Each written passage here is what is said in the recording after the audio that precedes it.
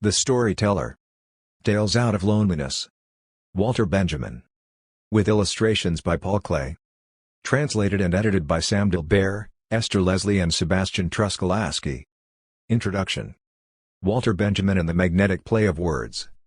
Sam Dilbert, Esther Leslie and Sebastian Truskolaski.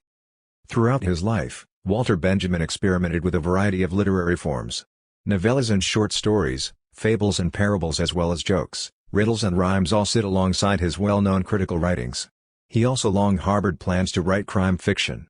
There exists an extensive outline for a novel, to be titled La Chasse au Mensonge, detailing 10 possible chapters, including such details as an accident in a lift shaft, an umbrella as clue, action in a cardboard-making factory, a man who hides his banknotes inside his books and loses them. 1 The sheer variety of Benjamin's literary texts reflects the often precarious existence that he forged as a freelance author, moving around the continent sporadically taking on assignments for newspapers and journals.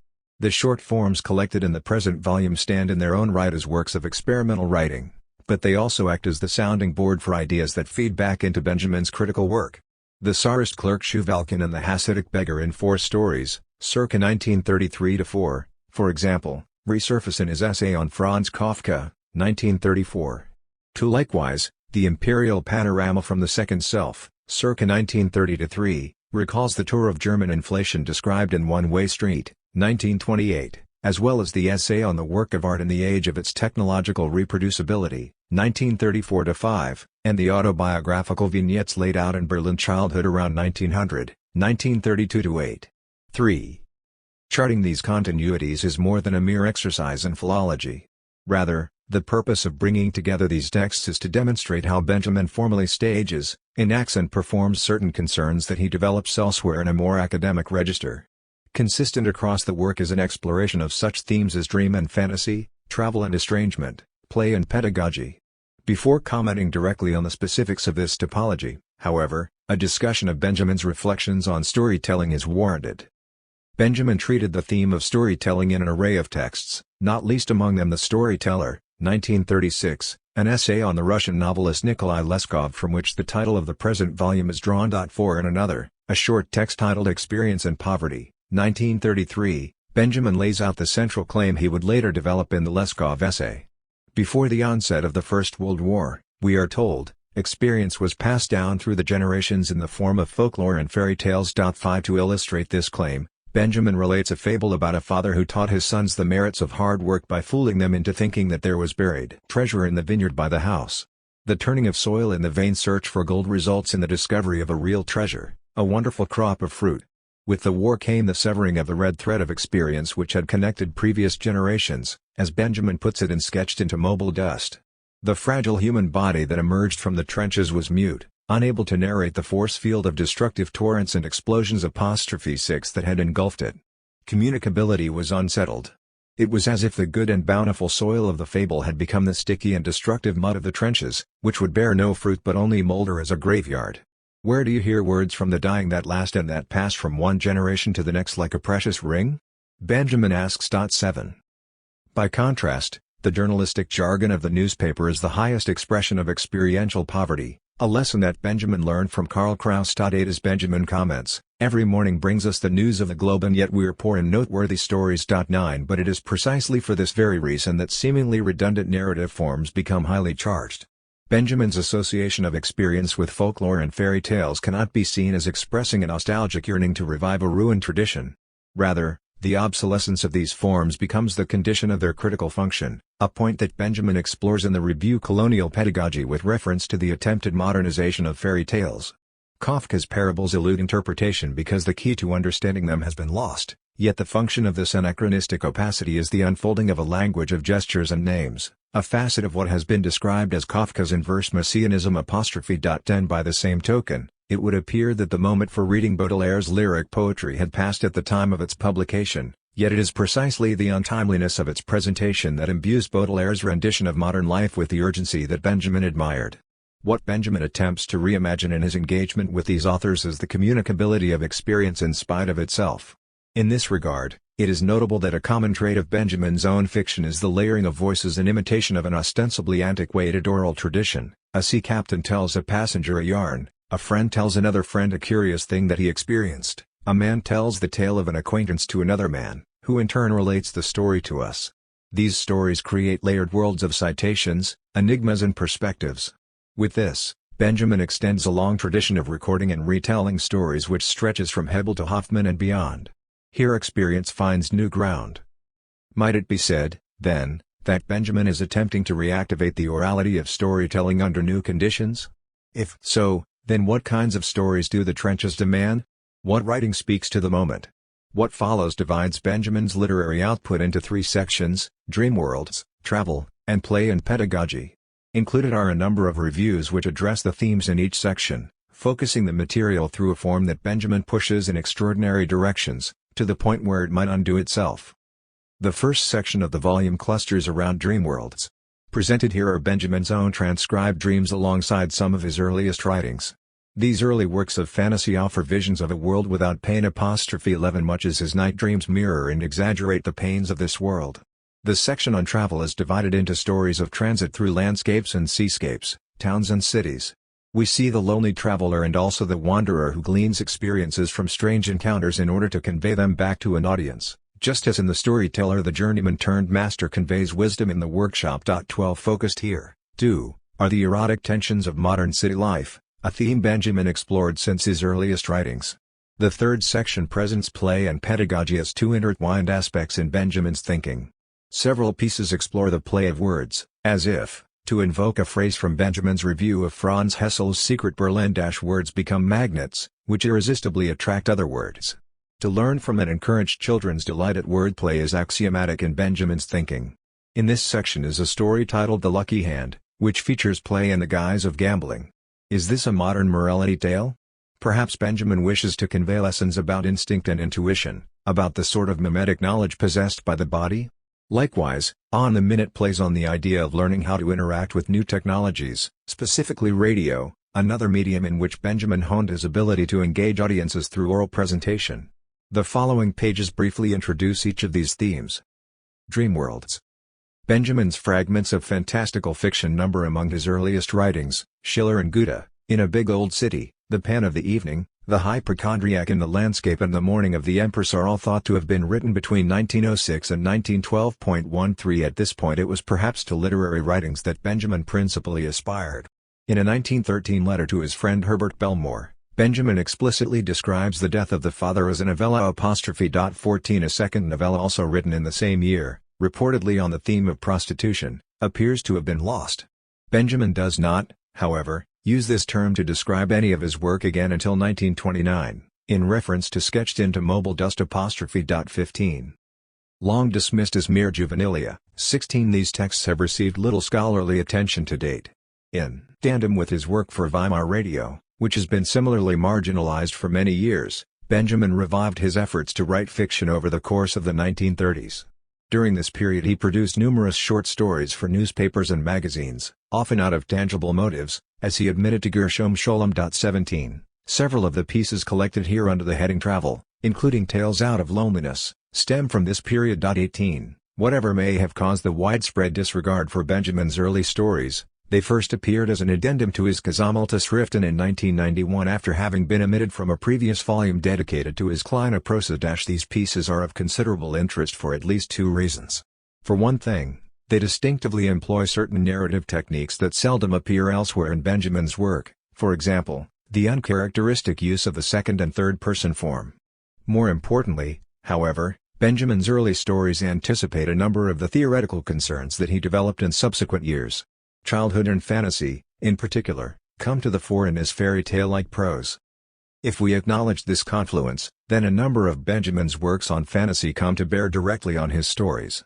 In A Glimpse into the World of Children's Books, 1926, for instance, Benjamin notes, "Pure color is the medium of fantasy, a home in the clouds for the playful child." 19 This gnomic formulation is a condensed statement of ideas that first emerged around 1915-16. An emphatic notion of fantasy, as opposed to the purportedly limited Kantian imagination, that is yoked to pure color, a deforming kind of perception associated with the formlessness of clouds, rainbows and the like, and a sense that all deformation of the world will imagine a world without pain. 20 Goethe and Runch, Hoffman and Scherbart are never far away.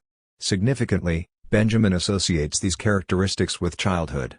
As Eli Friedlander observes, the purely receptive, uncreative actuality of a paradisiacal order, of painless change and dissolution, of discrimination before judgment and concept, free from yearning and desire, is the prerogative of children. 21 This sentiment is forcefully expressed in The Morning of the Empress, when Benjamin notes that it is the children who seem to understand the secret question of the sovereign, but she understood the language of the children, as little as that of thunder. One need not map out the far-reaching implications of this thought to observe that the suggestive force of Benjamin's considerations reflects back onto his stories. 22 They animate his portrayal of the small, 8-year-old girl from In a Big Old City, whom he describes as gazing wide-eyed at the strange, colorful flowers, embroidered onto her guardian's clothes. They determined his decisive use of color in the pan of the evening, where dusk is said to weave a shining, pale ribbon of magic over the snowy mountains and low-wooded hilltops. They govern the recurrent theme of uncanny wanderings through dreamlike vistas when, in Schiller and Goethe, Benjamin writes that shades of green and white, many colors, glowed delicately within a black mountain upon which E.T.A. Hoffmann is said to have shone from an undulating Baroque boulder. This is to say nothing of the frequent meteorological metaphors. In The Hypochondriac in the Landscape, for example, storms and tempests open Benjamin's account of a quasi-masochistic, fully automated sanatorium. Presented also in this section is a dream diary. It does not represent, however, a dedicated and sustained attempt on Benjamin's part to record his dreams with as much fidelity as possible. The dream notes left in the archive, collected together in Burkhard Lindner's 2008 book, Träume, 23 from which these translations largely derive, are mainly dated from around the late 1920s into the 1930s.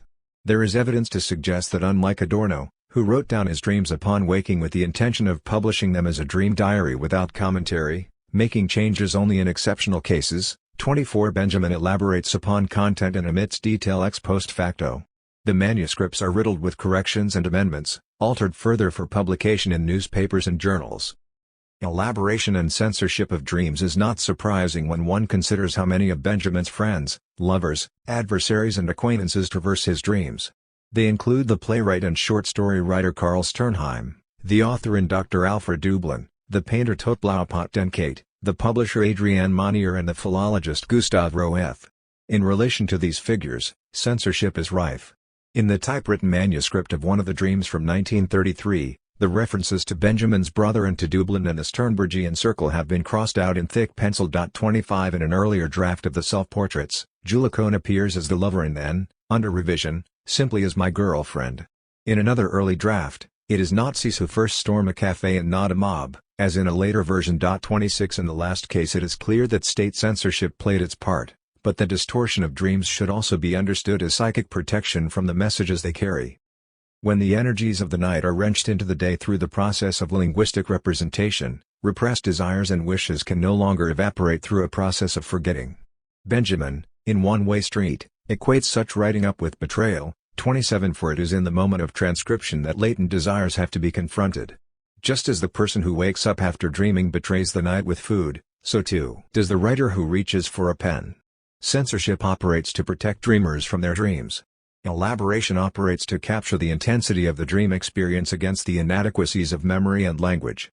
But censorship has a limit. To an audience familiar with Freud, records of dreams become stark declarations of desire, arguably more exposing than the speech act conducted between the analysand and the analyst. Symbols are read as pathology and, in Benjamin's case, declaimed loudly in public.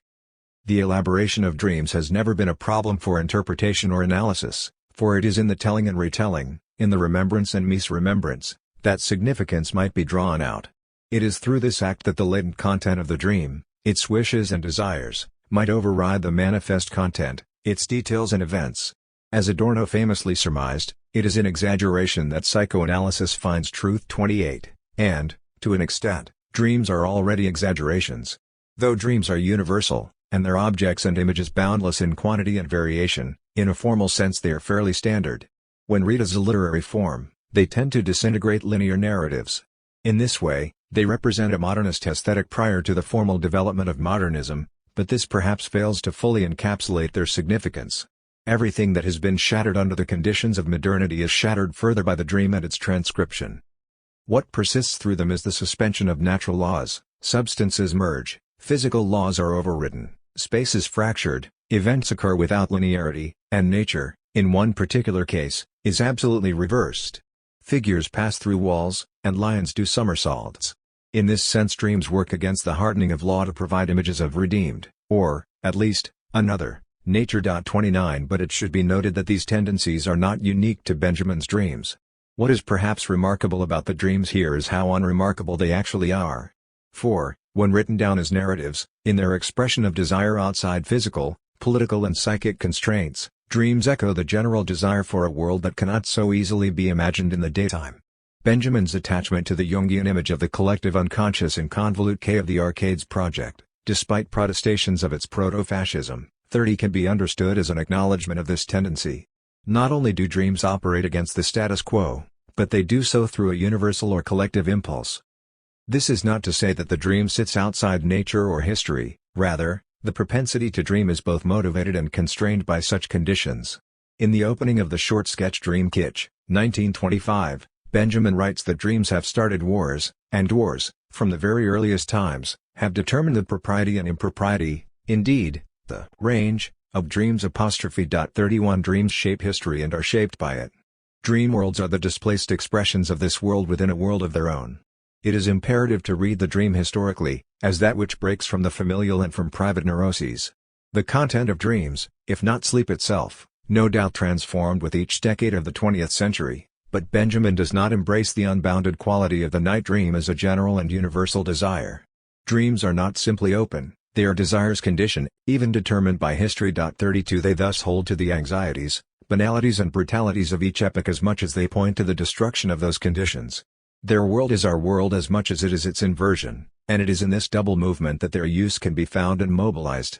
The process of recording dreams might congeal an unformed block of memory and desire, thereby betraying it by casting its original images all too starkly in language.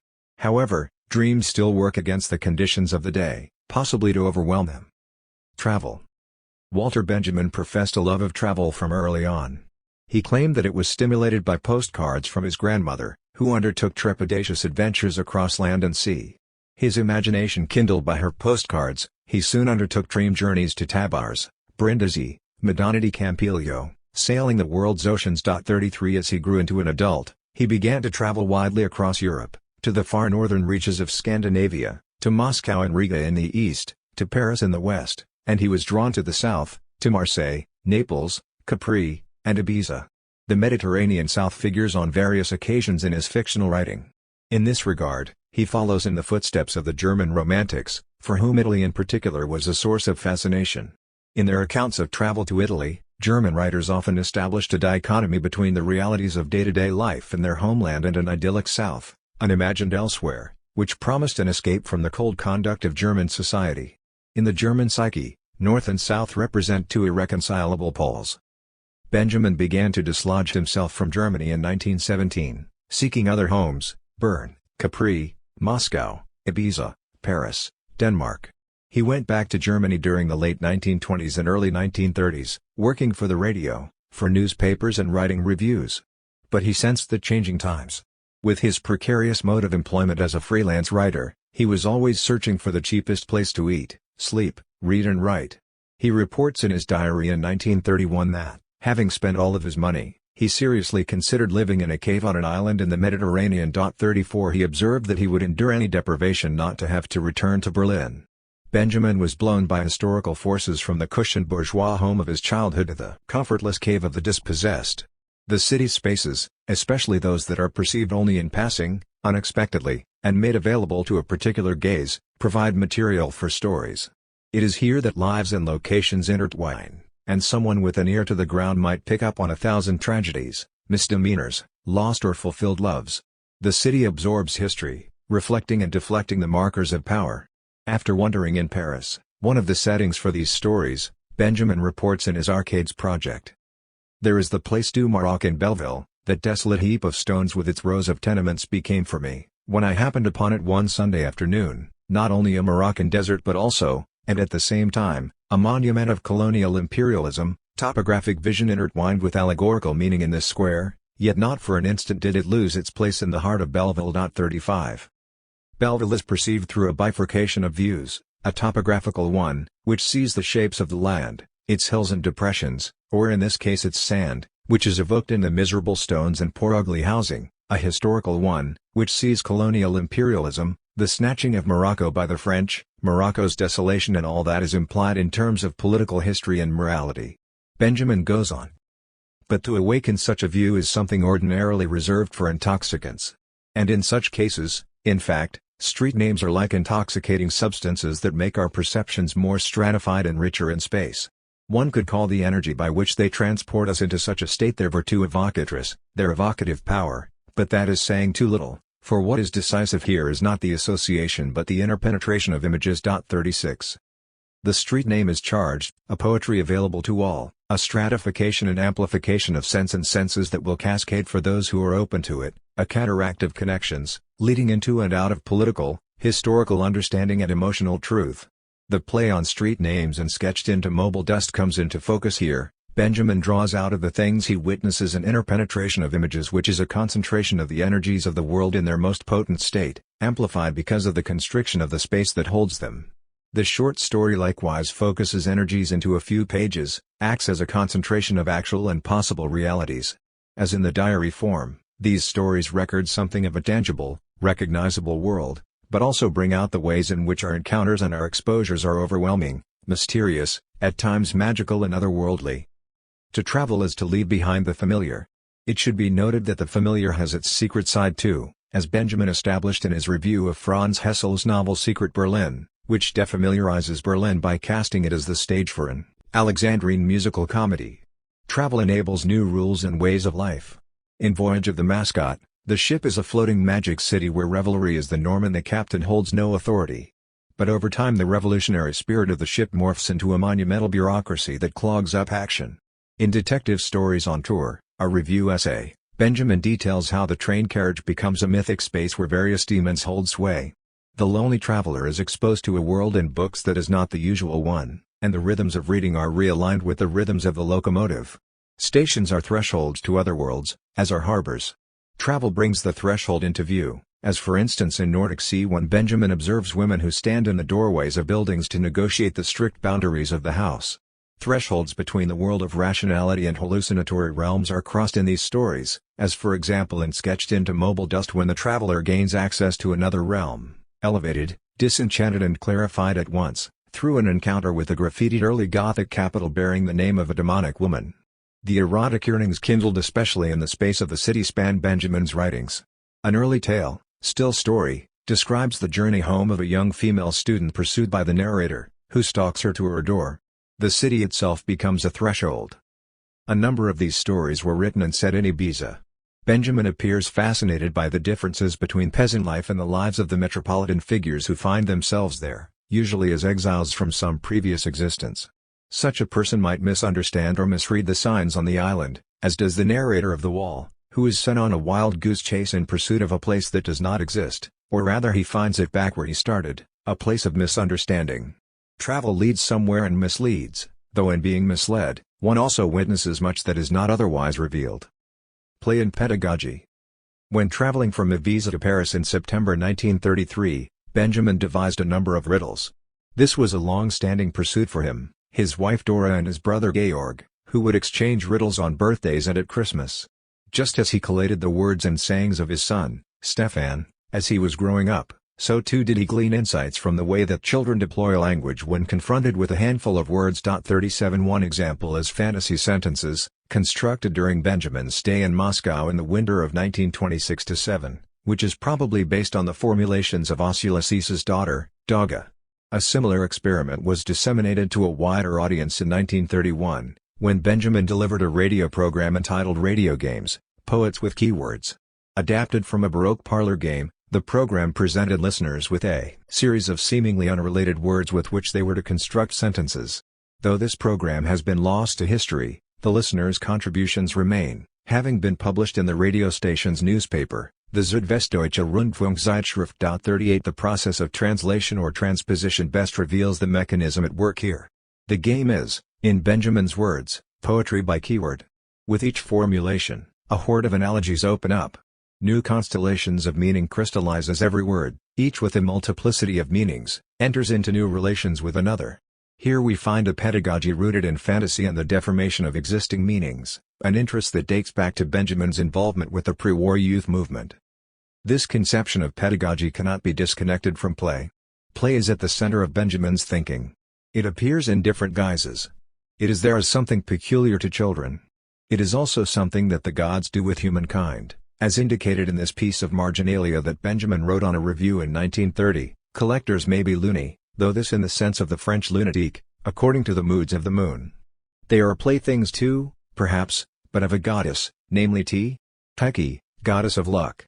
39 Play is there in the concept of Spielraum, which Benjamin develops in his writings on the work of art in the age of its technical reproducibility. Technology aims at liberating human beings from drudgery. The individual suddenly sees his scope for play, his field of action, Spielraum, immeasurably expanded. He does not yet know his way around this space. But already he registers his demands on it. 40 Spielraum, room for play or maneuver, a space in which some exploration may take place. In this instance, play is a result of technological change and exists in tandem with it, a reorganization of the self in the world. This room for play is an imagined space, a potential for habitation and habituation contained in the technical form of film or radio. But play was also more universal for Benjamin. Play is what each child longs to do. Wherever the child exists, the likelihood is that a space of play will develop. The Spielraum conjures forth and expands imagination. It develops the capacity for modal thought, and it is manifest in the facility of children to let language slip. Spielraum develops through mishearings and misunderstandings. It prompts children's affection for the speculative space of fairy tales and silly stories. But play is not something that resides in a world far from worldly affairs.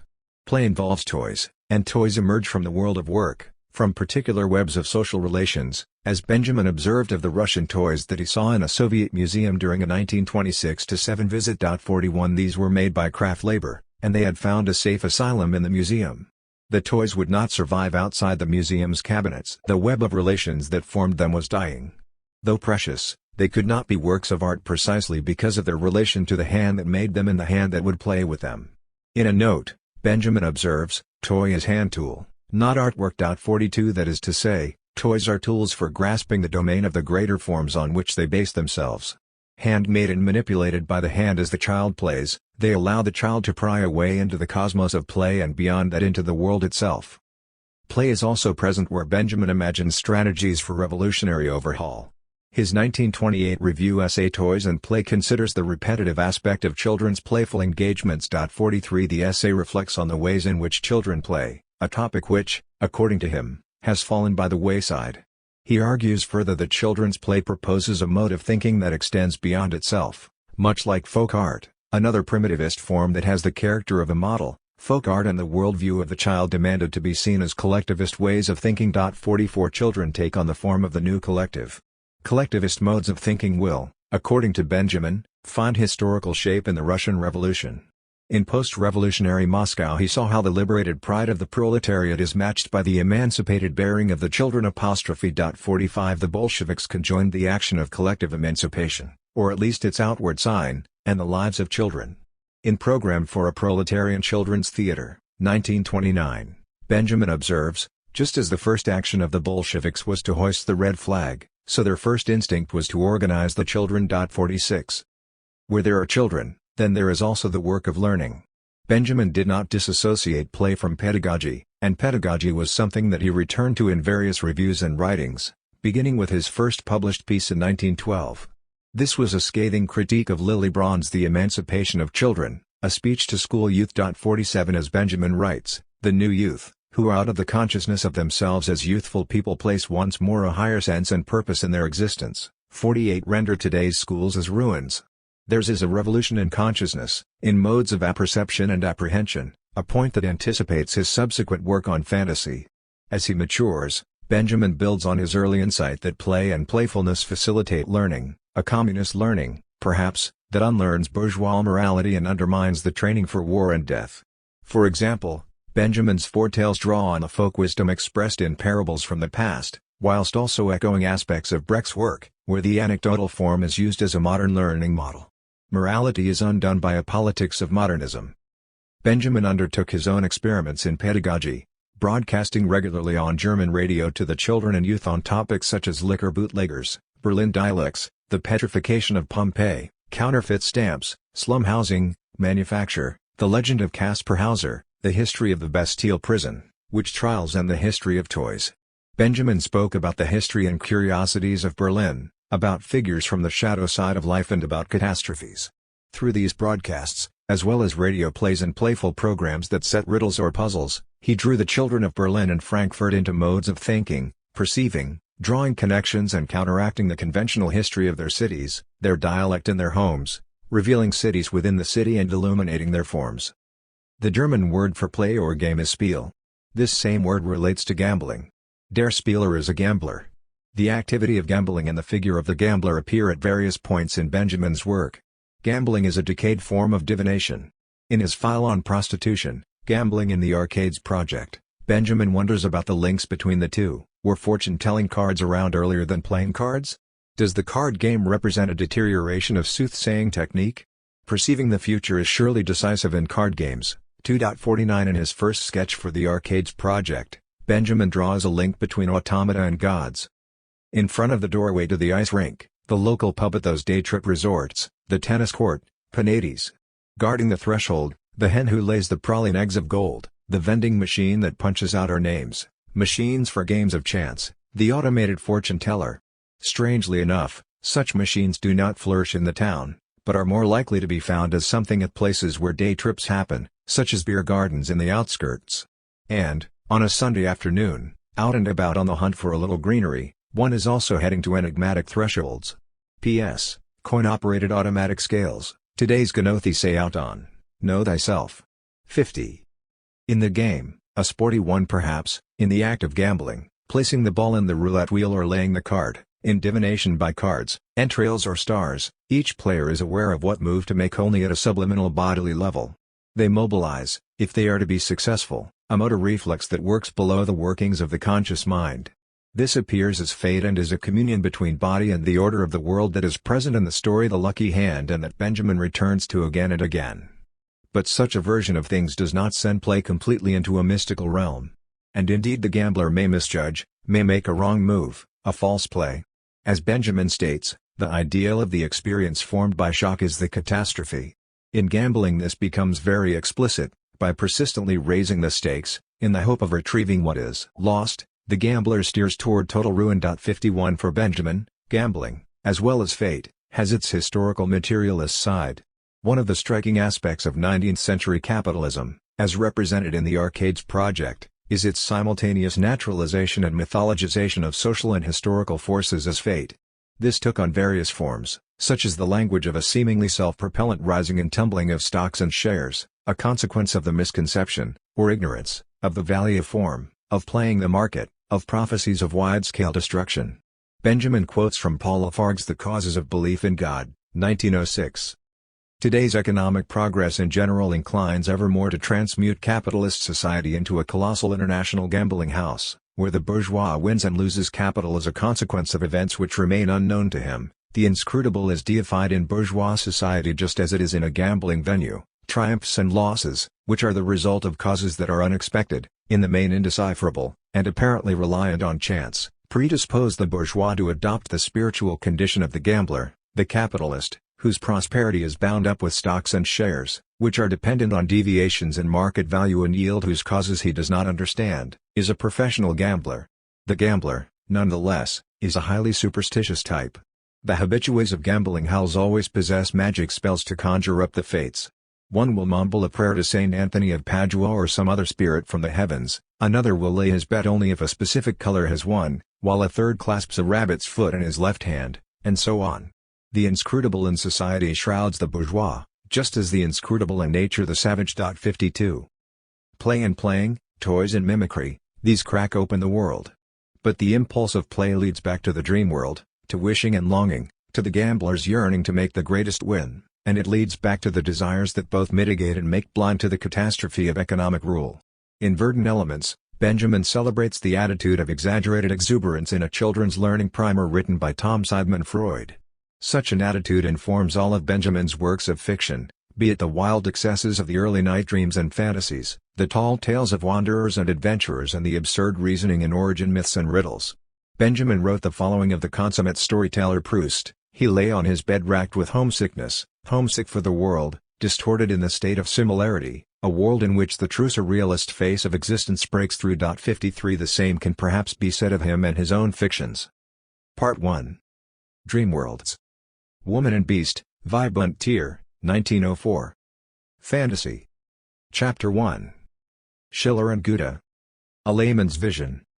The Balloon, Der Luftballon, 1926. The sky had spread out a select German summer night between the trees. But as during a Rococo rendezvous, the moon emitted a discreet yet bright yellow. Curling blossoms trembled down from the trees into the dark moss-like yellow strips of confetti. The gigantic outlines of the great literature pyramid towered in the blue darkness. It was cozily uncanny. And now it lay there. Its peak stood out against the clear sky.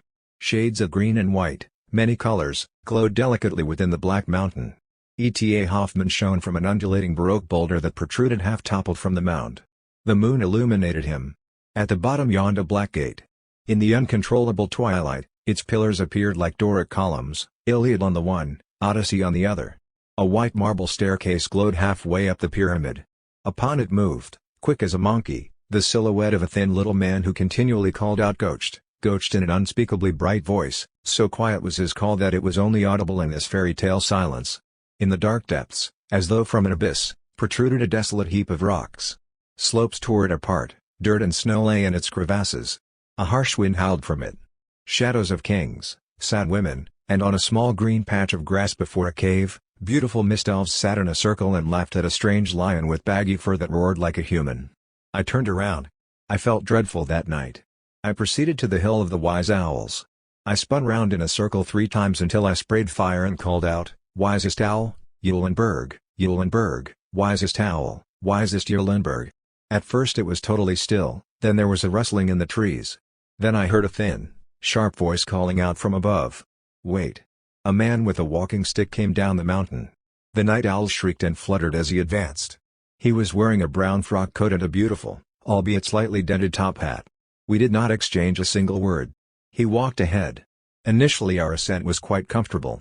Broad marble steps led us past chasms from which ruined temples jutted forth, echoing with the sad rush of mighty rivers. A portly gentleman sat on a bench by the parapet. Snugly, and with a sour smile, he rubbed his hands. He had a wax tablet and a stylus in front of him. As soon as he saw us, he began to write slowly. "Horace, the first man of letters," noted my guide in a sharp tone of voice. Suddenly I was brought up short. On a ledge I saw a man in a heavily wrinkled toga.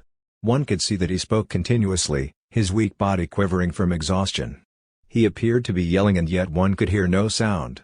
All around him was empty. Terror seized hold of me. "Cicero," whispered my guide. The comfortable steps came to an end. Stony, unruly paths appeared in their stead. The boulders took on strange shapes, slender stone flowers blossomed forth from them. Lining the way were rubble heaps, in front of which stood walls with tall pointed windows. Occasionally an organ sound seemed to become faintly audible. After some time we came upon a road in open country. A tiny little man with a grayish-green hood over his head fled as we approached. Quickly my guide took off his top hat. He wanted to trap the little fellow but he got away. "Oppets," my guide remarked regretfully. "I would have liked to have had him for my collection."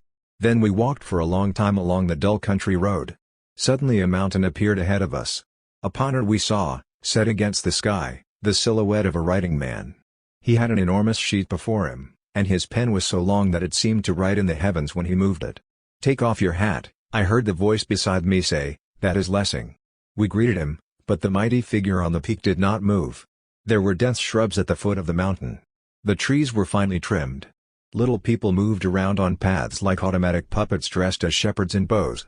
Many danced around white statues that stood amid the greenery. A faint chirping rang from this party of puppets in the moonlight. But occasionally it was silent and a mighty voice riven with woe and longing and joy could be heard penetrating as far as the stars. "Can you hear Klopstock?" I heard my guide ask. I nodded. "We will be there soon," he announced. We went around the mountain and before us lay another dark plain from which 2 bright temple-like structures arose. With horror I noted that the immense chasm opened up beside us, with its temple ruins and roaring streams. Along its side swayed a figure, inching closer and closer towards the edge until, finally, it plunged before our eyes. "Yes, we have arrived," remarked my guide. "Did you see Holderline?" Once again, I nodded silently and in terrible fear. The clear air was filled with strange cries. The deep yet beautifully constant tone of the sad streams reverberated from below. The sunken man's bright, woeful song seemed to mingle with it. From behind our backs resounded Klopstock's booming song. But the closer we drew to the two tall structures, the lighter it got and the sound began to fade. One structure towered above a tall, irregular boulder. It stood alone. Many people surrounded the other one. Men with large flags and kettle drums and others with feathers and bows sat around it. Screams came from the crowd. A great many lecterns stood all over the place, from which wildly gesticulating people preached. Some bellowed loudly up to the temple, our Schiller, but nobody came. Here my guide turned a corner. Soon we stood before the solitary temple. Hastily, a wizened little man in a tightly buttoned frock coat came hopping down the tall, broad stairs. "Ha, our Eckermann," he giggled. An authoritative and unfriendly glance from my guide made him wince. He led us upwards. I felt a quiet tremor in the stone structure under our feet. To my surprise, I simultaneously heard a sound like a distant drone. The farther we climbed up the tall marble steps, the more fiercely the ground shuddered, and the louder the drone echoed. It did not leave us again. As we entered, a dense darkness enveloped us. The mighty noises, which seemed to come not only from the ground but equally from either side of us, shook me. At the same time, I felt a transformation within myself. All my senses seemed to draw new strength from a force located within, which heightened them two and tenfold. In the dense darkness, I could see, I felt with my eyes. I could feel myself in a large empty room. On every side, there were doors, gates and passages of every conceivable shape and size. Nearest to me was a bulky round doorway. It was tightly boarded up with wooden planks, between which protruded thick iron rods. From inside sounded the muffled ringing of ferocious bells. Further along, an equally wide Gothic gate swung open. Behind it, in the twilight, there appeared to be a room. Bright laughter came from the corridors that led inside. From time to time the figure of a biblical prophet appeared in the strange light. People in brown tails carrying feathers and bows hurried around the room and a young man spoke in a deep, sonorous voice, "To be or not to be." Aside from that it was silent amid the lively commotion. Magnetic forces seemed to inhabit the depths of the temple. It became hard for us to walk. Ahead of us lay a range of portals, some larger, some smaller, all in a heavy, gold-flourished Baroque or Empire style. They were closed, but from behind them, perceptible amid the subterranean storm, came fine music. And opposite, at a great distance, an open, illuminated room became visible, from which a wealth of marble statues emitted their glow. Beside us stood Mephisto. He trod on ahead up some steep, narrow stairs. It may have been 1,000 steps. We stood on one of the temple's elevated platforms. A wide, clear view of the earth spread out before us and we drank it in. But soon a stirring became discernible in the smooth, calm scene. It swelled and grew. The land appeared to surge in great waves. The sky darkened and contracted. It was as if the entire world drew together into this one point with terrifying force. While fleeing, we caught sight of torn laurel leaves strewn on the ground. Behind us resounded Mephisto's bright laughter. We reached a narrow corridor that continued on for an inestimable distance. Suddenly Mephisto's voice was with us again. Clearly and scornfully, but in a low voice, he seemed to ask a question, "To the mothers?" Translated by Sebastian Truskolaski. Fragment written circa 1906-12, unpublished in Benjamin's lifetime. Gesammeltes Schriften 7, 636-9. Chapter 2. In a big old city. Novella fragment. Two facades, Dwi-Facety, 1911. There once lived a merchant, in a big, old city. His house stood in one of the very oldest parts of town, on a narrow, dirty little alley. And on this alley, where all the houses were so old that they could no longer stand alone and had to lean against each other, the merchant's house was the oldest. But it was also the biggest. With its mighty, arched doorway and tall, curved windows made up of half-blind bullseye panes, and with a steep roof on which a number of narrow little skylights had been fitted, it looked quite strange, the house of the merchant, the last house on Marian Gas. This was a pious town and many of the houses had beautiful carvings of the Holy Virgin or some other saint above their doorways or under their roofs. On Marian Gas, too, every house had its saint, only the merchant's house stood bare and grey without any adornments. Nobody lived in the big house except for the merchant and a small 8-year-old girl. The girl was not his daughter, But she lived with him, he brought her up and the child helped with the housekeeping. But how she came to live in the merchant's house, nobody really knew. The merchant was not some ordinary grocer from whom the people bought clothes or spices, no. Nor did he keep company with the poor, common residents of his street. Day in and day out, he sat in his large study with the tall cabinets and long shelves and did his accounts and calculations. For his trade extended far across the seas to far-flung, distant lands. At intervals, perhaps once or twice per year, he had to leave his house for an extended period, when his business affairs summoned him far away. At these times, the girl stayed home by herself and took care of the household. One day the merchant lord stood, once again, before the girl to tell her that he was leaving home for some time. "I don't know when I will return," he said. "Take care of the house as you have before," but, he interrupted himself, "I see you are old enough now, during my absence you can do as you please in the house. Here, take the keys." The girl, who up until this point had stood silently in front of him, gazing wide-eyed at the strange, colorful flowers that were embroidered onto the lord merchant's clothes, looked up and took the keys. Suddenly the merchant lord looked at her with intent.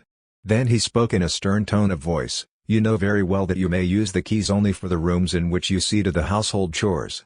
Never let yourself be tempted to ascend to the upper floor. Do you understand?" Timidly the girl assented. Then the merchant bowed down, kissed her, looked at her once more with a penetrating gaze, went down the stairs and left the house. The front door slammed shut behind him with a bang. The girl was still standing by the stairs in a daze, gazing at the large bundle of ancient keys that she held in her hand. Translated by Sebastian Truskolaski. Fragment written circa 1906-12, unpublished in Benjamin's lifetime. Gesammeltes Riften 7, 635-6. Chapter 3. The Hypochondriac in the Landscape.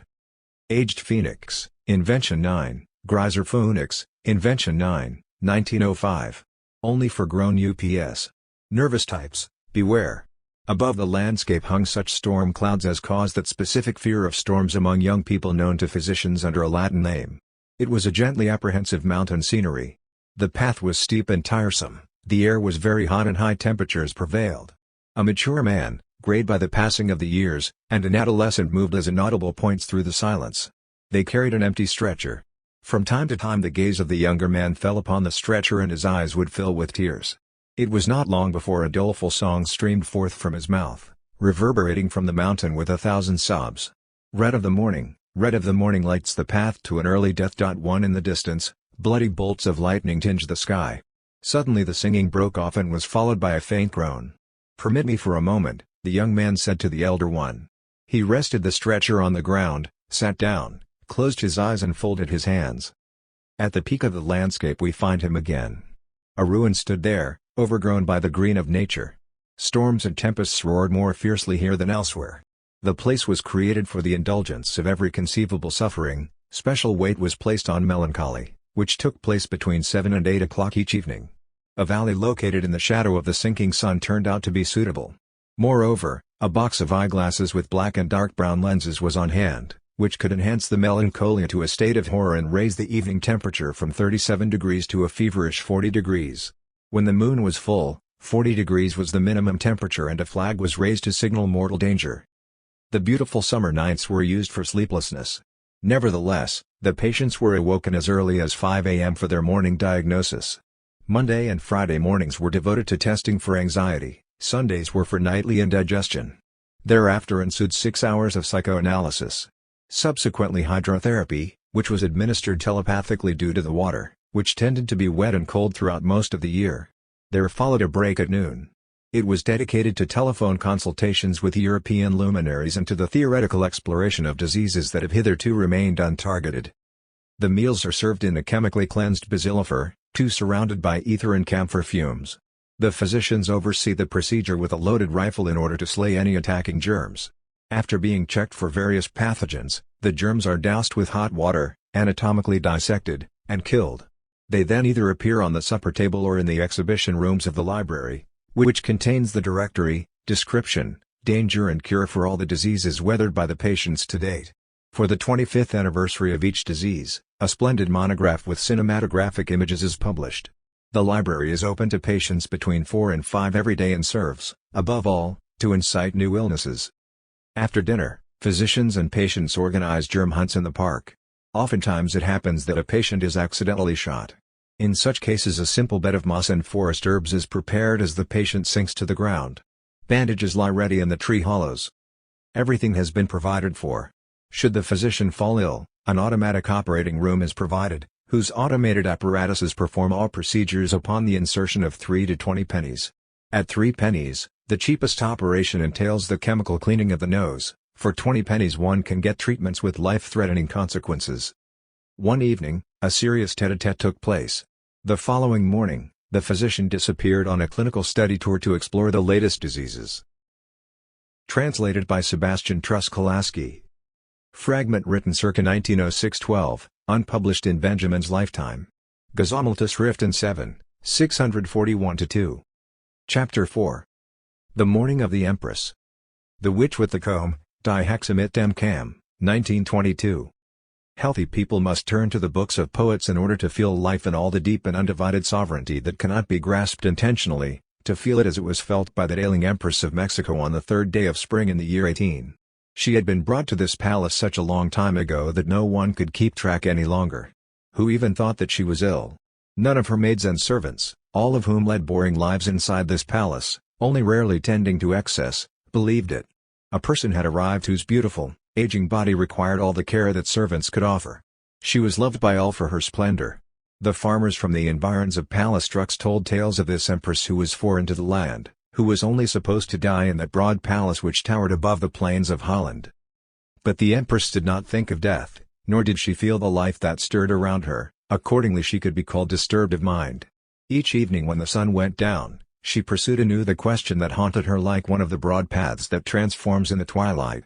This question was secret, and although the empress had disclosed it to people she interacted with, the only answers she received were evasive, uncomprehending excuses, almost enough to infuriate, so that the empress descended further and further down the ranks with this question, from the lady's companion to the chambermaid, from the maid to the equerry, from the equerry to the cook, and, finally, to the children.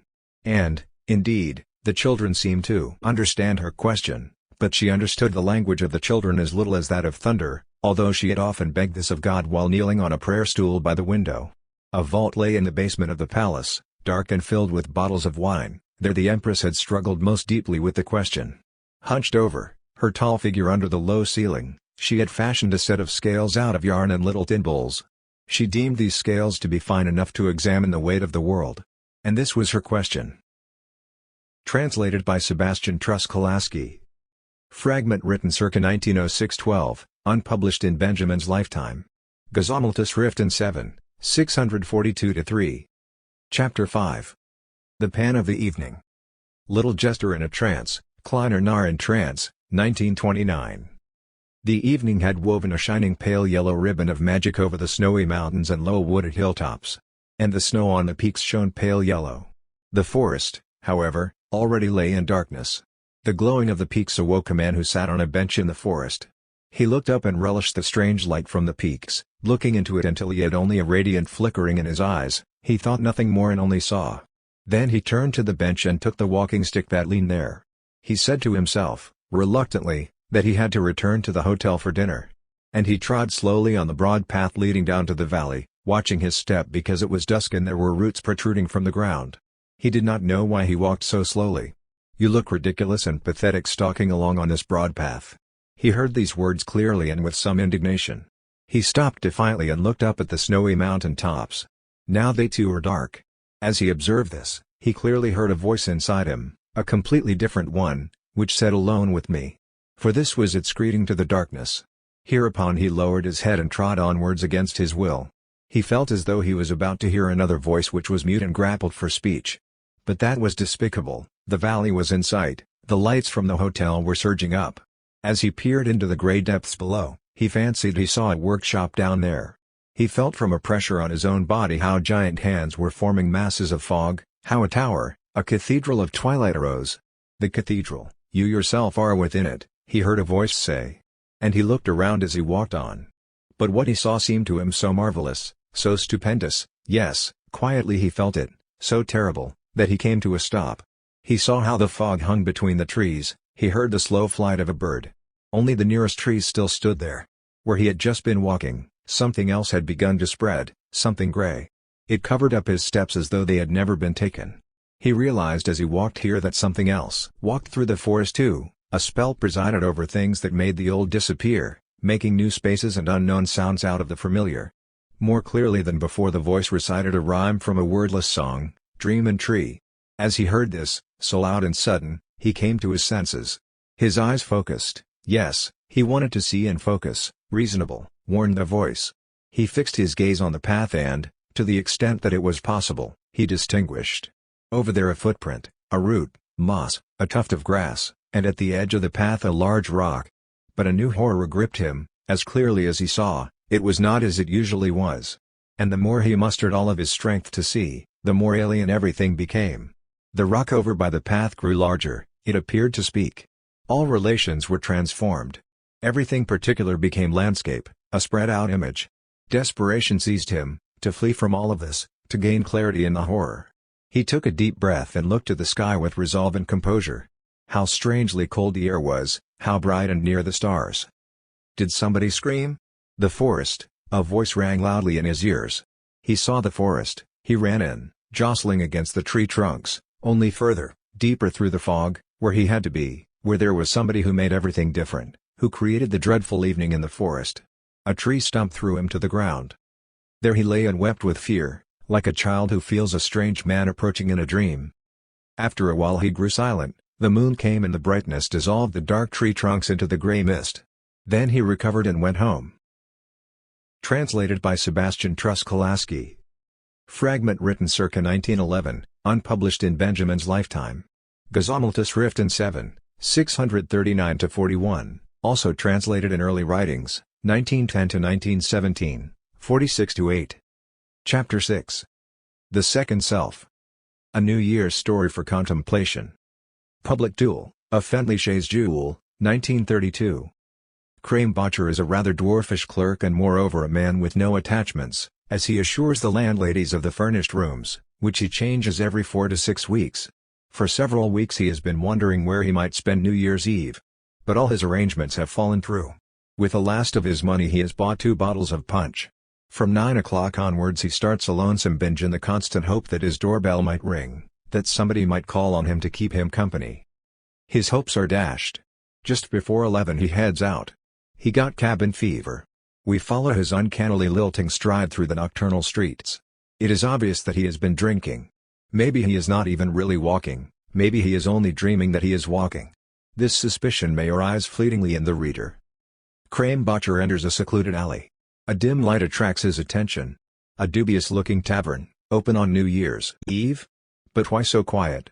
He goes nearer, no trace of a tavern. Faded wood lettering above a whitewashed shop window from which the milky light seeps spell, Imperial Panorama. He wants to pass by but a mucky piece of paper in the window holds him back. Today. Gala performance. Journey through the old year. Krembacher hesitates, timidly opens the door and, since he cannot see anyone, rallies himself to enter. There stands the Imperial Panorama. Now it is described with the 32 chairs in a round. On one of these chairs the owner, a widowed Italian, Geronimo Cafferati, is asleep.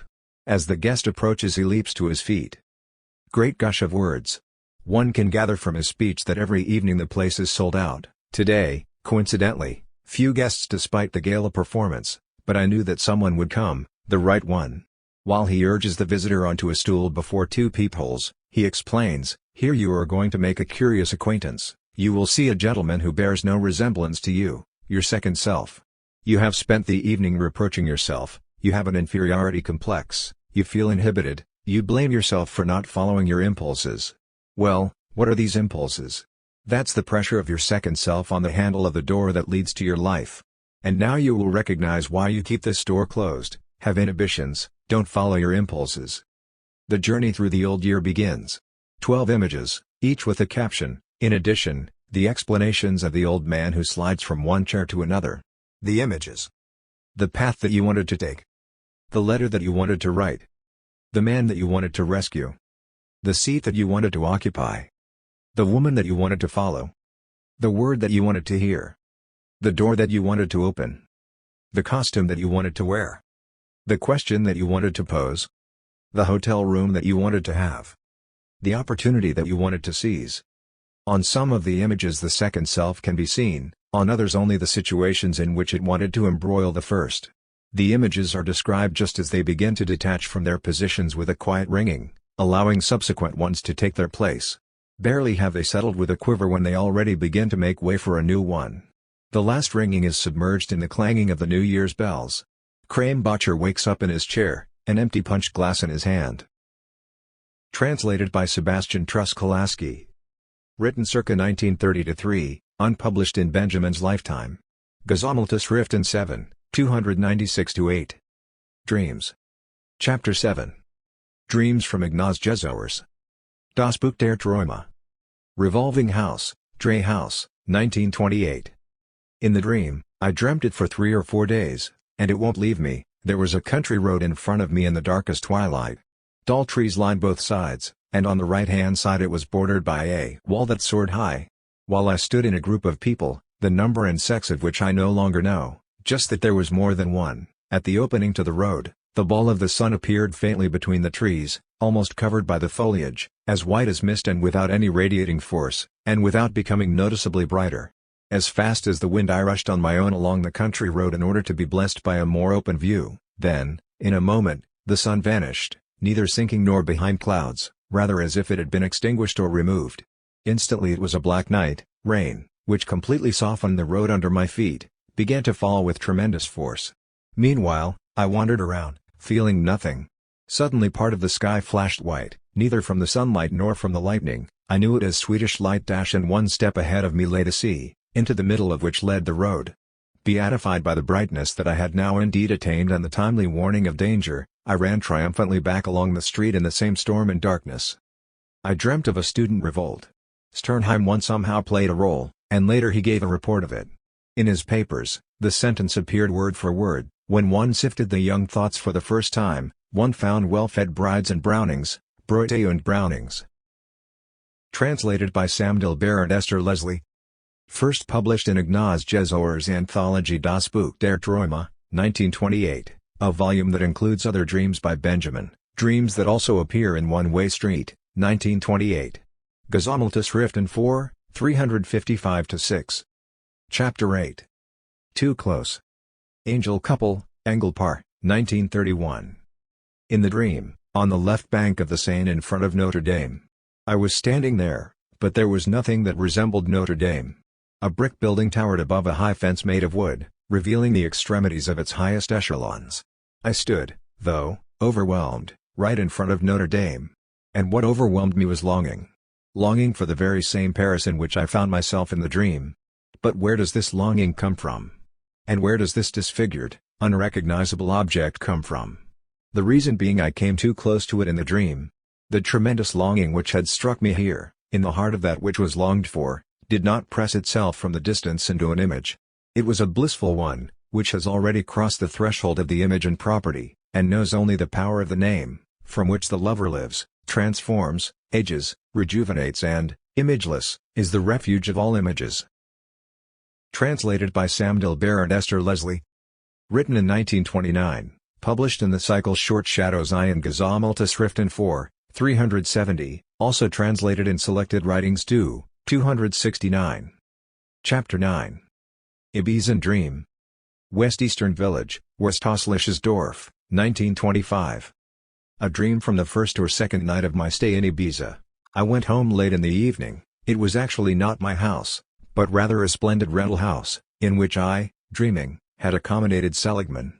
There I encountered a woman, hurrying towards me from a side street in close proximity to the entrance of the house, who whispered, in passing, as fast as she moved, "I am going for tea, I am going for tea." I didn't pursue the temptation to follow her, but rather stepped into the house of S, where an unwelcome scene immediately transpired, in the course of which the son of the house grabbed me by the nose. With resolute words of protest, I slammed the house door shut behind me. I was hardly outdoors again when, on the very same street, with the very same words, the very same wench sprang at me, and this time I followed her. To my disappointment, she wouldn't let anyone talk to her, rather she hurried away at a steady pace down a somewhat sloping alley, until she made the closest of contact, in front of an iron railing, with a whole bunch of whores, who were obviously standing at the entrance to their district. A policeman was positioned not far from there. In the midst of so much embarrassment, I awoke. Then, it crossed my mind that the girl's arousing, strangely striped silk blouse had gleamed in the colors green and violet, the colors of Fromm's Act. 1. Translated by Sam Dilber and Esther Leslie. Diary entry, Ibiza, written 1932, Gesammelte Schriften vi, 447. Chapter 10. Self-Portraits of a Dreamer. In Readiness, Bereitschaft, 1931. The grandson. A trip to grandmother's had been decided on. A cab was taken. It was evening. Through the panes of the carriage doors I saw light in some of the houses of the old West End. I said to myself, that is the light from that time, exactly the same. But it wasn't long before I was reminded of the present by a whitewashed facade that broke into the front of old terraced houses, which were still unfinished. The cab crossed Potsdamer Strasse at the intersection with Steglitzer. As the carriage continued along the other side of the road, I asked myself suddenly, how was it before, when grandmother was still alive? Were there not little bells on the horse's yoke? I need to listen out for whether or not they still exist. In the same moment I sharpened my ears and I actually heard little bells. At the very same time the cab appeared not to roll but to glide over the snow. Snow now lay on the road. The houses shifted their oddly formed roofs up close together so that only a small strip of sky was visible between them. There were clouds capped by roofs, which were shaped like rings. I thought to point to these clouds and was astonished to hear them name moon before me. In grandmother's apartment it turned out that we had brought everything we needed for refreshment. On a tray raised high, coffee and cake were carried along the corridor. In the meantime, it had become clear to me that we were approaching grandmother's bedroom, and I was disappointed that she was not yet up. I was soon inclined to surrender myself there. So much time had passed meanwhile. When I entered the bedroom, a precocious girl lay there in a blue robe that was no longer fresh. She was not covered, and she seemed quite comfortable in the wide bed. I went out and saw 6 or more cots next to each other in the corridor. In each of these beds sat a baby who was dressed as an adult. I had no choice but to internally count these creatures among the family. This perplexed me and I awoke. The seer. Above a great city. Roman arena. At night. A chariot race takes place. It was, as a dark consciousness told me, about Christ. Meta stood in the middle point of the dream image. From the seats of the arena the hill descended steeply down to the city. I encounter a rolling streetcar at the foot of the hill, on the rear platform ledge of which I notice a close female acquaintance wearing the red, burnt garments of the damned. The coach rushed off, and suddenly before me stood her boyfriend. The satanic features of his indescribably beautiful face emerge as a cautious smile. In his raised hands, he holds a small stick and, with the words, "I know that you are the prophet Daniel," he smashes it over my head. In this moment, I became blind. Then we continued to go downhill together into the town. Soon we were in a street which had houses on the right side, and open fields on the left, and at its end a gate. We walked towards it. A ghost appeared in the window of the ground floor of a house that was on our right. And as we continued, it accompanied us in the interiors of all the houses. It went through all the walls and always stayed with us on the same level. I saw it despite being blind. I felt that my friend suffered under the gaze of the ghost. Then we changed places. I wanted to be next to the row of houses and shelter him. As we reached the gate, I woke up. The lover. I was out with my girlfriend. We had undertaken something between mountain hiking and strolling, and we were now approaching the summit. Oddly enough, I thought to recognize it by a very high pall that was thrusting obliquely towards the sky, which, looming from the overhanging cliff wall, overlapped with it. When we reached the top, there was no summit, but rather a high plateau, over which went a wide street with rather tall ancient houses on both sides. At once we were no longer on foot but in a car, driving along this street, sitting next to each other on the backwards facing seat. As it seemed to me, perhaps the car's direction of travel changed while we sat inside. Then I leaned over my beloved in order to kiss her. She didn't offer me her mouth, but rather her cheek. And while I kissed her, I noticed that this cheek was of ivory and was permeated along its whole length by black, ornately radiating veins, which struck me because of their beauty. The knower. I see myself in the Werdheim department store in front of a flat little box with wooden figures, such as little sheep, just like the animals that made up Noah's Ark. But this little sheep was much flatter and made of a rough, unpainted wood. This toil irked me. As I let the salesgirl show it to me, it transpires that it is constructed like a magic tile, as found in many magic boxes. These little panels are loose and shift, all turning blue or red, according to how the ribbons are pulled. This flat, magical wooden toy grows on me all the more after I realize this. I ask the salesgirl the price and am most astonished that it costs more than 7 marks. Then I make a difficult decision not to buy. As I turn to go, my last glance at it falls on something unexpected. The construction has transformed. The flat panel rises steeply upwards as an inclined plane. At its end is a door. A mirror occupies it. In this mirror I see what is playing out on the inclined plane, which is a road. 2 children run on the left side. Otherwise it is empty. All this is under glass. The houses, however, and the children on the street are brightly colored. Now I can no longer resist. I pay the price and put it about my person. In the evening I intend to show it to friends. But there is unrest in Berlin. The Nazis are threatening to storm the cafe where we have met. In feverish consultation we survey all the other cafes, but none appear to offer protection. So we make an expedition into the desert. There it is night, tents are erected, lions are close by. I have not forgotten my precious treasure, which more than anything I want to show everyone. But the opportunity does not arise. Africa mesmerizes everyone too much. And I wake up before I can reveal the secret which has in the meantime been fully revealed to me, the 3 phases into which the toy falls. The first panel, that colorful street with the 2 children. The second, a web of fine little cogs, pistons and cylinders, rollers and transmissions, all of wood, whirling together in one plane, without person or noise. And finally the third panel, a view of the new order in Soviet Russia. The tight-lipped one. As I knew all in a dream that I had to now leave Italy, I traveled from Capri over to Positano. The thought gripped me that a part of this landscape only seemed accessible to those who land to the right of the actual landing place in an abandoned quarter, which was unsuitable for such a purpose. The place in the dream was nothing like in reality. I ascended a steep pathless slope and hit a deserted road, which wandered wide through a gloomy, brittle Nordic pine forest. I crossed over it and looked back. A deer, rabbit or something similar kept running along the road from left to right.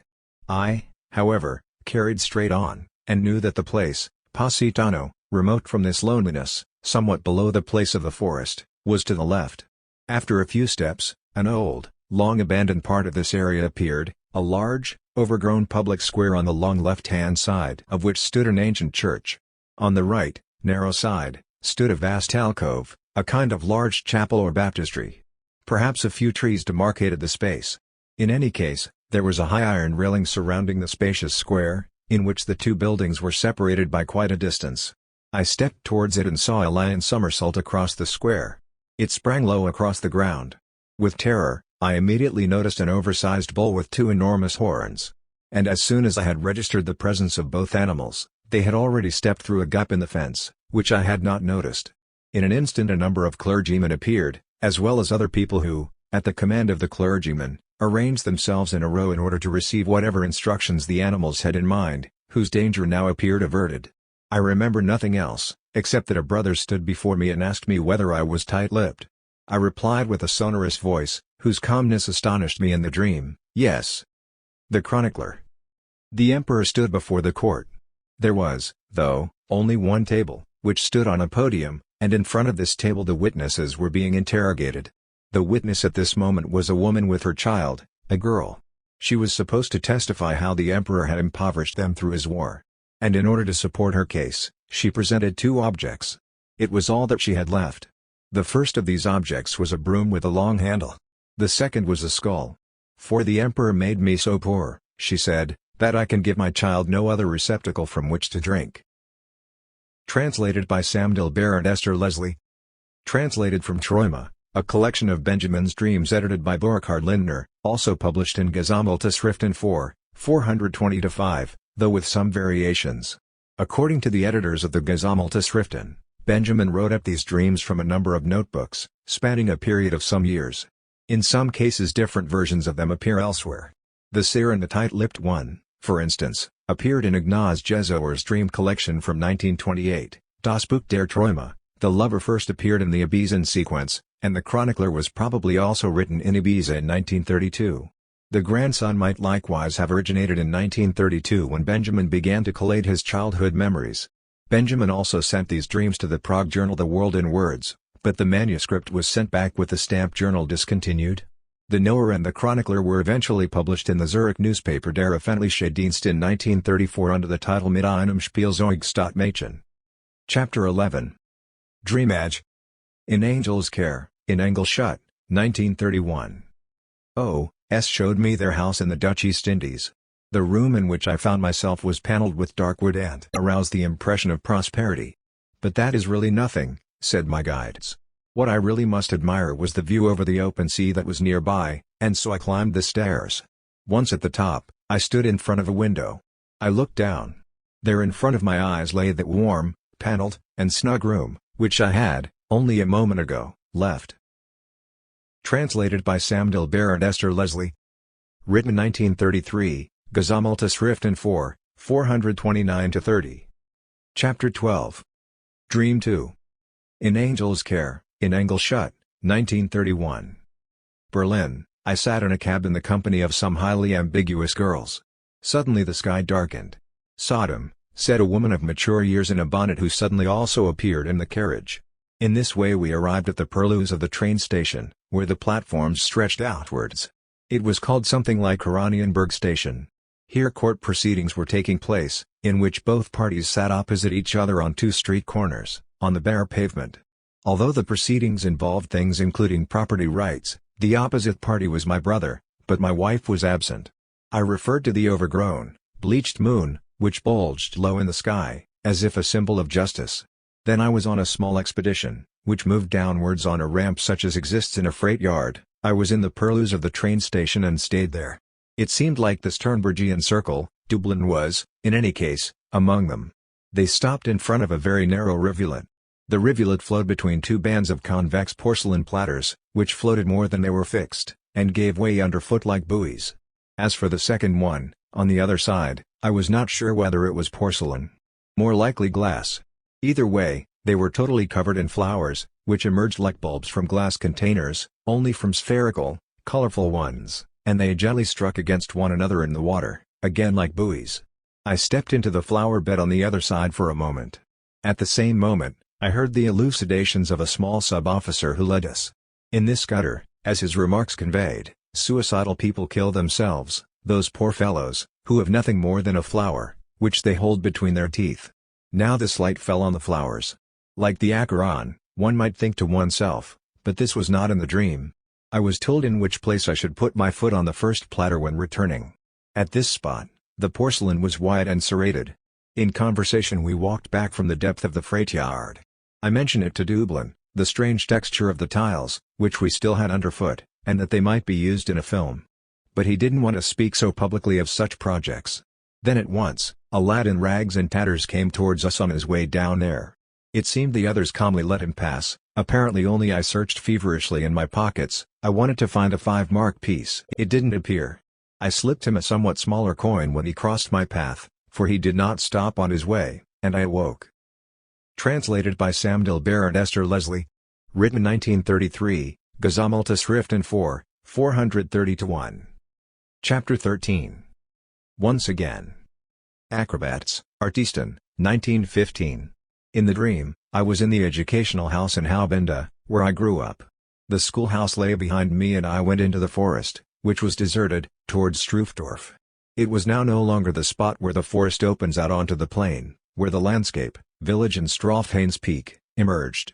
Rather, once I had climbed the low mountain at a gentle incline, it suddenly dropped almost vertically on the other side, and from the elevation, which lessened as I descended, I saw the landscape through an oval opening amid the treetops, like a black ebony photo frame. In no way did it resemble the one I expected. On a large blue stream lay Schlusingen, which in fact lies far elsewhere, and I didn't know, is it Schlusingen or Gletscherwiesen? Everything was as if bathed in humid colors and yet a heavy and wet black prevailed, as if the image were the field which only just now, in the dream, had once again been painfully plowed, and in which the seeds of my later life had then been sown. Translated by Sam Dilber and Esther Leslie. Written circa 1933, Gesammelte Schriften 4, 435. Chapter 14. Letter to Totblauwpottenkate. Siblings, Geschwister, 1930. You see, even my summer represented a major contrast to the last. Back then, I could, as an expression of a totally fulfilled experience, never get up too early. Now I sleep, not only longer, but the dreams persist, often recurring, into the day.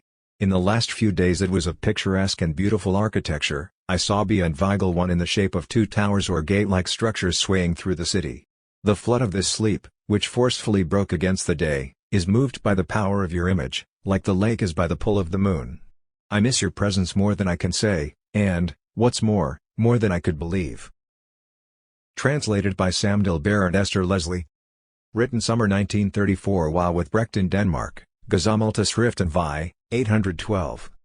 Chapter 15. A Christmas Song. The Lovers, Der Verliebte, 1923. Of all those songs, the one I loved the most was a Christmas song that filled me, as only music can, with solace for a sorrow not yet experienced but only sensed now for the first time. I lay and slept and dreamed. A very beautiful dream. There stood on a table in front of me the most beautiful Christmas tree. But it was not only the magic of the melody which made this song tug my heartstrings.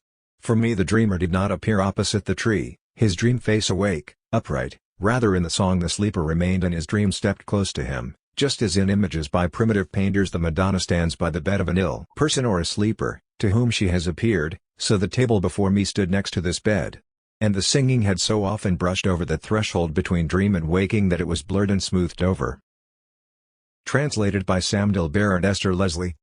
Written circa 1933-4, unpublished in Benjamin's lifetime and omitted from the Gesammeltes Schriften. Taken from Troima, 26. Chapter 16. The Moon. Angel Contender, Engelanwärter, 1939. Welty's moonlit night. In a wide surge, which seemed to befit primeval times, the land swelled in front of this window. And the crest of the surge lifted this night upwards in front of the woman as once the sirens may have appeared on crests of waves before Odysseus. Such a sea was surely strange to the Greeks. But the earth, which lifted up the night in front of the window, was perhaps from the same substance as the woman, who, alongside the sleeping man, now corpse-like, had become absorbed in this night by the distant, indistinct form. But was that the earth, whose satellite was the moon laying in this gleam? Had not its whole disk rather transposed the order of nature, so that the earth had become nothing more than a satellite of the moon, its nearby earth, on which now for its part was transposed the order of the day, the wife had become ruler, the mountain sea, sleep death.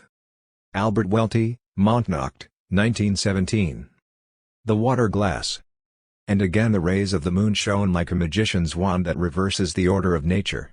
The echo, in particular, which now reached me, the more attentively that I listened out for it on the inside, became all the more a noise long ago heard. The erstwhile seemed to already occupy all the sights of this nearby earth, and so it came that I eventually could approach my bed, when I was just about to step into it, only with the concerned worry that I would have liked to have seen myself lying in it. My worries only completely faded away when I felt the mattress on my back. The moon. My first walk was to the window. Through the cracks between the slats of the window blinds, I beheld the houses in the backyard. Sometimes my gaze also penetrated higher up. And then it transpired that, in the sky, the moon, with its light separate from the background of the starry heavens, stood in my field of vision. Never for a long period of time, for it always seemed advisable for me to turn myself away again quickly. In the dark. Slowly the moonlight moved further along, sometimes it had already left my room before I fell asleep again. Then there was a question that arose inside me in the dark. I believe today, it was the other, unilluminated side of the fear that had gripped me in the moonlight.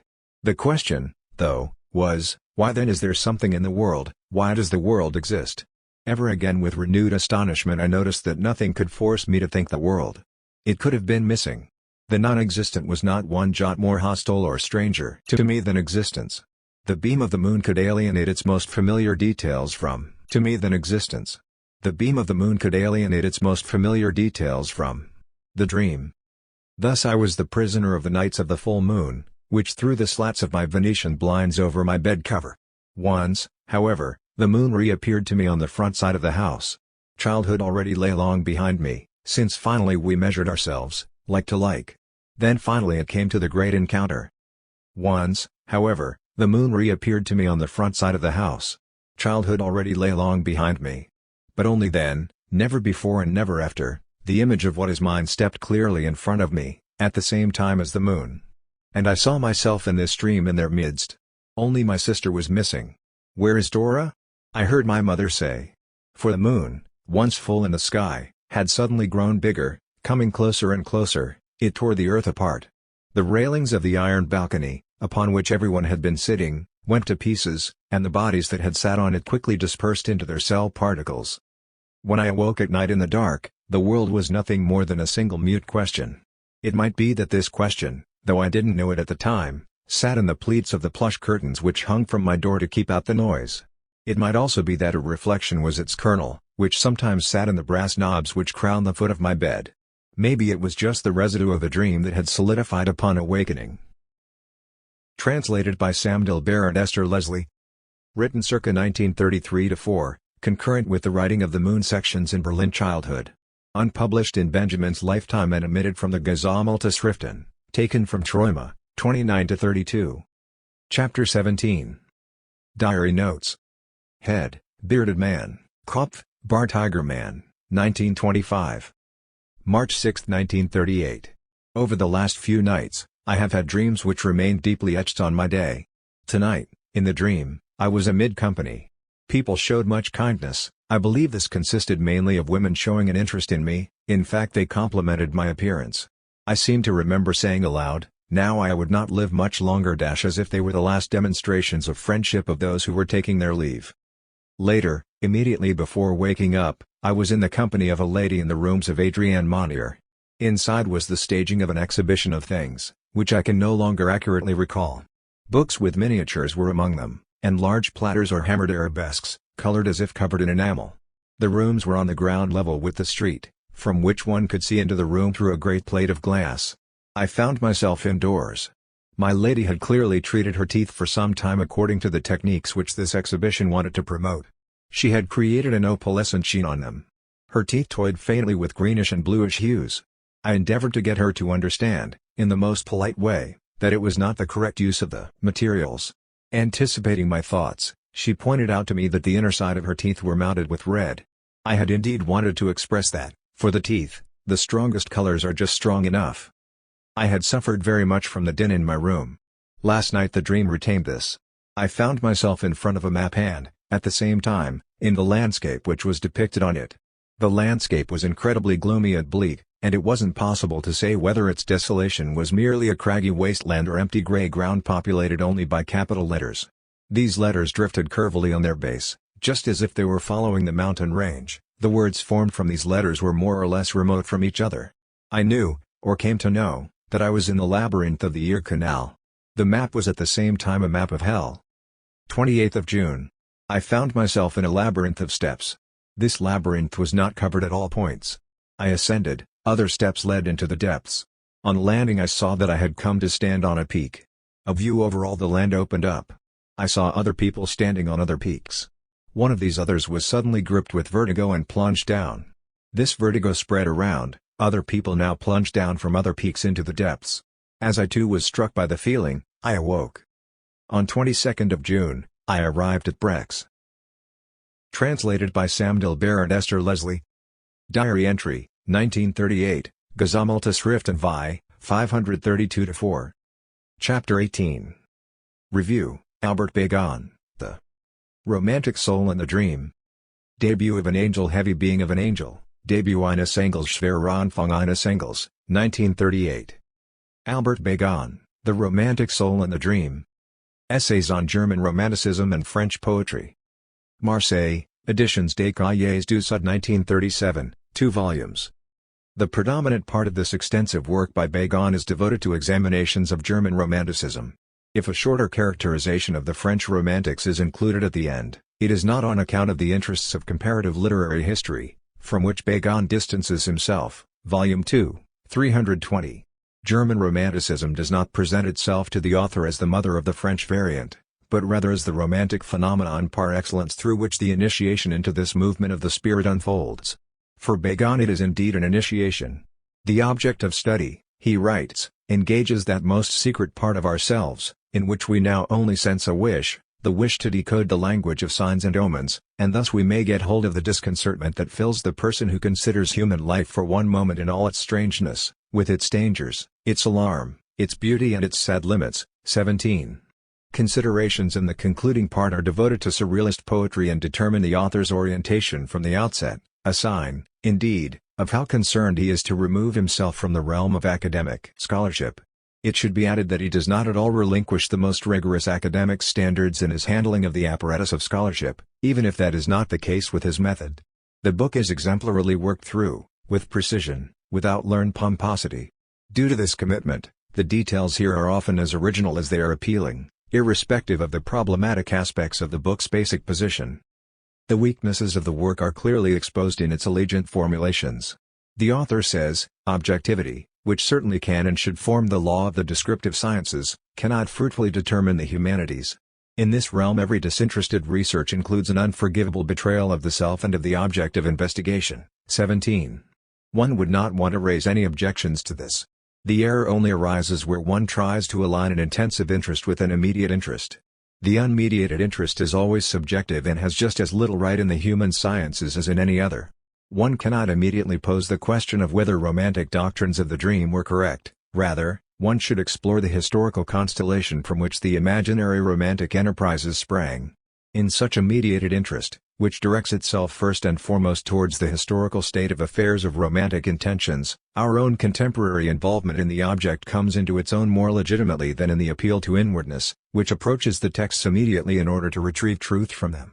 Bégon's book proceeds with such an appeal and thereby has, perhaps, fostered misunderstandings. André Theroux, who supplies Letemps with literary criticism in the secular tradition, observes of this book that it depends on the opinion that we hold of the purpose of humanity, whether we declare ourselves in agreement with it, or whether we are compelled to find it utterly repellent when the spirit is directed towards the darkness as the only place where it finds joy. Poetry, the secret dominion over the universe. Letemps, August 1937. Perhaps it should be added that the path via the initiates of earlier times is enticing for the adept only if these are authorities, only if they appear to him as witnesses. When it comes to poets that is rarely the case, it is most certainly not true of romantic poets. Only Ritter might be understood as an initiator in the strict sense. The shaping not only of his thoughts, but of his life, is proof of that. One might also call Novalis to mind and Caroline von Gundrode. The Romantics were for the most part too bound up in the business of literature to feature as guardians of the threshold. This state of affairs means that Bégon often has to echo the usual modes of procedure in literary history. One can agree with him that these do not quite correspond to his theme. This speaks as much against them as against the theme. Anyone who undertakes an analysis, as Goethe reminds us, should ensure that a genuine synthesis is at its root. As alluring as the object dealt with by Bégon is, the question remains whether the mindset with which the author approached it can be compatible with Goethe's counsel. Completion of the synthesis is the privilege of historical cognition. The object, as it is sketched in the title, indeed encourages one to expect a historical construction. This would have accentuated more effectively the state of consciousness of the author, and thereby ours, than what discloses itself in his up to the minute considerations of surrealism and existential philosophy. It would have unmasked the fact that Romanticism completes a process which was begun in the 18th century, the secularization of mystic tradition. Alchemists, Illuminati and Rosicrucians set in train something concluded in Romanticism. The mystical tradition did not survive this process without damage. This was proven in the excrescences of Pietism, as much as the theurgy of figures such as Cagliostro and Saint Germain. The corruption of mystical teachings and needs was just as great in the lower social strata as in the higher ones. Romantic esotericism grew out of these circumstances. It was a movement of restoration along with all of its violence. With Novalis mysticism was finally able to find a place for itself floating above the continent of religious experience, and even more so in Ritter. Even before the close of late Romanticism, Friedrich Schlegel already shows the secret sciences once again on the point of returning to the lap of the Church. The beginnings of a social and industrial development, one in which mystical experience, which has lost its sacramental place, was put into question, coincided with the time of the complete secularization of mystical tradition. For a Friedrich Schlegel, a Clemens Brentano, a Zacharias Werner, the consequence was conversion. Others, like Troxler or Schindler, took refuge in evoking the dream world, and the vegetative and animal manifestations of the unconscious. They retreated strategically and evacuated areas of higher mystical life in order to consolidate those rooted in nature. Their appeal to dream life was a distress signal. It indicated not so much the return home of the soul to the motherland as the fact that obstacles had already rendered that return impossible. Bégon did not reach such a conception. He has not reckoned with the possibility that the actual synthetic core of his object, the way it discloses historical cognition, could emit a light in which the dream theories of the Romantics disintegrate. This shortcoming has left traces in the methodology of this work. In its turning to each romantic writer separately, it reveals the fact that his confidence in the synthetic power of his question is not unlimited. Of course, this weakness also has its merits. It gives him the opportunity to prove himself as a portraitist whom it is often truly charming to pursue. It is the portrait studies which make the book worth reading, irrespective of its construction. The first of them, which sketches the relations of sprightly G.Ch. Lichtenberg to the dream life of his fellow humans and to his own, provides a higher sense of Bégon's capability. In his treatment of Victor Hugo in the second volume, he delivers a masterpiece in a few pages. The more the reader burrows into the details of these physiognomic showpieces, the more often we will find the correction of an inherent prejudice which might have scuppered the book. A figure such as G.H. Schubert, especially as described by Bégon, shows, with great clarity, how limited the significance is of certain esoteric speculations of the Romantics, which, the more modest the yield that is granted to its immediate pickings, does all the more honor to the historian's loyalty. Translated by Esther Leslie and Esther Leslie. First published in Mass und Wort 2, 1938-9, Gesammelte Schriften 3, 557-60. Also translated in Selected Writings 4, 153-55. Part 2. Travel. Paul Klay's Hilterfingen, 1895. City and Transit. Chapter 19. Still Story. My Room, Meine Bejude, 1896. Told on the occasion of my mother's birthday. A train passed through a rainy landscape. A student sat in a third-class carriage. He was returning from Switzerland, where he had spent a few expensive and rain-filled days. With a certain tender care, he let his feelings rest and sought to summon up a mild sense of boredom. Sitting in the yellow coupé was an older gentleman and beside him a lady in her 60s. Unthinkingly, the student stared at them for a minute, then got up and went slowly into the corridor. He looked through the glass panes of the compartments and noticed a female student from his university with whom he was besotted, silently until now, as was his custom with such matters in their early stages. And as he saw her, he could not help feeling that this was quite natural. With the air of someone who had acted judiciously, he returned to his compartment. In the evening, around 9:30, the train pulled into the university town. The student got off without looking back.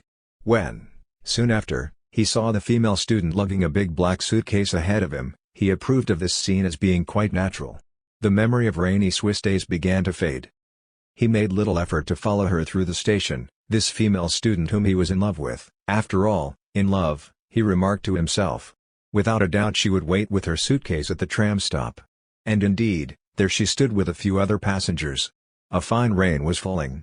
The tram came, not his line, as he noted, but there is nothing more unpleasant than waiting in the rain.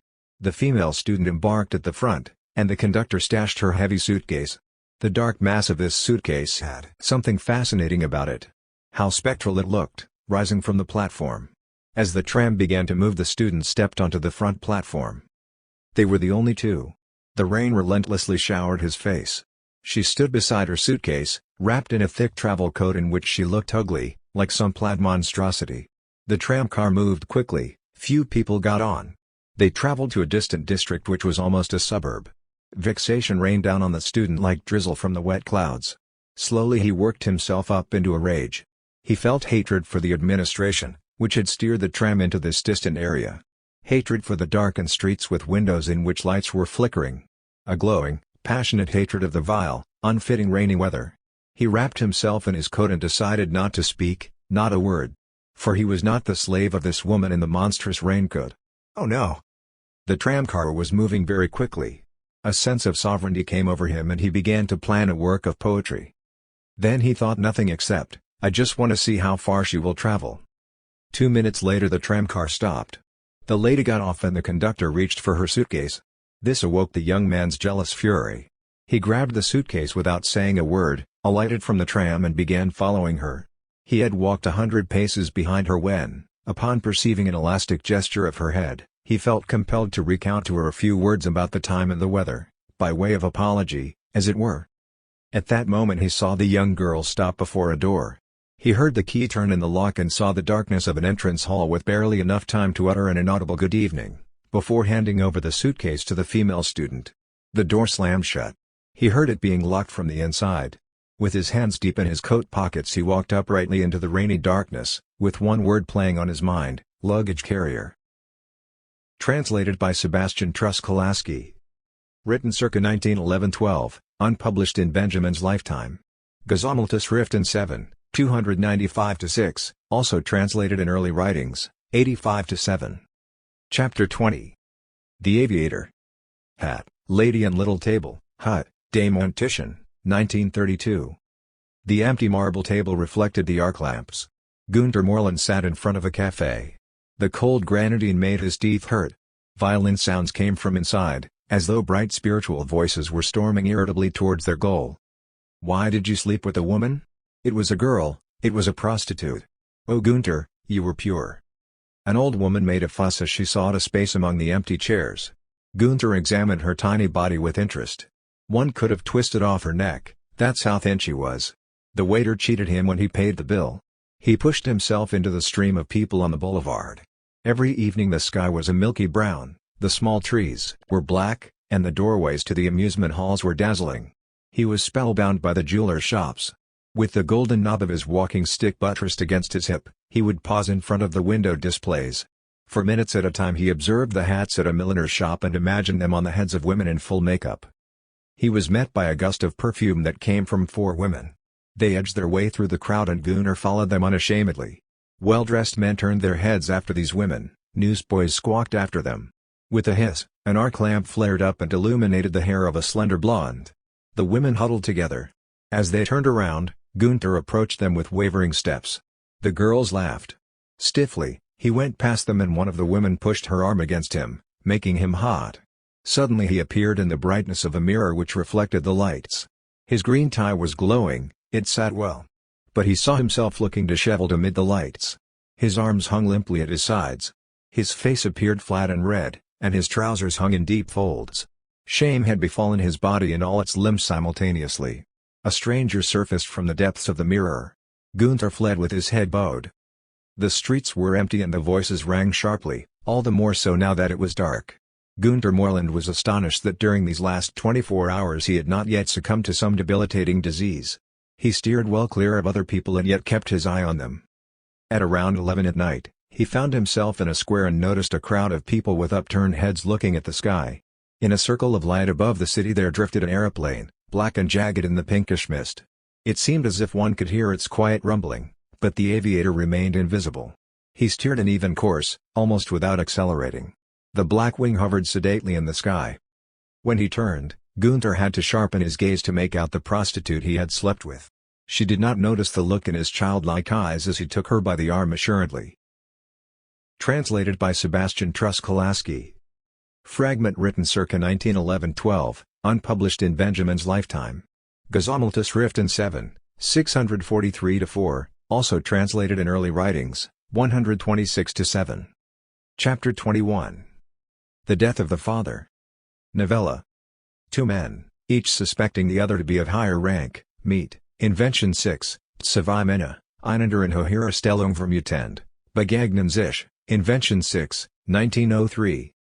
During the journey, he avoided thinking about the real meaning of that telegram, "Come immediately." Turned for the worse. In the evening, in bad weather, he had left the town on the Riviera. Memories surrounded him like morning light bursting in upon a late carouser, sweet and shaming. Indignantly he heard the sounds of the city, whose midday he had entered.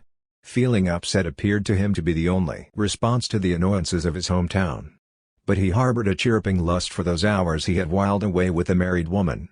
His brother was standing there. And, like an electrical shock running down his spine, he despised this black-clad figure. The brother greeted him hastily with a despondent look. A car stood waiting. The driver was rattly. Otto stammered out a question, but the memory of a kiss enraptured him.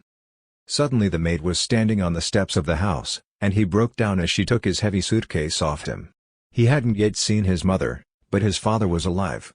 There he sat by the window, bloated in his armchair. Otto went towards him and gave him his hand. "You won't kiss me anymore, Otto?" his father asked quietly. The son threw himself at his father, then ran outside and stood on the balcony, yelling into the street. He grew weary from crying and dreamily began to remember his schooling, his practicum years, the passage to America. Mr. Martin. He composed himself and felt ashamed, knowing his father was alive. As he sobbed once more, the girl put her hand on his shoulder. Looking up mechanically, he saw a healthy, blonde person, the repudiation of the sick man he had touched. He felt himself at home. In the liveliest quarter of town lay the library that Otto frequented during his 2-week stay. Every morning he worked for 3 hours on a text that was supposed to earn him a doctorate in political economy. In the afternoons he went back to study the illustrated art journals. He loved art and dedicated much time to it. He was not alone in these rooms. He was on good terms with the dignified clerk who issued and received books. When he looked up from his books with a furrowed brow, his mind blank, he frequently spotted a familiar face from his high school days. The solitude of these days, which was never idle, did him good after the last few weeks on the Riviera, when all his nerves had been enlisted in the service of a passionate woman. At night in bed he sought the details of her body, or took pleasure in sending her his weary sensuality in lovely waves. He rarely thought of her. If he sat opposite a woman on the tram he only raised his eyebrows meaningfully, wearing a blank expression, a gesture with which he hoped to solicit unapproachable solitude for sweet inertia. The activities of the household were steadily focused on the dying man. They did not bother Otto at all. But one morning he was awoken earlier than usual and led before his father's corpse. It was bright in the room. His mother lay in pieces in front of the bed. The son, however, felt such strength that he took her under the arm and said firmly, "Stand up, mother." On this day he went to the library as usual. His gaze, when it passed over the women, was even emptier and more impassive than usual. As he stepped onto the platform of the tram, he held close the folder containing 2 pages of his work. And yet from this day on he worked with less certainty. He noticed deficiencies, fundamental problems, which until then he had regularly passed over, began to preoccupy him. While ordering books, he would suddenly lose all composure and orientation. He was surrounded by stacks of periodicals in which he searched for the most inane data with absurd meticulousness. When he interrupted his reading, he could never shake off the feeling that he was someone whose clothes were too big. As he chucked the clods of soil into his father's grave, it dawned on him that there was a connection between the eulogy, the endless row of acquaintances and his own thoughtlessness. This has all happened so often. How typical it is. And as he passed from the grave through the crowd of mourners, his heartache became like a thing that one is accustomed to carrying around, and his face appeared to have broadened with indifference. He was irritated by the quiet conversations between his mother and brother when the 3 of them sat at the dinner table. The blonde girl brought the soup. Mindlessly, Otto raised his head and looked into her brown, clueless eyes. In this manner Otto sought to brighten the petty anxieties of these days of mourning. Once, in the evening, he kissed the girl in the hall. His mother always received heartfelt words when she was alone with him. However, for the most part she discussed business affairs with his older brother. As he returned home from the library around noon one day, it occurred to him that he should leave. What else was he to do here? He had studying to do. He found himself alone in the house and so went into his father's study as had been his custom. Here on the divan, the deceased had suffered his final hours. The blinds had been lowered because it was hot, and through the slits the sky shone. The girl came in and put some anemones on the writing desk. Otto stood leaning against the divan and, as she walked past, he pulled her towards him silently. As she pushed herself up against him, they lay down together. After a while she kissed him and got up. He did not hold her back. 2 days later he departed. He left the house early. The girl walked beside him, carrying his suitcase, and Otto told her about the university town and his studies. But on parting they only shook hands as the station was crowded. What would my father say? He thought to himself as he leaned back and yawned the last bit of sleep from his body. Translated by Sebastian Truskolaski. Written 1913, unpublished in Benjamin's lifetime. Gesammeltes Schriften 4, 723-5, also translated in early writings, 128-31. Chapter 22. The Siren. Singer of the comic opera, Sänger in der Komischen Oper, 1923.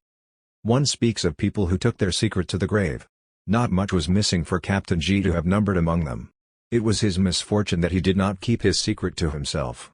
For those who love wordplay, one might say that it was his misfortune that he did not keep his misfortune a secret, even though he had sworn to himself that he would.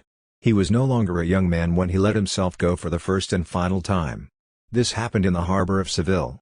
Seville lies on the Guadalquivir, which is navigable until said harbor, though naturally only for vessels with small or medium tonnage. Captain G had not advanced beyond the command of the Westerwald, which could hold 2,500 tons. The load line of the Westerwald was half a meter above the water. The cargo comprised iron scaffolds bound for Marseille and 700 tons of ammonia bound for Oran. Klaus Skinzinger was the name of the sole passenger. The most remarkable thing about this passenger was the care he took to appear for every meal in the officer's mess with a different pipe, which he produced as soon as the rules of decency permitted. But perhaps even his considerable stockpile had been exhausted during the 12-day journey, which had brought him from Cuxhaven to Seville. In any case, it was an unsightly growth, or rather a stump, from which the smoke curled upwards as Skinzinger dreamily listened to a story. His half-closed eyes were but one sign that his entire soul had resolved to listen. For Skinzinger, and perhaps this was the captain's great misfortune, was a great listener. Indeed, one would really have to possess G's level of aloofness and misanthropy to keep one's interactions with this passenger as rigidly within the confines of convention as had been the case during this passage. Skinzinger, for his part, appeared not to have waited for them to connect by any means, yet his willingness to endure even the longest pauses without a hint of awkwardness demonstrated sufficiently that he was a born listener. For the first time in a long while, both the captain and the passenger sat at a table where the wine in their glasses did not pitch and toss. It was a calm evening. No wind moved through the tops of the palm trees in the large park which surrounds Seville like a belt. The Westerwald was docked in the harbour as placidly as the sturdy garden pavilion out of which the guests, who sat at hidden tables in the thicket, were served. Incidentally, there were few of them. Most had been prudent enough to bring a woman with them in order to be able to transform the melancholy of a Spanish song into the rhythms of their stride and their shoulders. Skinzinger and his partner had no such avenue of escape. How is it that they had come to be there in the first place? They had barely been sitting opposite each other for 5 minutes when Skinzinger raised this very question. Not that he had other, let alone better plans. He was a man in his 50s and the disreputable quarters around the city's harbour no longer presented either a mystery or an attraction to him. This much, however, appeared probable: had they, he and G, sat at separate tables at opposite ends of the city, they would have been more comfortable. He had managed to laboriously prolong their consultation regarding the choice of Mavrodaphne, but their conversation soon deteriorated. "Greek wine? Well, as you wish." This was the last thing that G said. Then, after an unusually short pause, "Do you know Wilhelmshaven?" Suddenly Skinzinger felt as though he had sojourned for an eternity in this town, with its ugly dockworkers' barracks, cranes and long, straight, desolate terraces, only to become acquainted with the young happiness that the man opposite him was able to draw in these dreary surroundings from his marriage to Elspeth. A few weeks later, G continued, "Our afternoon class in mechanical engineering had been moved on board the Olga, which was alleged to be the most modern oil tanker in the German Navy. Our lesson plan left something to be desired. It had not been taken into account that the Examiner's Commission of the North German Boiler Surveillance Association was also going to be on board in order to inspect the ship in the name of the Stern insurance firm. The chief engineer of the commission directed the procedures while our class stood waiting at the stern. The lesson, which we had whiled away by laughing and chatting, was drawing to a close when we heard voices from the midship. Some movement ensued and we realized that something had happened. I, who at the time seized every opportunity to try out my technical skills, ran towards the chief machine operator. Yes, there had indeed been an incident. Translated by Sebastian Truskolaski. Fragment written circa 1925, unpublished in Benjamin's lifetime. Final paragraph thought to have been lost. Gesammelte Schriften 7, 644-6. Chapter 23.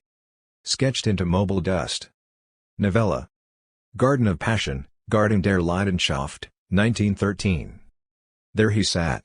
He always sat there around this time. But not like this. Today the unmovable one, who customarily stared off into the distance, looked idly about himself. Yet it did not appear to make a difference, for he saw nothing here either. But the mahogany cane with the silver knob did not lie beside him, perched on the edge of the bench as it usually did. He held it, directed it. It slid across the sand, oh, and I thought of a fruit, and I halted, why, and I felt embarrassed, as though I'd been caught doing something forbidden. I saw that he wrote the thing not as someone who wishes to be read. Rather, the signs interwove, as if each one wanted to incorporate the next. There followed, in nigh on the same spot as before, Pia, and the first marks had already begun to vanish as the last ones emerged. I came closer. This too did not cause him to look up, or should I say awaken? So accustomed was he to my presence. Calculating again, are you? I asked, without letting on that I had been watching him. I knew that his ruminations concerned imaginary budgets for distant journeys that extended as far as Samarkand or Iceland but which he never undertook. Had he ever left the country at all? Aside from that secret journey, of course, which he'd gone on in order to escape the memory of a wild and, as they say, unworthy, indeed, shameful young love, Olympia, whose name he had just absent-mindedly scrawled into the sand. I'm thinking of my street. Or of you, if you will, they're one and the same. The street where a word of yours became more vivid than any other I have heard before or since. It is just as you once told me in Travamonda, that in the end, every journey and every adventure must revolve around a woman, or at least a woman's name. For such is the grip required by the red thread of experience, in order to pass from one hand to the next. You were right.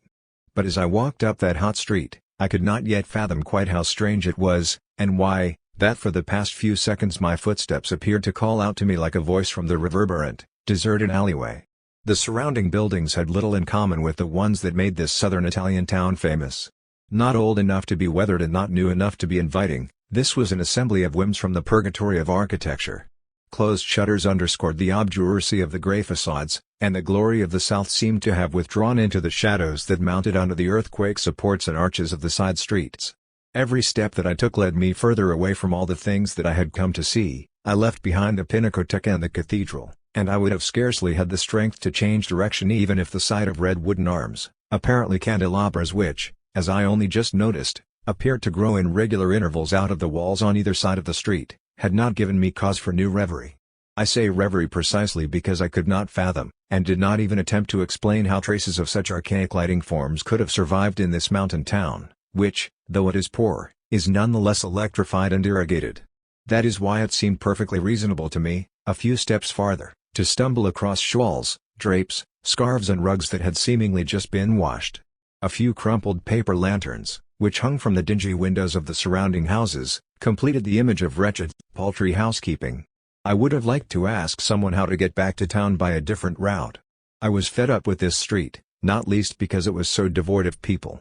Precisely because of that, I had to abandon my intention and, nigh on humiliated, go back the way I had come, as though under the yoke. Determined to make up for lost time, and to atone for what appeared to me as a defeat, I decided to forego lunch, and, more bitterly, any midday rest, so that after a short walk up some steep steps, I found myself on the square before the cathedral. If previously the absence of people had been oppressive, now it seemed a liberating solitude. My spirit was lifted instantaneously. Nothing would have been more unwelcome than being spoken to or even noticed.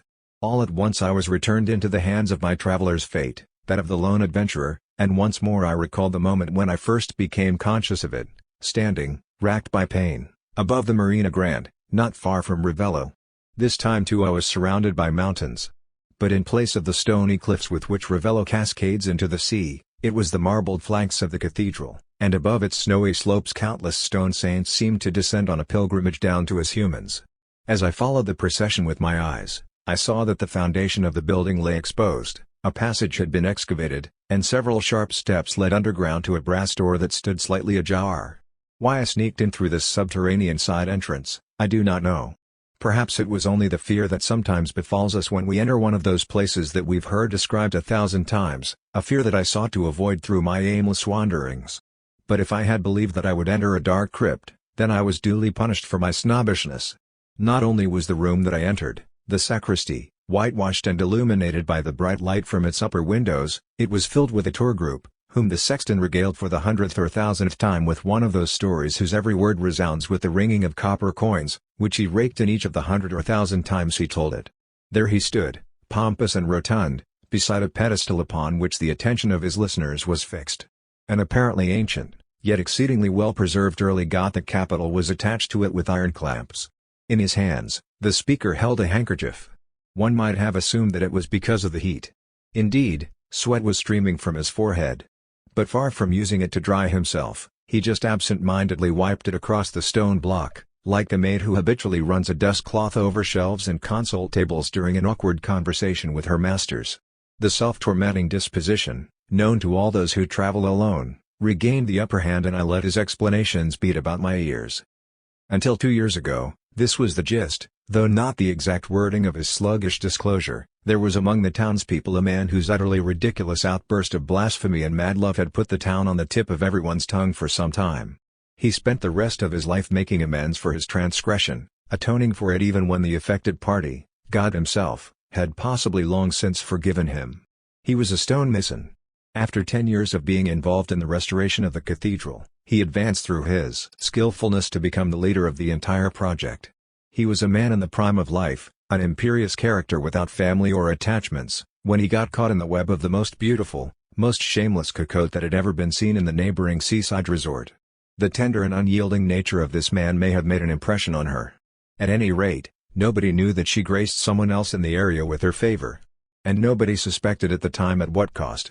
Nor would it ever have come to light were it not for the unexpected visit of the team of building inspectors from Rome, who came to see the renowned restoration works. Among them was a young, impertinent, but knowledgeable archaeologist who had made the study of Trecento capitals his specialty. He was in the process of enriching his forthcoming monumental publication by adding a treatise on a capital on the pulpit in the cathedral at V. And had announced his visit to the director of the Opera del Duomo. The director, more than 10 years past his prime, lived in deep seclusion.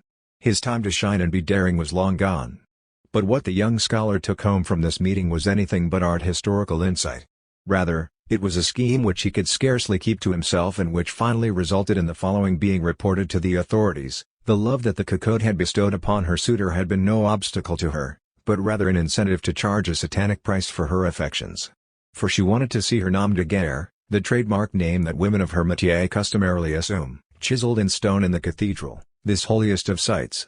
The lover resisted, but his powers had limits, and one day, in the presence of the whore herself, he began working on the early Gothic capital which replaced an older, more weathered exemplar, until it landed as a corpus delicti on a table in front of the ecclesiastical judges. Before that, however, some years had passed, and by the time that all the formalities had been taken care of and all of the files were to hand, it turned out that it was too late.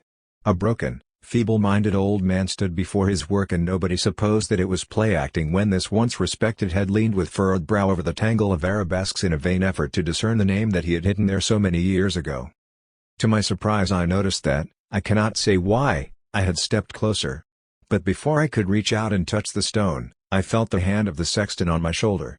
Well-intentioned, yet surprised, he attempted to determine the reason for my interest. In my insecurity and weariness, however, I stuttered only the most senseless thing possible, "Collector," whereupon I toddled off home. If sleep, as some maintain, is not only a physical need of the organism, but a compulsion effected by the unconscious upon consciousness such that it vacates the scene, in order to make room for drives and images, then perhaps the exhaustion that overcame me at noon in a southern Italian town had more to say than it ordinarily would. Be that as it may, I dreamed, the name. But not as it had stood before me, undiscovered in the stone. Rather, it had been abducted into another realm, elevated, disenchanted and clarified at once, and amid the myriad tangles of grass, foliage and flowers, the letters, which at that time had caused my heart to beat most painfully, quaked and quivered towards me. When I awoke it was past 8. Time to have dinner and raise the question of how the rest of the day should be spent. My hours of napping during the afternoon prohibited me from ending it early, and I lacked both the money and the inclination to embark on more adventures. After a few hundred indecisive steps, I happened upon an open square, the Campo. It was dusk. Children were still playing around the fountain. This square, which was off limits to all vehicles, and which no longer served for gatherings, only markets, had its vital purpose as a huge stone play and bathing area for children. For this reason, it was also a popular spot for carts selling sweets, monkey nuts and melons. 2 or 3 of them still stood around the square, gradually lighting their lanterns. A blinking light shot forth from the vicinity of the last one that still had children and idlers crowded around it. As I approached, I gleaned brass instruments. I am an observant ambler. What will or hidden wish, then, prohibited me from noticing what could not possibly have evaded even the most inattentive person? Something was afoot on this street, at whose entrance I now found myself again, without having expected it. The silk drapes that hung from the windows weren't laundry at all, and why should the peculiar candelabras have survived here and nowhere else in the country? The music got underway. It erupted into the street, which quickly filled with people. And it became apparent that wealth, where it brushes up against the poor, only makes it more difficult for them to enjoy what is theirs. The light from the candles and torches clashed violently with the spherical yellow beams that shone from the arc lamps, illuminating the cobblestones and house walls. I joined in right at the very end. Preparations had been made to receive the procession in front of a church. Paper lanterns and light bulbs stood closely together, and a perpetual trickle of the faithful began to break away from the jubilant crowd only to get lost in the folds of the curtains that enshrouded the open portal. I had paused some distance from the center, which shone red and green. The crowd now filling the street was not just some colorless mass. These were the clearly defined, closely connected inhabitants of the local district, and because it was a petty bourgeois neighborhood, no one of any higher standing was present, let alone any foreigners. As I stood against the wall, my clothing and appearance should by rights have seemed conspicuous. But, strangely, nobody in the crowd paid any attention to me. Did nobody notice me, or did this man who was lost to this scorching and singing street, he who I was more and more becoming, appear to everyone to belong here? Pride filled me at this thought. A great sense of elation came over me. I did not enter the church. Content with having enjoyed the profane part of the festivities, I had decided to make my way home, along with the first of the well-satiated revelers, and long before the overtired children, when I laid eyes on one of the marble plaques with which the poor towns of this region put the rest of the world's street signs to shame. It was bathed in the glow of the torch, as though it were ablaze. Sharp and lustrous, the letters erupted from its middle and, once again, they formed the name that turned from stone into a flower, and from a flower into fire, growing ever hotter and more ferocious. It reached out for me. Firmly intent on returning home, I took off and was pleased to find a small street that promised to be a considerable shortcut. Everywhere, the signs of life had begun to subside. The main street, where my hotel was located, and which had been so animated until a moment ago, now appeared not only quieter, but narrower as well.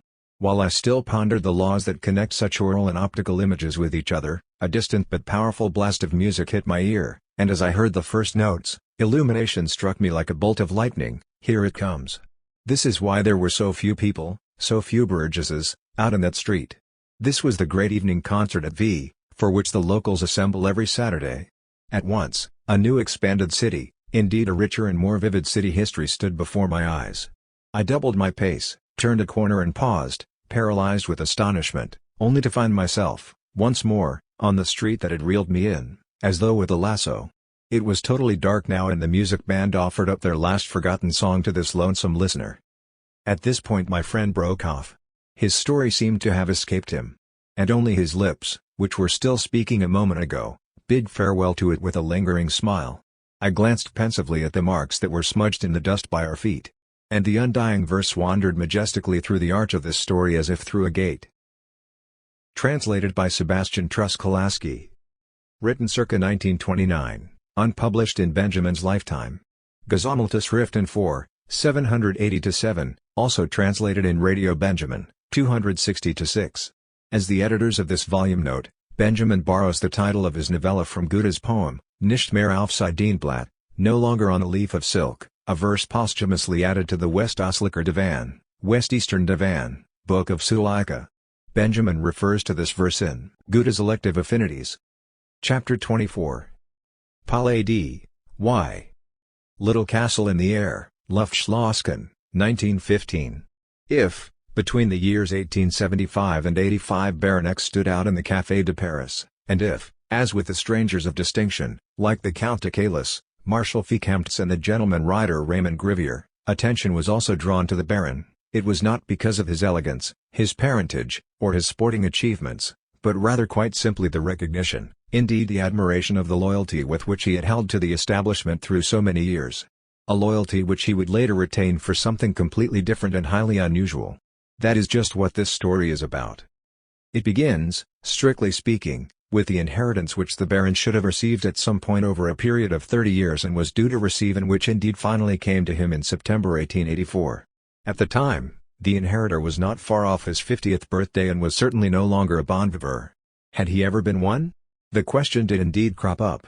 Were someone to insist that he had never once stumbled across the name of the Baron in the chroniques scandaleuses of Paris, and even that the mouths of the most unscrupulous club denizens and the most gossipy coquettes had never referred to him, it would be impossible to disagree. The Baron, in his shepherd's plaid trousers, with his puffed-out lavalier cravat, was more than a swanky apparition. There were a few wrinkles on his face which bespoke a connoisseur of women who had paid for his wisdom.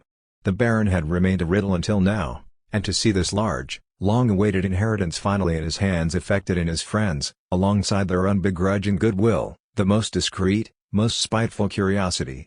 What no fireside chats, no bottle of Burgundy had been able to do, lift the veil from this life, they believed they might be able to expect from this sudden wealth. But after 2 or 3 months, they were all of one mind. They could not have been more thoroughly disappointed. Nothing, not a shadow, had changed in the Baron's clothing, mood, the way he divided up his time, even in his budget and accommodation. He was still the noblest idler, whose time appeared as filled to the brim as that of the most minor clerk. Whenever he left the club, he took his quarters in his bachelor apartment on the Avenue Victor Hugo, and never were any friends, who wanted to accompany him home of an evening, dismissed with excuses. Indeed, it sometimes happened that, right until 5 o'clock in the morning or even later, the man of the house acted as banker at a green table that was just where a wonderful Chippendale cabinet once stood in his parlor.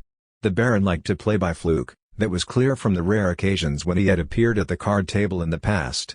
Now, though, even the most long-standing players could not recall experiencing such runs of luck as those that the winter of 1884 brought. It lasted all through the spring and remained as the summer streamed across the boulevards with its rivulets of shade. How could it be, then, that by September the Baron was a poor man? Not poor, but floating indefinably between poor and rich, just like before, though now robbed of the expectation of a great inheritance. Poor enough that he began limiting himself to visiting the club only for a cup of tea or a game of chess. No one dared to wager a question. What would have been questionable anyway about an existence that took place within its narrow, sophisticated limits in front of everybody's eyes, from his morning ride, to the hour's fencing, and lunch until the bell rings 5:45, when he left the Café de Paris in order to dine 2 hours later with company at Delaborde. In those intervening hours, he did not touch another card. And yet these 2 hours of the day robbed him of his whole fortune. It was only years later that people in Paris discovered what had happened. After the Baron had retreated to Lord knows where, what would the name of a remote Lithuanian manor mean here? Dash in one of his friends, in the middle of the most aimless strolling one rainy morning, winced in shock, he himself did not immediately know in response to what, a sight or an idea? In truth, it was both. For the monstrosity which swayed down at him from the shoulders of 3 transport workers on the flight of steps at the Palais d'Y was that precious Chippendale piece, which one day had given way to the talismanic gambling table. The cabinet was splendid and could not be mistaken for any other. But it was not only because of this that the friend recognized it.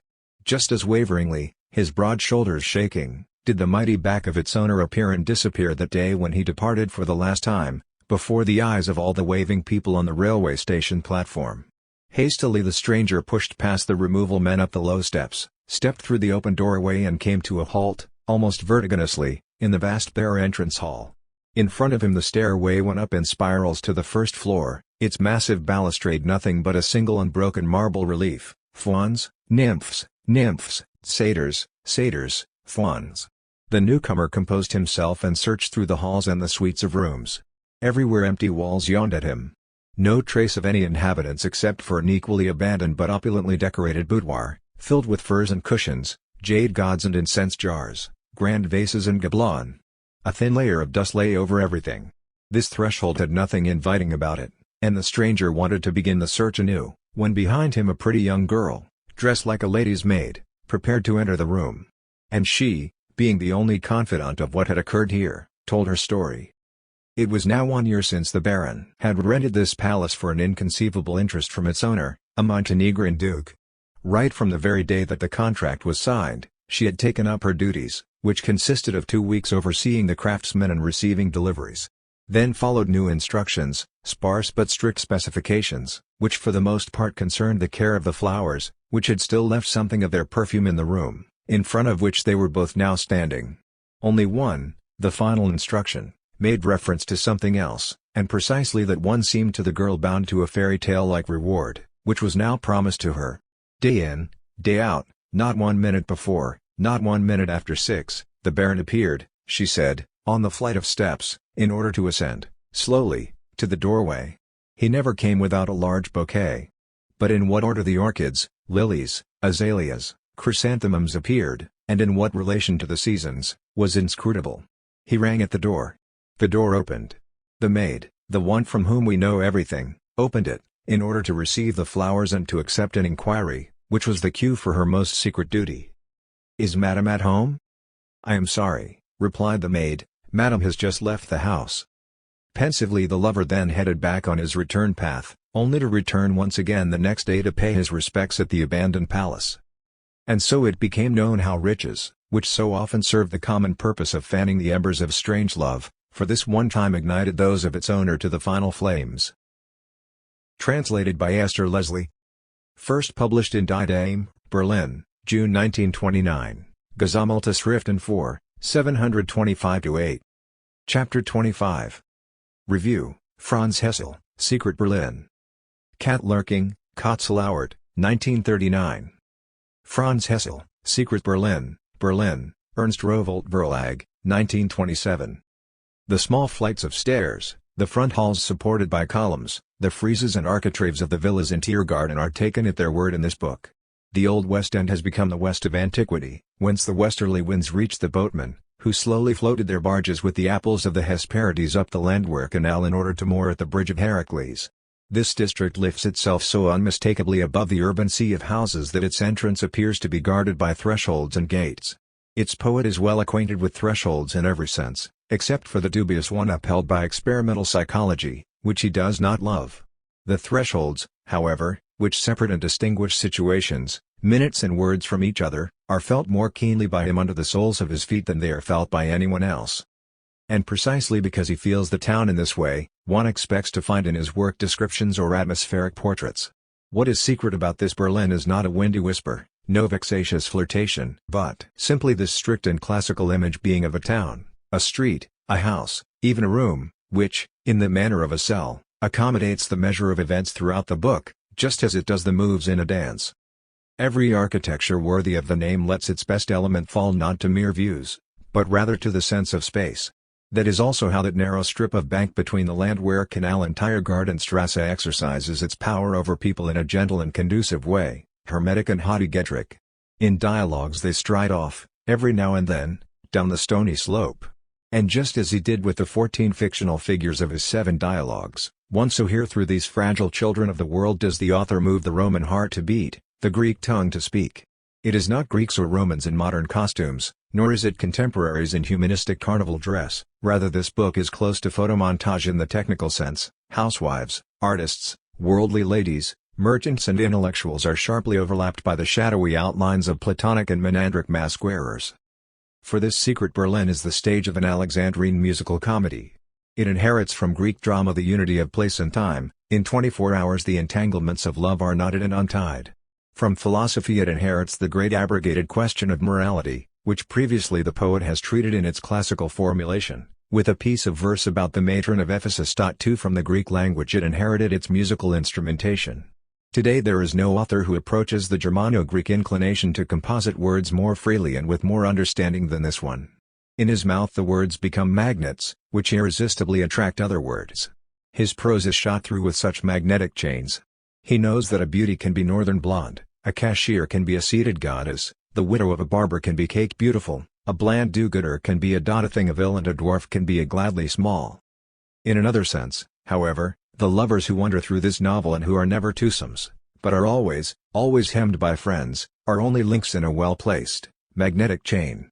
And whether we are here or there reminded of the story of the magic swan or the tune of the rat-catcher, Clemens Kestner is, here, the name of that rat-catcher. It remains the case that, however unexemplary each individual may be, however unenviable his path through life, this procession of young people from Berlin pulls the reader along behind it on the narrow street alongside the bank, past the bankside landscape with the curved pedestrian bridge, the forked branches of the chestnut tree and the 3 weeping willows, which have something Far Eastern about them, as do too, in certain moments, a few of the small lakes of the Mark.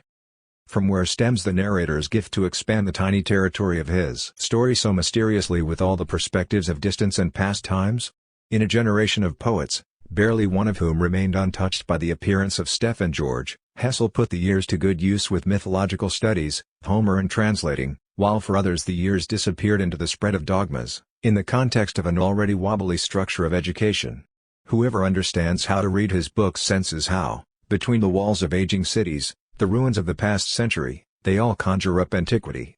Yet even if the far-flung circles of his life and work traverse Greece, Paris, and Italy, the needle of his compass always rests in his parlor at Tiergarten, which his friends seldom enter without knowing of the risks of being transformed into a hero.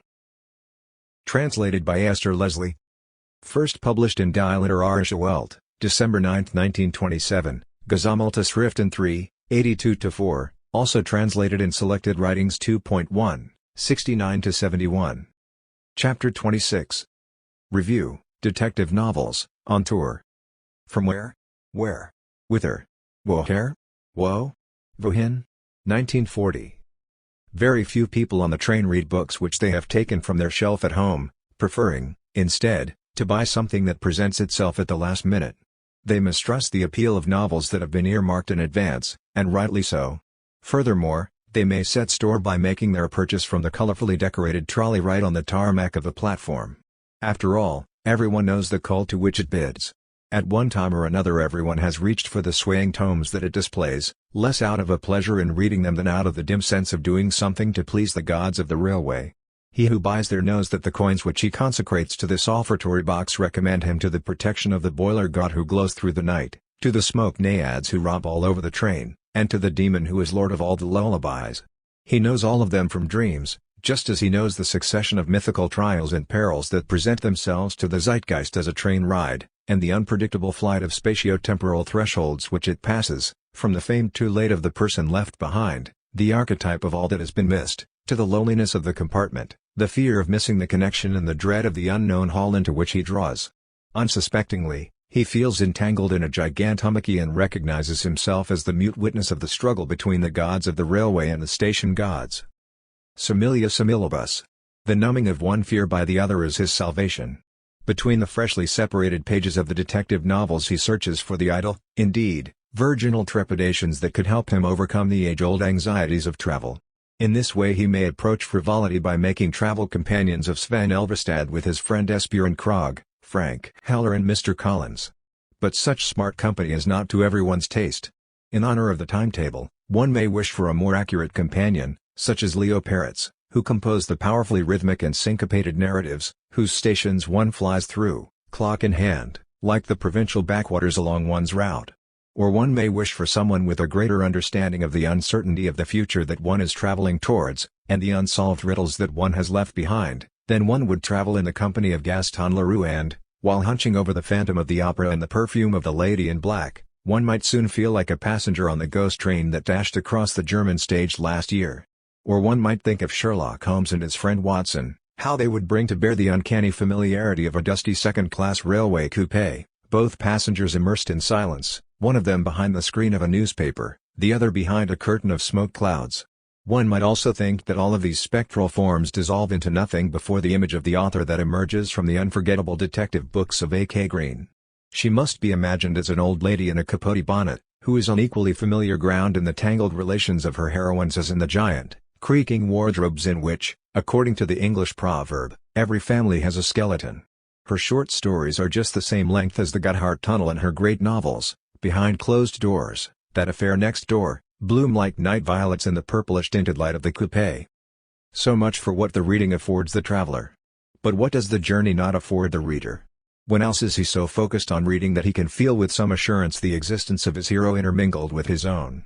Is his body not the shuttle which, in keeping with the rhythm of the wheels, tirelessly pierces the warp, the hero's book of fate? One did not read in the stagecoach and one does not read in the car.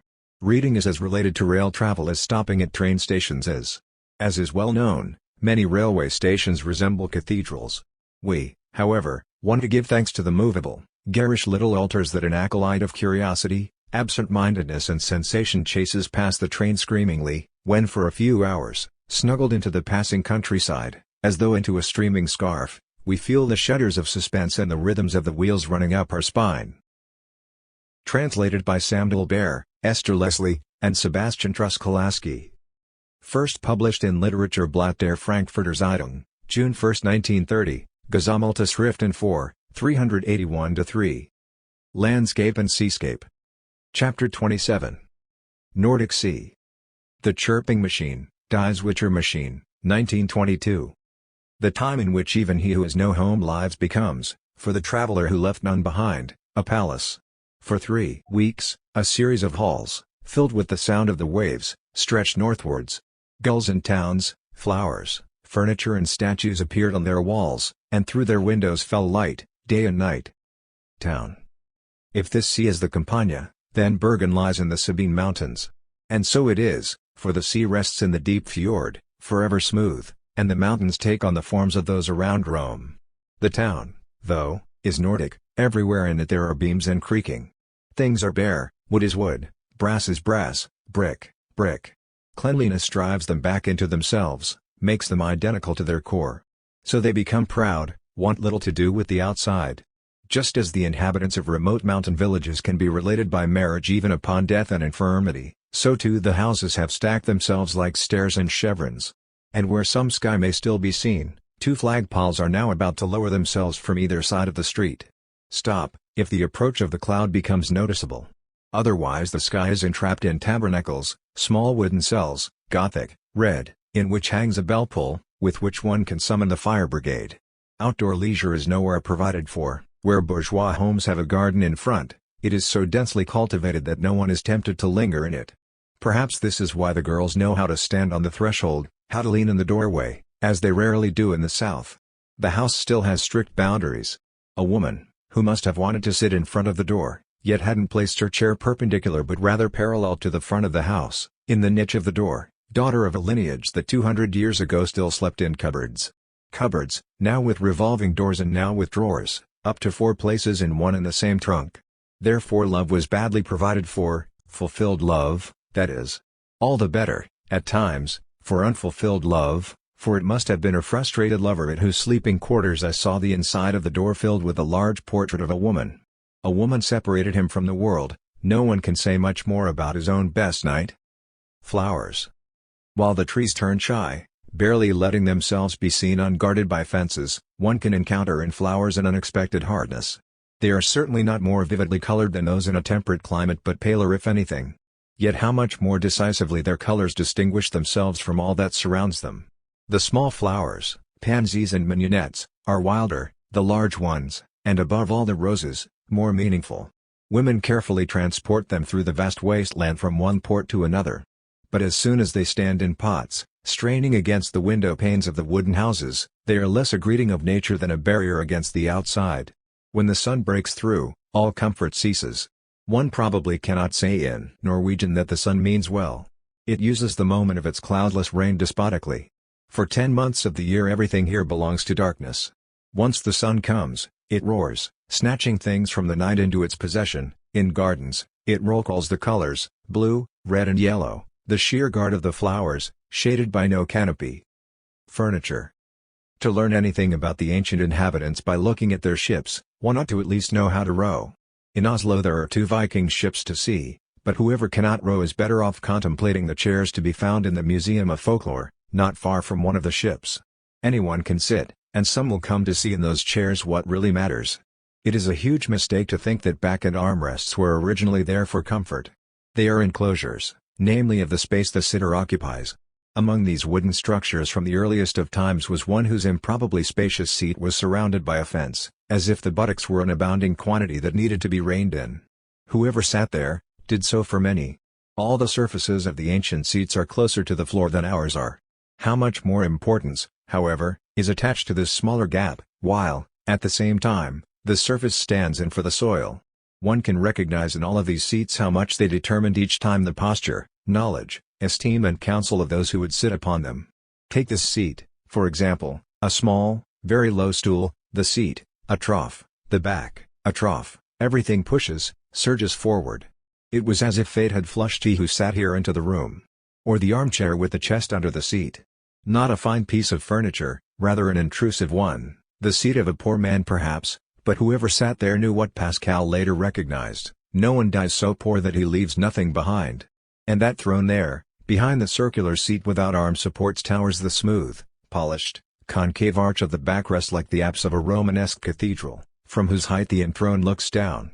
In these regions, which welcomed the fine arts, sculpture and painting, later than all others, the building spirit has defined the furniture, cupboard, table, and bed, down to the lowliest stool. They all are aloof, and in them live still to this day, as genius loci, occupants by whom they were truly possessed centuries ago. Light. The streets of Svalbard are empty. And behind the windows the paper blinds are lowered. Are the people sleeping? It is after midnight. From one house come voices, from another, the sounds of a meal. And every sound that reverberates across the street makes this night turn into a day that is not in the calendar. You have entered the warehouse of time and you look upon the stacks of unused days, which the earth put, millennia ago, on ice. A person uses up their day in 24 hours, the earth uses up its own only every half year. This is why things remained intact. Neither time nor hands have touched the shrubs in the windless garden and the boats on the smooth water. Two twilights meet over them, splitting into their domains as clouds do, and send you home empty-handed. Gulls. In the evening, the heart heavy as lead, full of trepidation, on deck. At length I track the play of gulls. There is always one sitting on the tallest mast, tracing the oscillation, which it jerkily sketches into the sky. But it is never one and the same for long. Another comes, with two beats of its wings, it has, I don't know, invited or chased off the other. Until, all at once, the masthead is empty. But the gulls have not stopped following the ship. Conspicuous as ever, they trace their circles. It is something else that brings order among them. The sun has long since gone down, in the east it is very dark. The ship sails southwards. Some brightness remains in the west. Whatever befell the birds, or me? Happened on the strength of the place, which I so commandingly, so lonely in the middle of the quarterdeck, chose for myself out of melancholy. All at once there were two tribes of gulls, one of the east, one of the west, left and right, so very varied that the name gulls fell away from them. The birds on the left retained against the background of the dying sky something of their brightness, bolting up and down with every turn, tolerating or avoiding each other and weaving in front of me an uninterrupted, ineffably shifting series of symbols, seemingly unceasingly, a whole, unspeakably variable, fleeting mesh of wings, but a legible one. Only I slipped, finding myself invariably anew with the others on the right. Here nothing more was lying ahead of me, nothing spoke to me. No sooner had I observed those in the east than they, in flight against a last shimmer, a few deep black, sharp wings, lost themselves in the distance and came around, so that I could no longer describe their procession. So completely did it seize me that I returned to myself, blackened from what I had suffered, a silent host of wings, from the distance. On the left everything had still to unravel itself and my fate hung on every wing flap, the right was already of the past, a single silent wave. This counterplay lasted a long time, until I myself was only the threshold, over which the unnameable messengers exchanged black and white in the air. Statues? A chamber with moss-green walls. All four are covered with statues. In between, a few decorated beams, which threw traces of gold upon traces of color let Jason or Brussels or Malvina be deciphered. On the left-hand side, as one enters, a wooden figurine, a kind of schoolmaster in robes, a tricorn on his head. He has his left forearm instructively raised, but just below the elbow it breaks off, the right hand and the left foot are also missing. A nail goes through the man, who stares stiffly upwards. Coarse, plain, ordinary crates line the walls. On some is written lifebelt, on most, nothing at all. One can measure out the room with them. 2 or 3 crates along, and there a towering woman in a richly adorned white formal dress, which lets her ample bosom half free. Upon this mighty base, a full wooden neck. Full cracked lips. Beneath the belt, 2 holes. One through the pubic bone, one deeper in the bulky robe that lets no legs be discerned. Like her, all the figures around her grow out of vague, hardly articulated forms. They are on a bad footing with the floor, their support lies in their back. All colorful between the faded, cracked busts and statues stands another one, unblemished by all weathering, his yellow coat lined with green, his red robe stitched with blue, his sword green and gray, his horn yellow. He wears a Phrygian cap and, squinting, he holds his hand over his eyes, $. And again another female figure, even more ladylike than the first. And along wiglets its curls fall over a blue bodice. Instead of arms, volutes. To imagine the man who gathered them all, gathered around him, who had sought them over lands and seas, in the knowledge that only in him would they find, only in them would he find rest. No lover of fine art, no, but a traveler who sought fortune in the remote distance, as it was once to be found in the home, and then later made his home among those most mistreated by distance and journey. They all, faces weathered by salty tears, gazes directed upwards from crushed, wooden caves, arms, when still there, imploringly crossed over the chest. Who are they? So unspeakably helpless and protesting, these Niobes of the sea? Or its maenads? For they stormed over whiter combs than those of Thrace and were beaten by wilder paws than the beasts, the following of Artemis, they, the Gallians. They are Gallians. They stand in the chamber of the Gallians in the Maritime Museum in Oslo. But right in the middle of the chamber rises a ship's wheel on a platform. Will even here these travelers find no rest, and should it be out with them again into the beating of the waves, which is eternal like hellfire?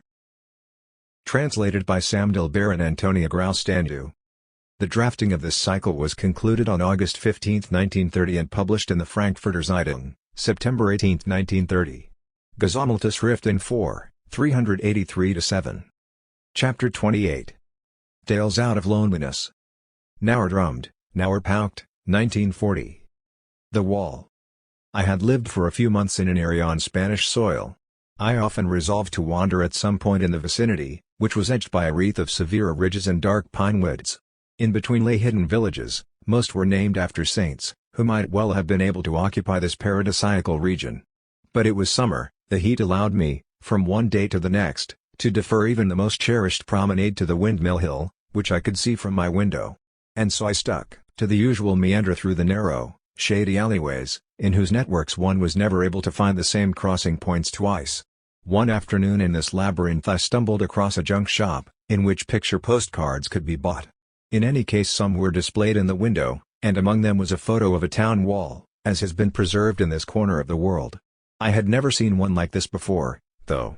The photograph had captured its whole magic. The wall swung through the landscape like a voice, like a hymn through the centuries of its duration. I promised myself not to buy this card until I had seen the wall that it depicted with my own eyes. I told no one of my resolution, and I could refrain from doing with greater reason, for the card led me with its caption, Vince. For sure I did not know of a Saint Vince.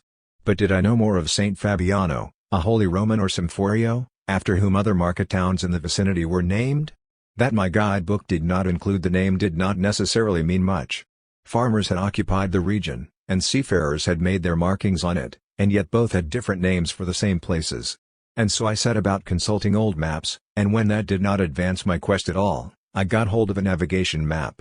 Soon this research began to fascinate me, and it would have been a blot on my reputation to seek help or advice from a third party at such an advanced stage in the matter.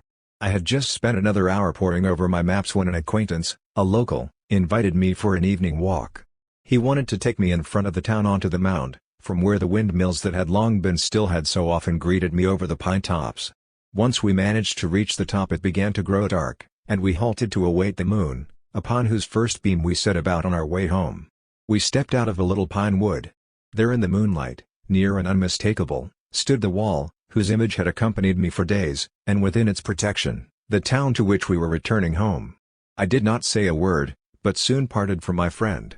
The next afternoon, I stumbled suddenly across the junk shop. The picture postcards were still hanging in the window. But above the door I read on the sign, which I had missed before, Sebastiano Vince, painted in red letters. The painter had added a sugar cone and some bread. The pipe. On a walk, in the company of a married couple who were friends of mine, I came close to the house I was occupying on the island. I felt like lighting my pipe. I reached for it and, as I didn't find it in its usual place, it seemed opportune to fetch it from my room, where I assumed it must be laying upon the table. With a few words I invited the friend to go on with his wife, while I collected the missing item. I turned around, but I had barely gone 10 steps, when I felt, upon searching, the pipe in my pocket. And so it came to pass that the others saw me again with clouds of smoke thrusting from the pipe before even a whole minute had passed. Yes, it really was on the table, I explained, prompted by an incomprehensible whim. Something arose in the man's face resembling someone who has just woken from a deep sleep, having not yet worked out where he actually is. We walked on, and the conversation took its course. Somewhat later I steered it back to the interlude. "How come," I asked, "you didn't notice? After all, what I claimed was impossible." "That's right," answered the man, after a short pause. I did want to say something. But then I thought to myself, it must be true. Why should he lie to me? The light. For the first time I was alone with my beloved in an unfamiliar village. I waited in front of my night's lodgings, which weren't hers. We still wanted to take an evening walk. While waiting, I walked up and down the village street. There I saw in the distance, between trees, a light. This light, so I thought to myself, says nothing to those who have it before their eyes every evening. It may belong to a lighthouse or a farmyard. But to me, the stranger here, it speaks volumes. And with that I turned around, to pace down the street again. I kept this up for some time, and whenever I turned back after a while, the light, between the trees, lured my gaze. But there came a moment when it requested that I stop. That was shortly before the beloved found me again. I turned myself around once more and realized, The light that I had spotted over the flat earth had been the moon, moving slowly up over the distant treetops. Translated by Sam Dilber and Esther Leslie. Unpublished in Benjamin's lifetime, Gesammelte 4, 755-7. Also translated in Walter Benjamin's archive. According to the notes in the Gesammelte, Gershom Scholem claimed these stories were probably written between 1932 and 1933. The arrangement of the three texts cannot, however, be guaranteed. Chapter 29. The Voyage of the Mascot. Hero with Wings, Helmut Flugel, 1905. This is one of those tales that one gets to hear out on the sea, for which the ship's hull is the proper soundboard and the machine's pounding is the best accompaniment, and of which one should not ask whence it hails. It was, so my friend the radio operator recounted, after the end of the war, when some ship owners got the idea of bringing back to the homeland the sailing vessels and saltpeter ships which had been caught off guard in Chile by the catastrophe. The legal situation was simple. The ships had remained German property and now it was just a matter of readying the necessary crew in order to recommandeer them in Valparaiso or Antofagasta. There were plenty of seafarers who hung around the harbors waiting to be taken on.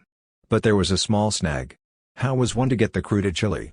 This much was obvious: they would have to board as passengers and take up their duties upon arrival. On the other hand, it was equally obvious that these were people who could hardly be kept in check by the kind of power that the captain ordinarily wields over his passengers, especially not at a time when the mood of the keel uprising still lingered in the sailors' bones. No one knew this better than the people of Hamburg, including the baton of command of the four-masted sailing ship the Mascot, which consisted of an elite of determined, experienced officers. They recognized that this journey could come at a great personal cost. And because wise men plan ahead, they did not rely on their bravery alone. Rather, they attended closely to the hiring of each member in their crew.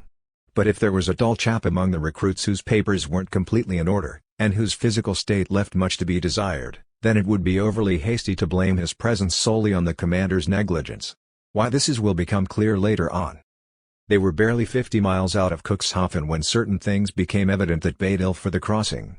Upon deck and in the cabins, even on the stairs, from early until late, there were meetings of all kinds of associations and coteries, and by the time they were off Helgoland, there were already 3 games clubs, a permanent boxing ring and an amateur stage, which was not recommended for sensitive folk.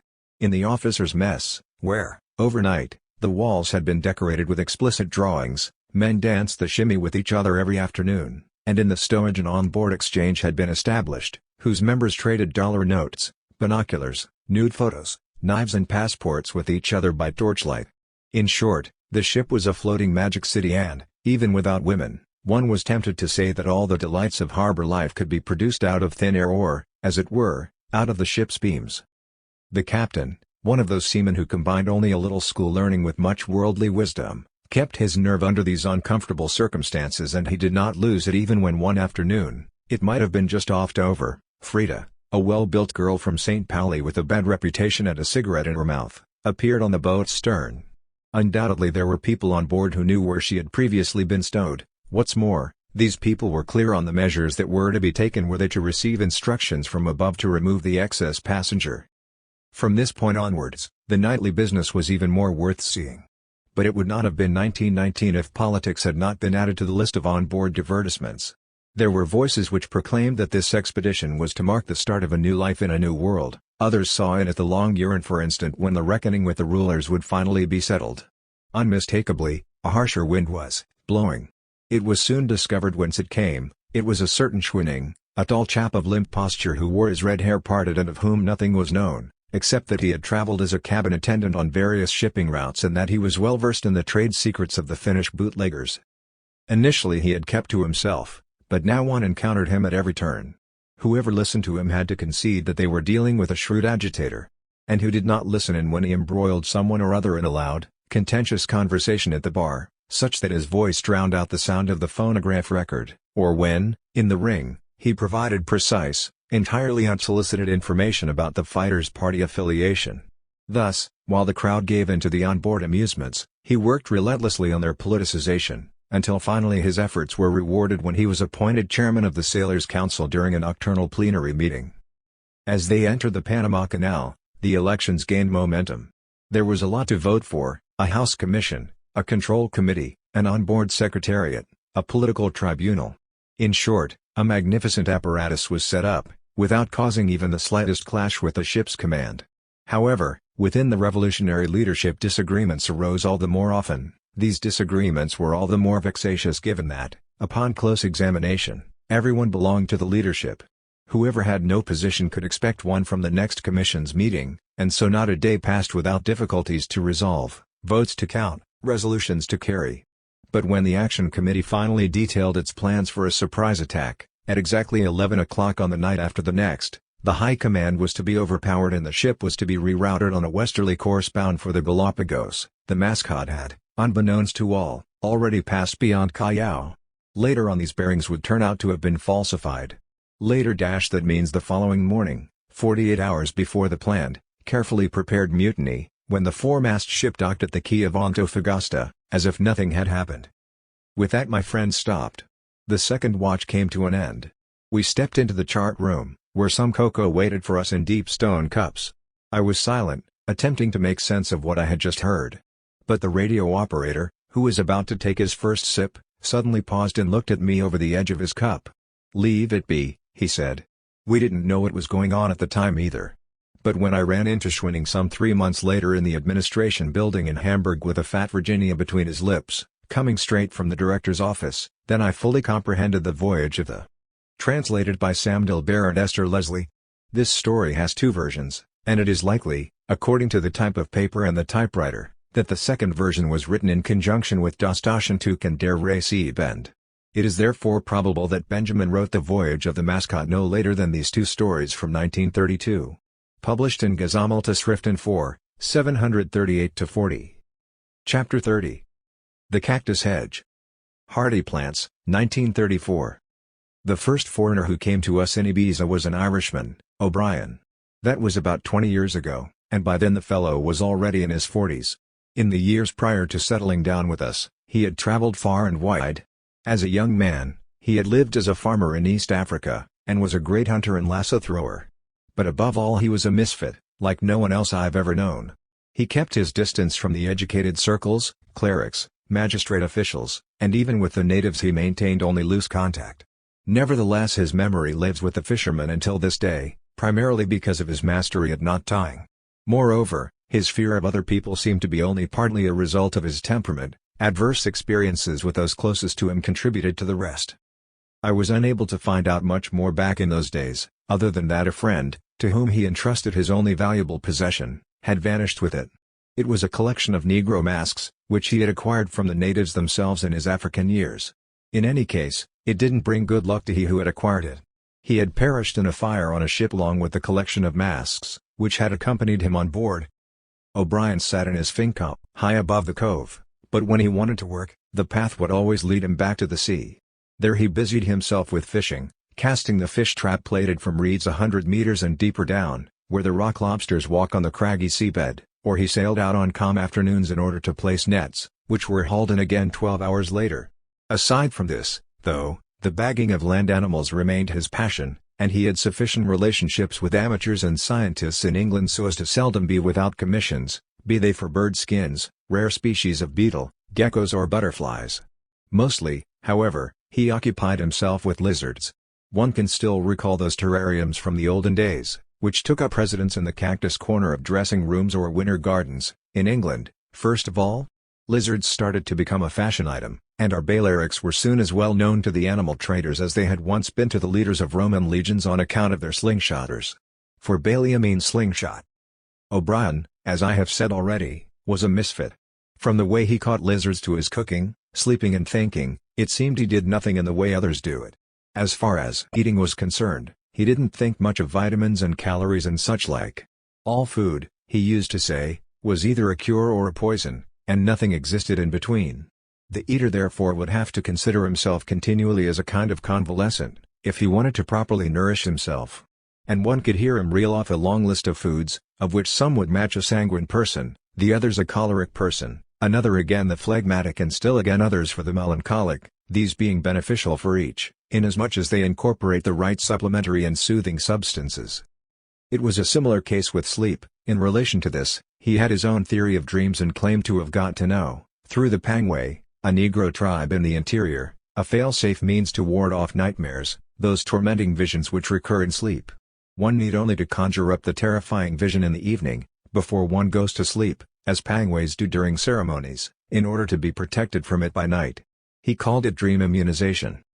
And thought, finally, how he dealt with thought I was to experience one afternoon, as we lay in a boat on the water in order to pull in nets, which had been thrown out the day before.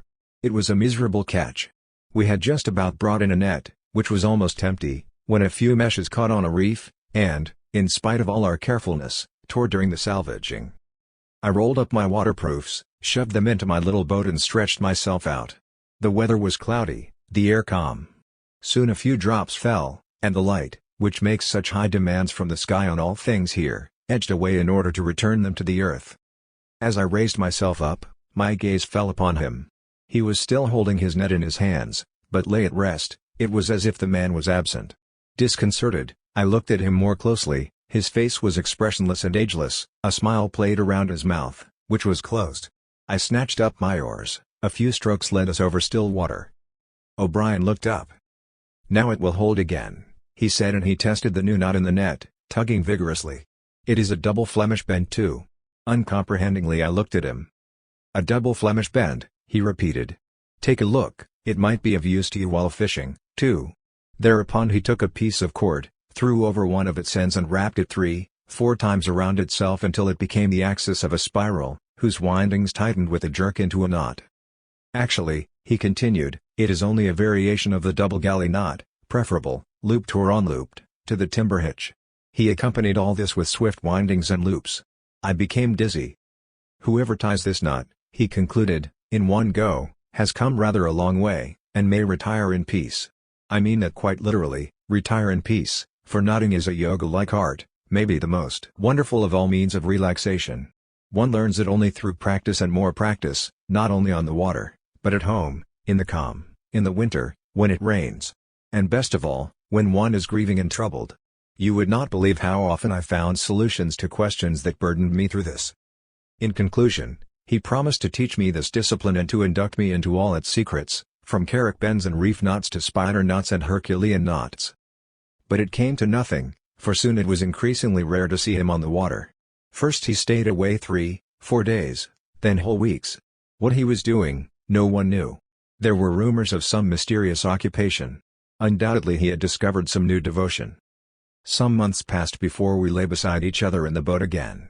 This time the catch was richer, and when we finally found a large sea trout on his rod, O'Brien suggested that I come to his place the next evening for a little dinner. After the meal, O'Brien said, as he opened a door, "My collection, of which you have certainly already heard." I had heard of the collection of Negro masks, but actually only that they had perished.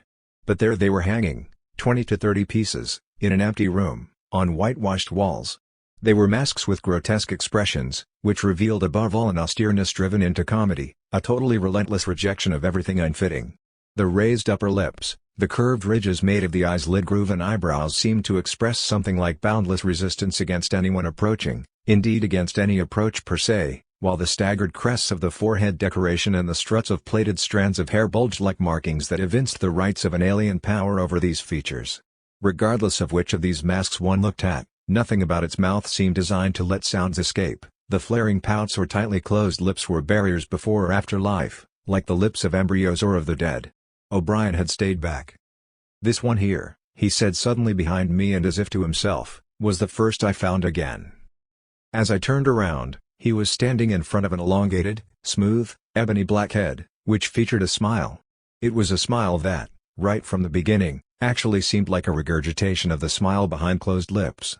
In addition, this mouth was set very deep, as if the whole visage was nothing other than the spawn of the monstrous domed forehead, which flowed downwards in an unstoppable curve, broken up only by the sublime rings of eyes, which obtruded as from a diving bell. This was the first that I found again. And I could also tell you how. I simply looked at him.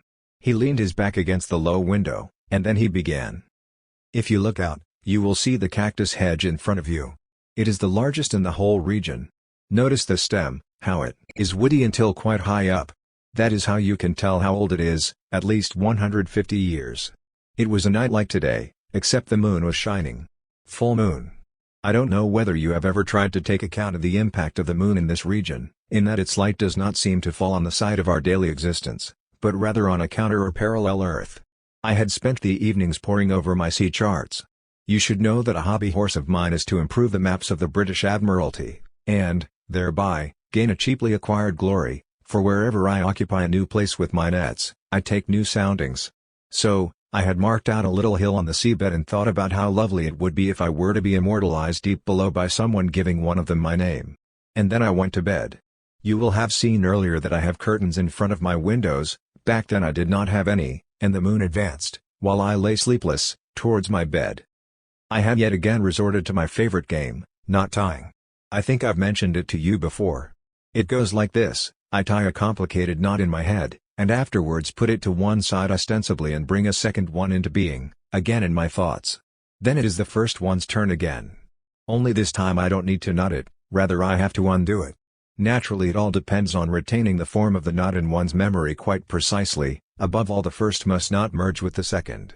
I do these exercises, at which I have managed to attain quite some skill, when I have thoughts in my head, and can find no solution, or I have fatigue in my limbs and cannot get to sleep. In either case, the result is the same, relaxation. But this time, my proven mastery was no help, for the closer I came to the solution, the closer the blinding moonlight moved towards my bed. And I took refuge in another remedy. I thought back over all the sayings, riddles, songs and poems which I had gradually learned on the island. This went much better. I was feeling my internal cramp subside when my gaze fell on the cactus hedge. A old mocking line came into my mind: Buenas tardes, chumbas figas. The peasant boy says good evening to the cactus pear, pulls out his knife and makes a parting, as they say, from the crown to the bottom. But the time of the cactus pears was long over. The hedge stood bare. Before long the leaves jabbed askew into the void. Before long they remained only staggered, thick shells, waiting for rain. No fence, but fence-sitters, went through my mind. In the meantime a metamorphosis of this hedge seemed to have taken place. It was as if those outside in the brightness, which now surrounded my entire bed, were staring in, as if a shoal were hanging there with bated breath, attached to my glances. A turmoil of raised shields, pistons, and battle-axes. And when falling asleep, I realized the means by which the figures outside held me in check. They were masks, which were staring at me. And so slumber overcame me. The next morning, though, it granted me no peace. I took my knife, and then I shut myself in for 8 days with a block, out of which arose the mask, which hangs here. The others appeared one after the other, and without me ever having taken my eyes off the cactus hedge. I wouldn't claim that all looked similar to my earlier ones, but I would like to swear that no expert could tell these masks apart from those which took their place years ago. That is what O'Brien said. We chatted for a little while longer, and then I left. A few weeks later I heard that O'Brien had shut himself away again with a mysterious task, and was inaccessible to everyone. I never saw him again, then soon thereafter he died. I thought no more about him for quite some time, then one day, at an art dealer's on the Rue La Boétie, I discovered to my surprise 3 Negro masks in a glass case. "May I addressed to the boss of the house, congratulate you on this incredibly fine acquisition?" "I see with pleasure," was the answer, "that you are able to appreciate quality. I see you are an expert. The masks here that you rightly admire are but a small sample of a large collection, whose exhibition we are currently preparing. And I could well imagine, sir, that these masks will inspire our young artists to a few interesting experiments of their own." "That I hope very much. By the way, if you would like to know more I could get you from my office the reports from our leading experts from The Hague and London. You will find that this is a matter of centuries-old objects. In the case of 2 of them, I would even talk of millennia. I would be very interested indeed to read these reports. May I inquire as to where this collection comes from?" "They come from the estate of an Irish man. O'Brien. You won't have heard of his name. He lived and died on the Balearics." Translated by Sam Dilber and Esther Leslie. First published in Vossische Zeitung, January 8, 1933, Gesammelte Schriften 4, 748-54. Chapter 31. Reviews, Landscape and Travel. Possibilities at Sea, 1932. Johann Jacob Bachofen, Greek Journey, ed. Georg Schmidt, Heidelberg, Richard Weissbach, 1927. In 1851, 8 years before the appearance of his first major work, The Grave Symbolism of Antiquity, In the year 1851, Bachofen undertook his great classical journey to Greece, through Attica, the Peloponnese, Argolis, and Arcadia. This journey is classical in a threefold sense: in respect of the sites, in relation to their canonic significance for him, his other Greek journeys paled in the face of this one, and, finally, in respect of its Scythian attitude. Ludwig Klages, who was one of the first to be furnished with the manuscript of Bachofen's travel journal, quite rightly placed it in the orbit of Italian journey. If what is meant thereby is that in this volume the German is enriched by several great pieces of descriptive prose, and the German longing for Hellas is enriched by one of its sweetest fulfillments, then it also means that these pages contribute nothing new or crucial to the form of Bachofen's teachings nor to our understanding of them. In this regard, they confront the researcher with an interesting alternative: were the fundamental thoughts of his later works still unknown to the traveler himself at this time? Or does that strange ambivalence, so characteristic of Bachofen's essence, operate here too? As with Wilhelm von Humboldt, the most Swiss among the great German thinkers, the most penetrating insight into the incomparability and irreducibility of any language is perpetually locked in a conflict with the dogma of the absolute superiority of ancient Greek. In Bachofen's mythology's penetrating insight into the ethnological primal phenomena of the mythical is in struggle with the cavalier affirmation of the Apollonian right up into Christianity, which was probably nothing more for him than the last world historical victory of Apollo. Seen from the outside, this diary falls into two parts. The middle section of the journey, which leads from Patras via Corinth to Epidaurus, appears in a literary treatment. The remainder, beginning and end, is in note form. Of these notes, the editor has included only the first, marking the route of the journey from Basel to Patras. It is rather telling that, in the first 20 pages of the book, something like a subterranean groan rings from the interior of the traveler into the bliss of the southern heavens, disturbing noises, one might say, which will yet be dear to Bachofen's best readers, because they tie this youthful travel epic to his later didactic grave symbolism, maternal rite, tenaquil. But such reflections, as compelling as they appear, would be in the wrong place if they hoped to narrow down the rights of this book to be taken for what it is: the journey through a Greece that was by then still barely accessed archaeologically, a ride by horseback through isolated high mountain valleys at the side of a handsome Greek peasant boy, accommodation in remote villages, where under a festive night sky girls' laughter beats against the ear of the lonely traveler. Count Paul York von Wardenburg, Italian Diary, edited by Sigrid von der Schulenburg, Darmstadt, Otto Reichel Press, 1927. It is certainly not a pure pleasure to relate something about this book. It is impossible to berate the author, who, in the manner of a conscientious German traveler of the old stripe, renders an account of a stay in Italy that lasted several months in note form which he never intended to print. And of the editor, who in a modest, matter-of-fact preface attempts to forestall all thinkable objections against this publication, one might confirm perhaps only his innermost feeling, if one contends that these jottings possess only a few rare passages of interest that is more than private. If the personality which speaks from them were not so particularly cultivated and congenial, they would be flatly repudiated. But even as they are, the unprejudiced reader will find little striking in them.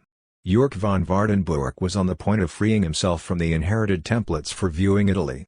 That, and how he does it, is made manifest in a historical and factually highly interesting excursus on the mosaics of Ravenna and Cefalù. But he proceeded too shyly along what was a new route for him, such that today, now that the renovation of the image of Italy, which he intimated, has long been completed, his diary divulges little of much significance. It is all the more easy to say this, given Wardenburg's correspondence with Dilthey was already strikingly overestimated, and the publication of this diary with a publisher close to Count Kaiserling justifies the suspicion that the new feudal school in German feuilletonism might count York von Wardenburg as one of their own. That would be a claim, however, which would commit a greater injustice against this sober-minded and gentlemanly dilettante than if not one word of his literary remains had come to press. Georg Leitschi, Italy Indus, An Italian Journey, Dresden, Karl Reischner, 1927. One would have to have a card index of linguistic and thought chaos to hand, like the one Karl Kraus once had at his disposal, to locate this book in its correct context. Christ or Caesar, wrestled over a soul that was equally receptive to both parties. It is the speech from the soul of Mr. Leitschi, which we can bequeath to the aforementioned without envy. Unfortunately it attends the play fight on a rubbish tip, which takes on the shape of a book. But it is good that this book was printed. Now for the first time we possess the ideal portrait of the fellow traveler, avoidance of whom has always been the best and most difficult part of all techniques of journeying. But will we ever manage to shake him off, and escape the sigh, "It is something quite undreamt of, this Sistine Chapel, and the admission, and thus something else came along to join the shock of living watercolors, and the proud qualification, even the dome, did not get close to what I had seen of it in my dreams. The traveling mob itself here attains the voice of a choir. All who seek connection, who push their way through, carve their names. In short, for whom it has been an experience. Have once and for all found a voice in this book.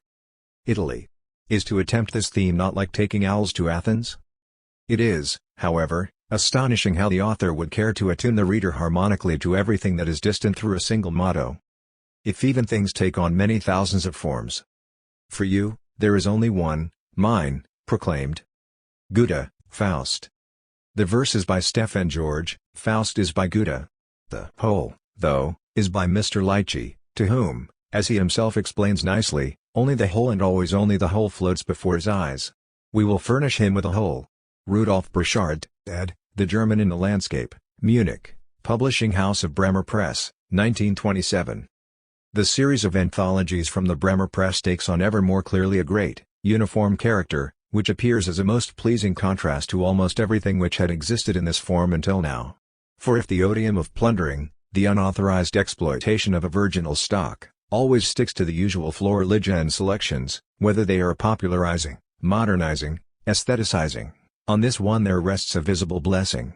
Visible in the sense that these volumes, and what they bring, connect a greatness to a new form, which is now not in an abstract sense historical, but an unmediated, if also a more considerate, well-fortified continuation of the blossoming of antiquity. What is effected here is the effectuation of original literature itself, and it belongs in the sphere of the lives of the great, just as much as translations of their writings and commentaries on them.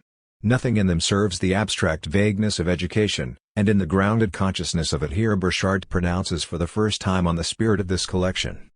They are not objective, as one says, or a listing of objects, without time, without style, without will, and fundamentally without cause. Cause and time, will and style are unremittingly at work in them in the stillness, they are a part of them.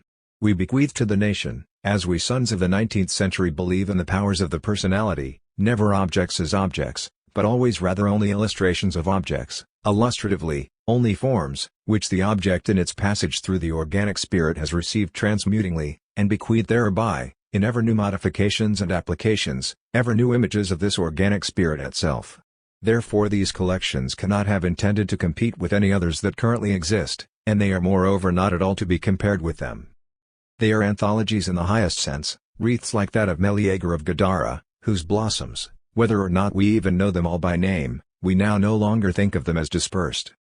To communicate this higher unity outside of the book, in which it is perceptible, as fundamentally distilled, that would of course be not, and all the less for the volume under discussion, a matter of an obliging improvisation. The four main views of the body of the earth which revealed themselves to Germans in the 19th century, the strictly geographical, the description in terms of natural philosophy, portrayal as landscape and the historical, are all combined in this book. To develop how this is done would mean writing a second one. Here it must suffice to pronounce how certain passages of the work recombine into a spiritual landscape, the loveliest one of which, perhaps, is towards the middle, where Kleist, Immermann, Schinkel, Ludwig Richter and Annette von Droste follow each other. Indeed the whole is a Platonic landscape, a topos hyperoranios, in which lie perceptibly and as primal images towns, provinces and forgotten corners of the planet. Like the predominance of such general concepts as sclerotization, the form of viable opinions, ideas, makes itself felt within the linguistic as enlivenment.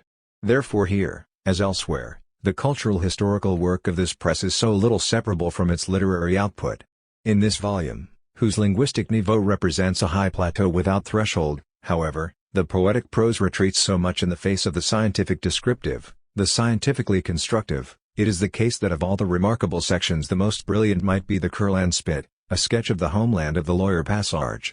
Certainly those poets are not lacking here who have forever combined their image with the landscape, unless they had, like Eichendorff or Jean-Paul, lost their outlines against the lyrically glowing skies.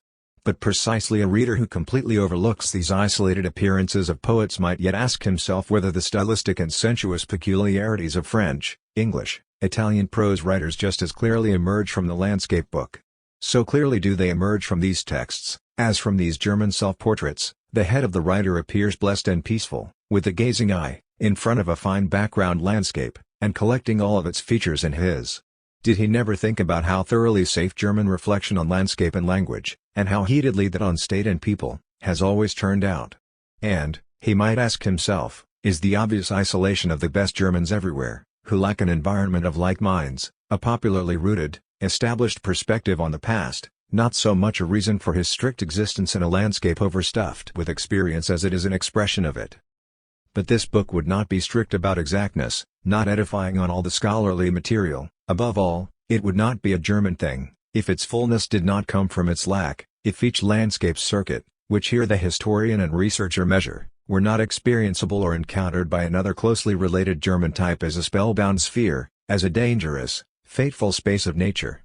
Interpreter, so pronounces Hofmannsthal, when he deals with this genius in his most woebegone, most calamitous act of God. They are interpreters in their highest moment, visionaries. The scenting, suspecting German being appears again in them, scenting after primal nature in people and in the world, interpreting the souls and the bodies, the faces and the stories, interpreting settlements and the customs, the landscape and the clan.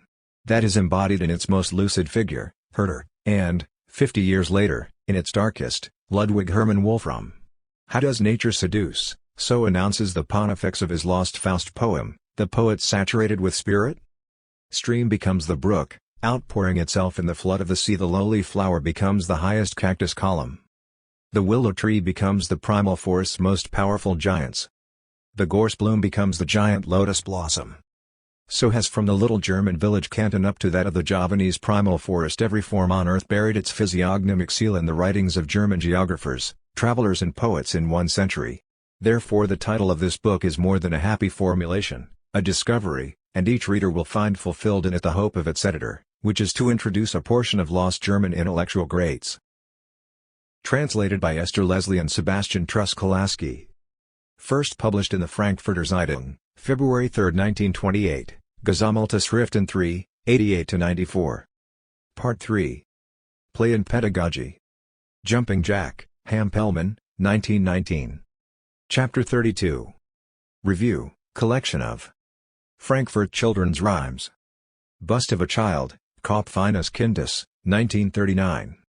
The cultural effect that children's lives and activities exert on the ethnic and linguistic communities in which they take place has been, to this day, a largely unexplored chapter of cultural history, and yet it is one of the most relevant.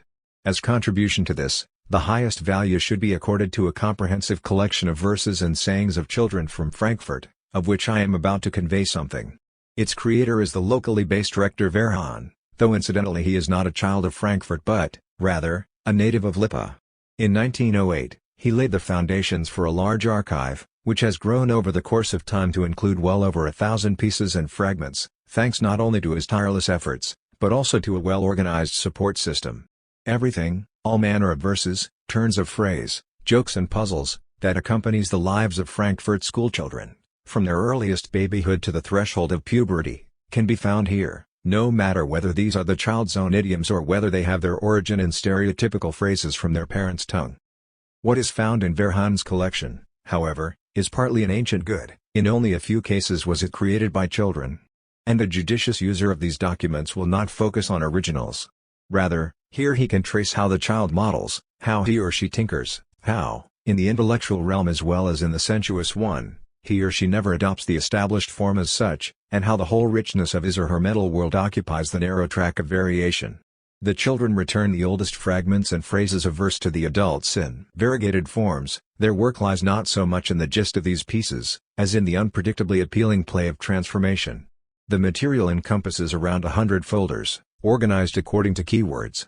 There are the first jokes, baking cakes, rhymes told on the lap, going to bed and getting up, the dumb and clumsy child, the weather, animal names, plants, weekdays, Zeppelin, World War, nicknames, Jewish rhymes, banter and teasing, tongue twisters, popular songs, to name but a few. This is to say nothing of the great collection of playground rhymes and the impressive codex of hopscotch games, including the copious schemes that have been drawn in chalk onto the pavements of Frankfurt, where, over the years, playing children have hopped on one leg. Some rhymes from the World War with their scathing satirical power. My mother became a soldier. She got some trousers for that. With red edging. Terrazingda. My mother became a soldier. My mother became a soldier. She received a coat for that. with shiny buttons on it. Terazingda. My mother became a soldier. My mother became a soldier. She got some boots for that, with high legs on them. Terazingda. My mother became a soldier. My mother became a soldier. She received a helmet for that, with Kaiser Wilhelm on it. Terazingda. My mother became a soldier. My mother became a soldier. She got a shotgun for that, and so she shoots here and there. Terazingda. My mother became a soldier. My mother became a soldier. So then she went into the trenches, and there she got kohlrabi. Terazingda. My mother became a soldier. My mother became a soldier. She got put in a military hospital. She got put in a canopy bed. Terazingda. My mother became a soldier. If I stand in the dark midnight, so lonely on the hunt for lice, and I think of my silent home, that thinks of me in the moonlight. Little Marie. You silly little cow. I will pull up one of your little legs. Then you must limp on your ham. Then you'll go to the city hospital. Then you'll be operated on. You'll be smeared with soft soap. Then the German men's choir will come and sing a little song for you. Some counting rhymes. On a rubber mountain, there lives a rubber dwarf. Has a rubber wife.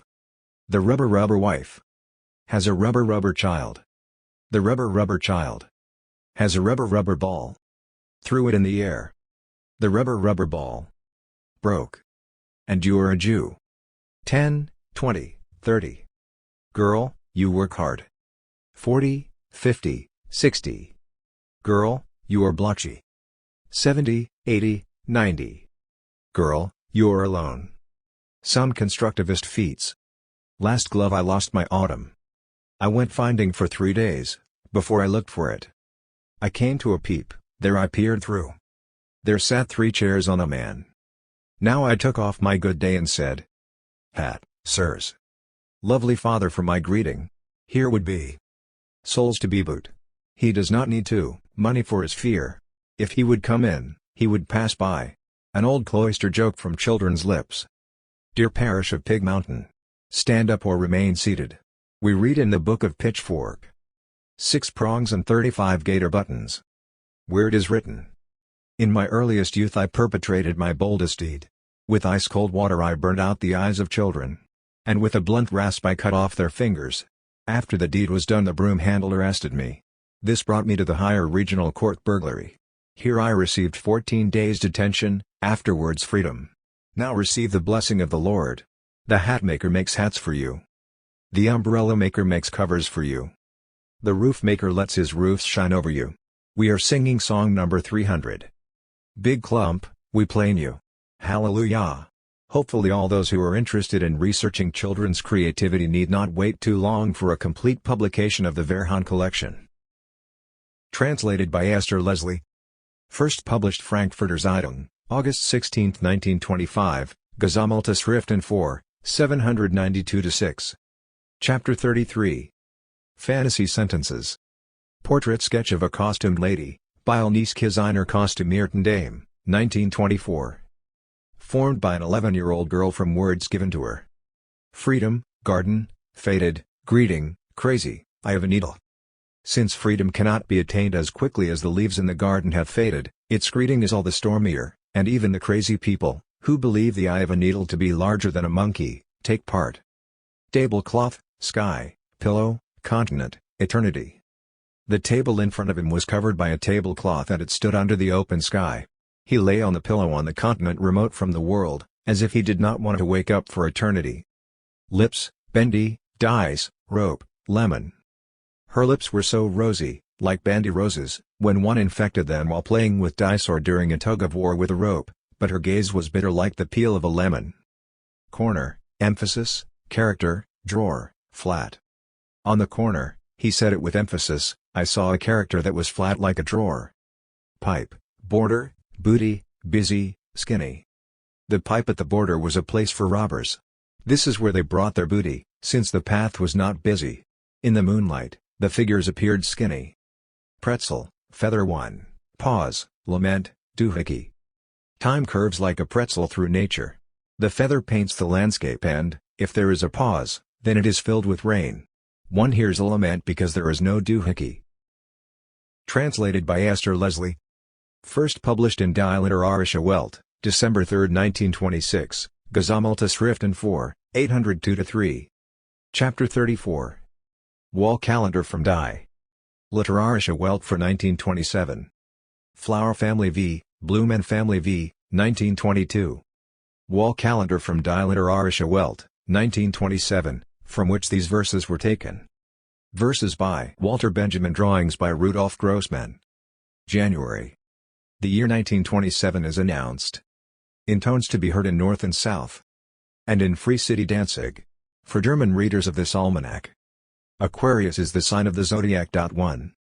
February. Next, the month of February presents the fish's canopy. S. Fisher though lives here on earth. And offers you his peace for all it is worth. 2. March. The Kverschnitt mag is cheap basically. Springtime 3 creeps up only reluctantly. To the joy of every good snob. Both are ruled by Wetterkop. 4. April. April is the month of the bull. But Grossman won't draw one at all. Probably a result of some complex, so here instead is Fridericus Rex. 5. May. Laurels are usually evergreens. Writers squirt out thoughts as streams. For the twins in May. It doesn't matter either way. June. The June animal, beloved of the Pen Club member, is right here, the crab, on the agenda. But who, you might ask, is that not? It is Ludwig Fulda. 6. July. Bab is essentially the name of July. The lion growls and says bye-bye. Many a lion with polemics to deliver. Belongs to Neustadt on the Doss River. 7. August. Prague, which usually in August is bare. Today bakes fresh bread from cornfields there. Authors who all too quickly given. Result from the sign of the zodiac, which is the Virgin. 8. September. September. Libra or scale is the astrological sign. The question being filth or grime. Let us weigh it up quite precisely. Lulu organize now, which will it be? 9. October. Scorpio stings from his rump. Head on, Siegfried Jacobsen delivered his thump. October lets us him revere. With Sternheim's astral premieres. 10. November. The man in November with arrow and bow is called Arno Holes. Heaven does not know. Becker, who is his rival. Hercules has a tricky pedestal. 11. December. Quite badly crumpled is his beard, through which the purrs of the poet are heard. Still, if as pacifist, he is inadmissible, he remains, as a Capricorn, quite permissible. Translated by Esther Leslie. First published in Die Literarische Welt, December 24, 1926, Gesammelte Schriften vi, 545-7. Chapter 35. Riddles. Watchful Angel, Wachsamer Engel, 1939. The Stranger's Reply. Some of our readers have perhaps already heard the joke which the ancient Greek sophists, a school of philosophy, invented in order to demonstrate the complexity of human thinking. The joke is called the Cretan, because in it appears a man from the island of Crete, who proposes two statements. Firstly, all Cretans are liars. Secondly, I am a Cretan. So now what should we believe about the man? If he is a Cretan, then he is lying and is, because he maintained that he was one, not one. If he is not a Cretan, then he spoke the truth and so is one. It is not clearly evident from this little joke that a debate developed in relation to it, in which significant minds have participated up until our day. One of the last ones to occupy himself with this question is the Englishman Bertrand Russell, who is still alive and who devised a whole number of such puzzle questions, which are named Russell's paradoxes after him. They have a very serious background, but that does not prevent them from sometimes taking a jokey form, as, for example, the following: a barber lives in a small town, and in front of his shop he has a sign, "All those who do not shave themselves are shaved by me." But what happens to the barber himself? If he does not shave himself, then according to his own announcement he must shave himself. If he does shave himself, then according to his announcement he is not allowed to shave himself. Now perhaps our readers might like to devise a joke like this themselves, and, to help them along, we include the following story. A stranger came across a pretty garden and wanted to go in. But the gardener said to him that this garden was a special case. Because, namely, everyone who wanted to enter it had to advance a claim. If it is a true one, then he has to pay 3 marks. If it is not true, then he has to pay 6 marks. But the stranger, who was not keen on either, thought for a little while and advanced a claim that made the gardener as perplexed as the little jokes we just told made the reader. In this way the stranger gained admission without payment. What was his claim? Solution: the stranger, I have to pay 6 marks. If he really has to pay 6 marks, then his claim is true and he only has to pay 3 marks. If he doesn't have to pay 6 marks, then his claim is false and he has to pay 6 marks. Succinct. The famous Viennese man of finance counted among his friends the actor Mieter Werzer, whom he had once helped with a loan. As its repayment was a long time coming, and after several reminders had borne no fruit, L sent his friend a ticket on which stood nothing other than. At their next meeting, Mieter Werzer pointed to the ticket and said, "You are not only frugal with your guilders, Gulden, my friend, but also with your letters. If you can be frugal with letters, perhaps you might also learn it with guilders." "That is not hard," replied the actor, "my answer has only 2 letters." The banker did not believe that possible and so they agreed to a wager. For the winner, the debt should be compensated or absolved. Mieter Werzer took his pencil and wrote 2 letters and won on the spot. How? Solution: Gulden, Gedulden.1. Translated by Esther Leslie. Unpublished in Benjamin's lifetime and undated, Gesammelte Schriften 7, 301-5. Chapter 36.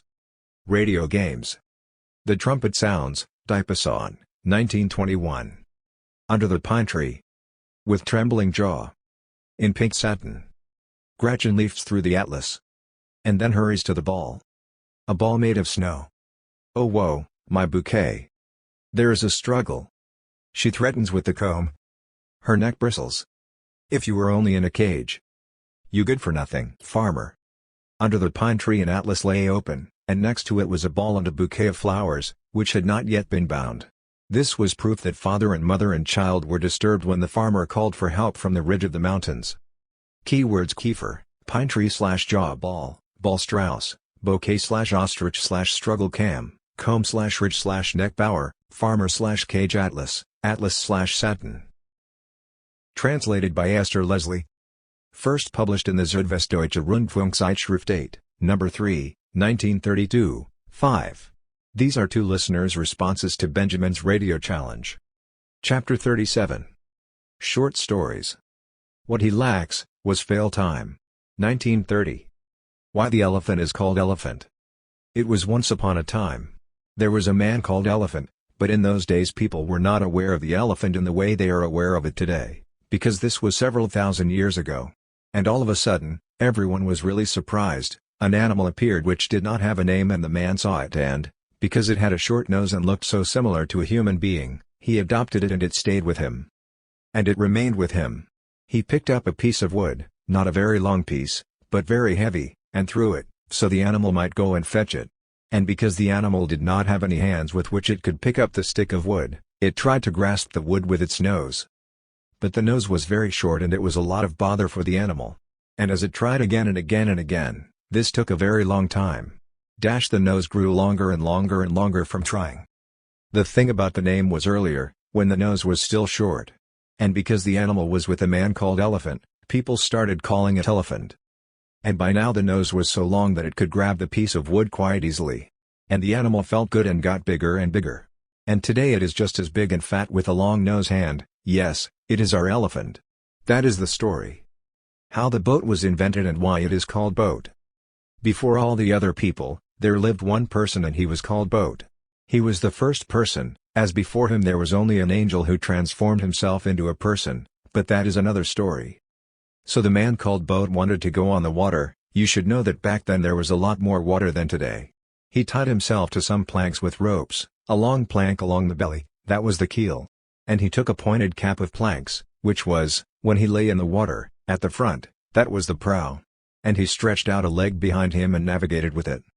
In this manner he lay on the water and navigated and rowed with his arms and moved very easily through the water with his plank cap, because it was pointed. Yes, that is how it was. The man Boat, the first man, made himself into a boat, with which one could travel on water. And therefore, of course that is quite obvious, because he himself was called Boat, he named what he had made Boat. And that is why the boat is called Boat. Funny story from when there were not yet any people. In those days the earth was not yet firm and everything was boggy, like wet dough. First of all there was a tree, which was massive and could run. You see, the first trees could run like animals. The enormous tree went for a walk and ran, and suddenly, right at the edge of the deepest bog, it fell with a huge splash into the water. And in the same moment, everything turned solid. The dough became quite hard, and everywhere on the ground there were lumpy stones and sticks, so that people, which did not yet exist, simply would not have been able to walk, because it would have hurt too much. Then the angel transformed itself down here for the first time and had wings of iron and looked at the earth.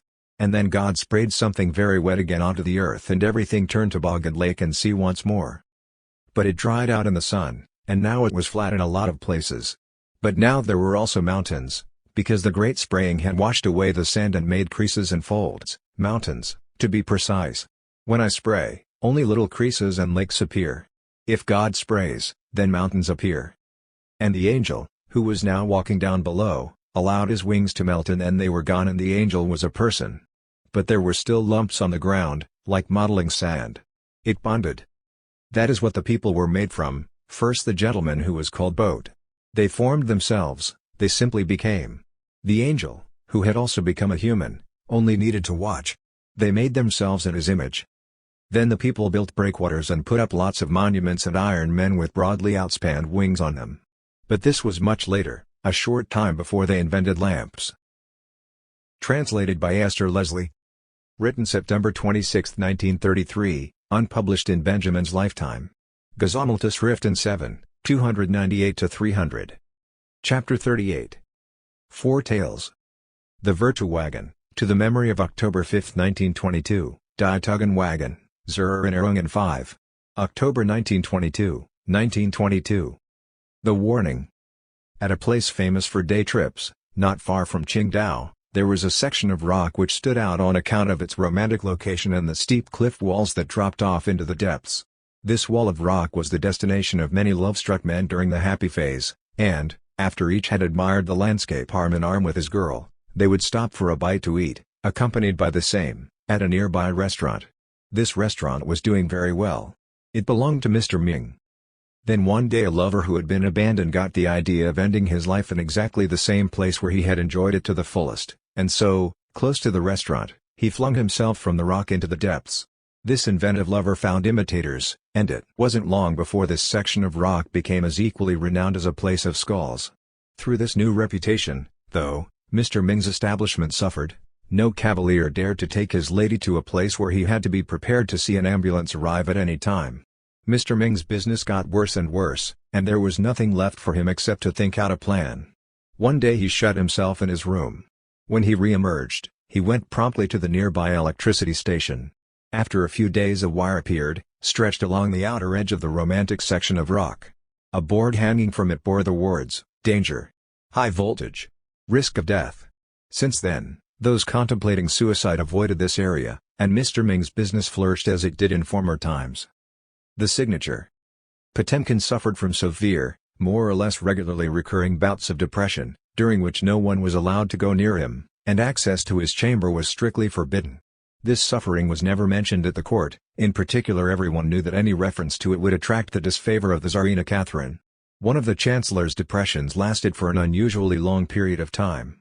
Serious maladministration was the result. Files piled up in the registries, which the Tsarina demanded must be dealt with, but this was impossible without Potemkin's signature.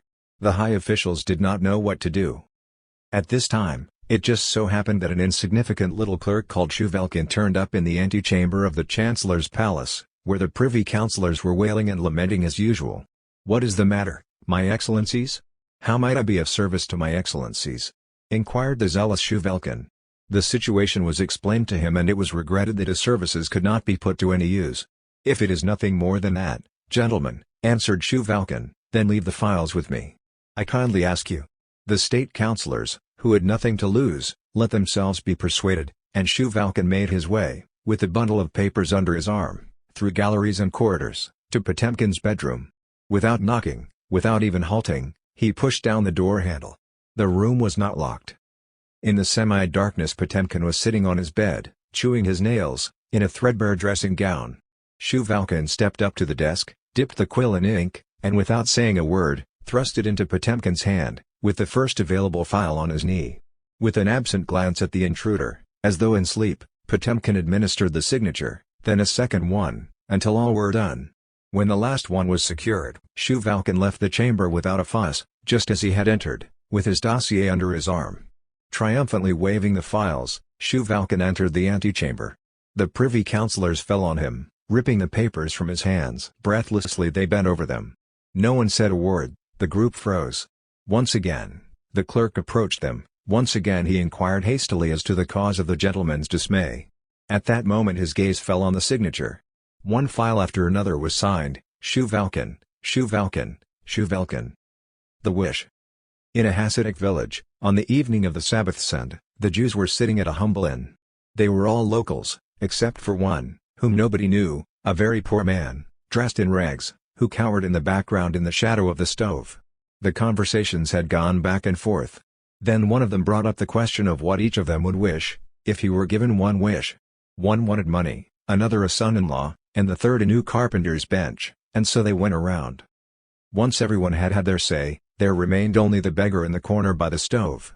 Reluctantly and hesitantly he gave in to the question, "I wish I would be an all-powerful king who ruled over a vast land, and at night I would lie asleep in my castle and the enemy would break and pass the border and, before dawn, horsemen would reach my castle, meet with no resistance, and, woken in alarm from my sleep, I would not even have time to dress myself, and, wearing only a shirt, I would escape past mountains and valleys and past forests and hills without respite day and night, until I arrive safely here at this bench in your corner.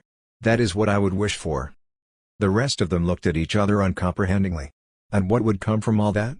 asked one. "A shirt," was the answer. "Thanks." Beppo Acquistapace was employed at a New York bank. The modest man lived only for his work. In 4 years of service he had been absent at most 3 times and never without a good excuse. It was all the more noticeable therefore when one day he unexpectedly did not turn up. When on the next day, too, neither the man nor his excuse arrived, Mr. McCormick, the staff manager, began to ask around in Acquistapace's office. But nobody could give him any information. The missing fellow entertained few relations with his colleagues, he kept company with Italians, who, like him, came from humble backgrounds. He referred to just this matter in a communication which provided Mr. McCormick with information about his whereabouts a week later. This letter came from the remand prison. In it, Acquistapace appealed to his manager with words that were as composed as they were urgent. A regrettable incident at his local bar, in which he was completely uninvolved, had led to his arrest. To this day he was unable to specify what caused the knife fight between his compatriots. Unfortunately it had claimed a casualty. He knew no one besides Mr. McCormick who could vouch for his good name. McCormick, in turn, not only had a certain interest in the dutiful work of the arrested man, he also had connections which made it easy for him to put in a word for Acquistapace with the relevant authorities. Acquistapace had been incarcerated for only 10 days when he resumed his duties at the bank. After the office had closed he called on Mr. McCormick. Timidly he stood in front of his boss. "Mr. McCormick," he began, "I don't know how to thank you. Only to you do I owe my release. Believe me, nothing would give me greater pleasure than to show you my gratitude. Unfortunately, I am a poor man.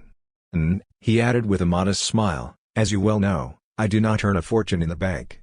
But Mr. McCormick," he concluded with a firm voice, "I can assure you of one thing, if ever you should be in a situation whereby elimination of a third person could be profitable, then just remember me. You can count on me." Translated by Sam Dilber and Esther Leslie. The four tales have appeared in various versions. One version of the warning appeared under the title Chinoiserie in Kölnische Zeitung, July 22, 1933, another version appeared in the Basler Nachrichten, September 26, 1935. The signature and thanks appeared in the Frankfurter Zeitung, September 5, 1934, under the pseudonym Detlef Holz. A Danish version of the signature appeared in Politiken Magazener, Copenhagen, September 16, 1934. The stories were published as a group in the Prager Tageblatt, August 5, 1934. The versions here follow an unpublished typescript with handwritten corrections. The signature finds a similar form at the beginning of Benjamin's 1934 essay on Franz Kafka, and the wish appears in the same essay in the section titled Sancho Panza. Gesammelte Schriften 4, 757-61. Chapter 39. On the Minute. Christ Child with Yellow Wings, Christkind ohne Flügel, 1883. After an application process lasting months, I finally got a commission from the station management at D to entertain the listeners for 20 minutes with a report from my specialist area, book lore. Were it to be the case that my chatting found an echo, then there was the prospect of a regular repetition of such dispatches. The department manager was kind enough to point out to me that crucial, alongside the composition of such reflections, is the manner of their delivery. Beginners, he said, commit the error of believing that they are holding their lecture in front of a greater or lesser public, which just happens to be invisible. Nothing could be further from the truth.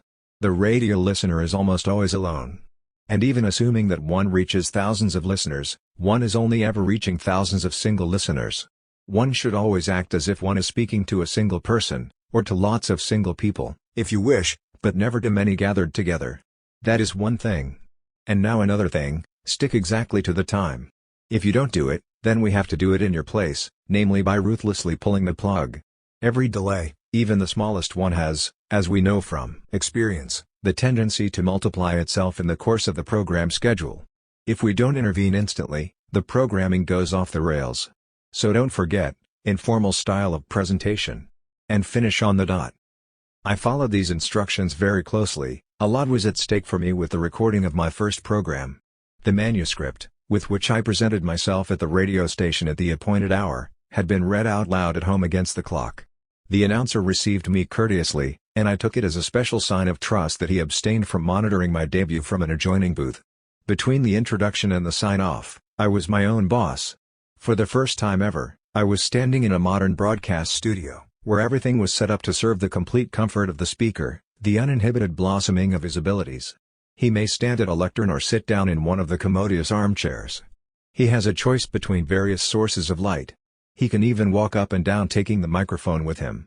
And finally a long case clock whose face marks only minutes, not hours, ensures he is aware of how much the moment is worth in this sealed chamber. When the pointer points to 40, I must be finished. I had read at least half of my manuscript when I turned to look at the standing clock, on which the second hand was taking the same circuit as the minute hand, but at 60 times the speed. Had I committed an error at home in my self-direction? Had I made a mistake in my pacing? One thing was clear. 2/3 of my speaking time had passed. As I read on further, word for word, with an engaging tone of voice, I sought feverishly in silence for a way out. Only decisive action would help, whole sections needed to be sacrificed. The considerations leading up to the conclusion would have to be improvised. Tearing myself away from my text was not without its dangers. But I had no other choice. I mustered my energy, turned over several pages of my manuscript, while I dwelled for an extended period, and finally landed happily, like a pilot on his airfield, into the sphere of thought of the concluding section. Breathing again, I immediately gathered together my papers and in the elation of the perforce achievement, which I had pulled off, I stepped away from the lectern in order calmly to put on my overcoat. At this point the announcer should have entered. But he was a long time coming, so I turned towards the door.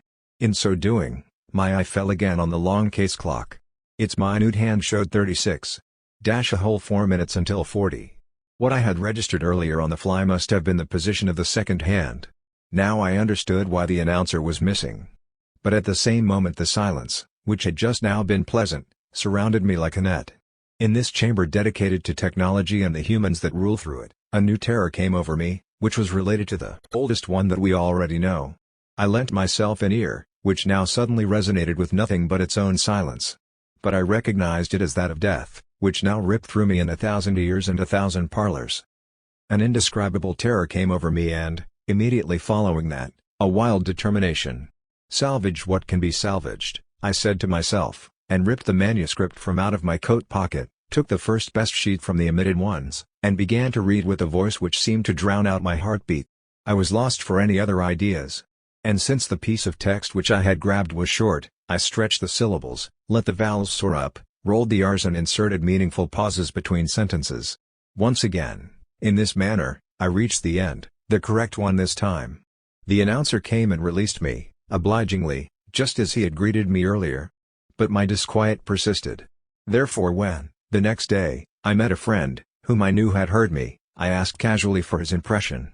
It was very nice, he said, only the radio receivers have a weakness. My one had a whole minute's interruption again. Translated by Esther Leslie.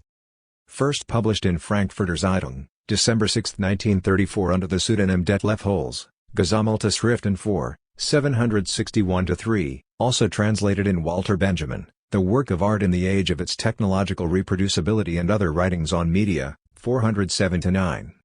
Chapter 40. The Lucky Hand. A Conversation About Gambling.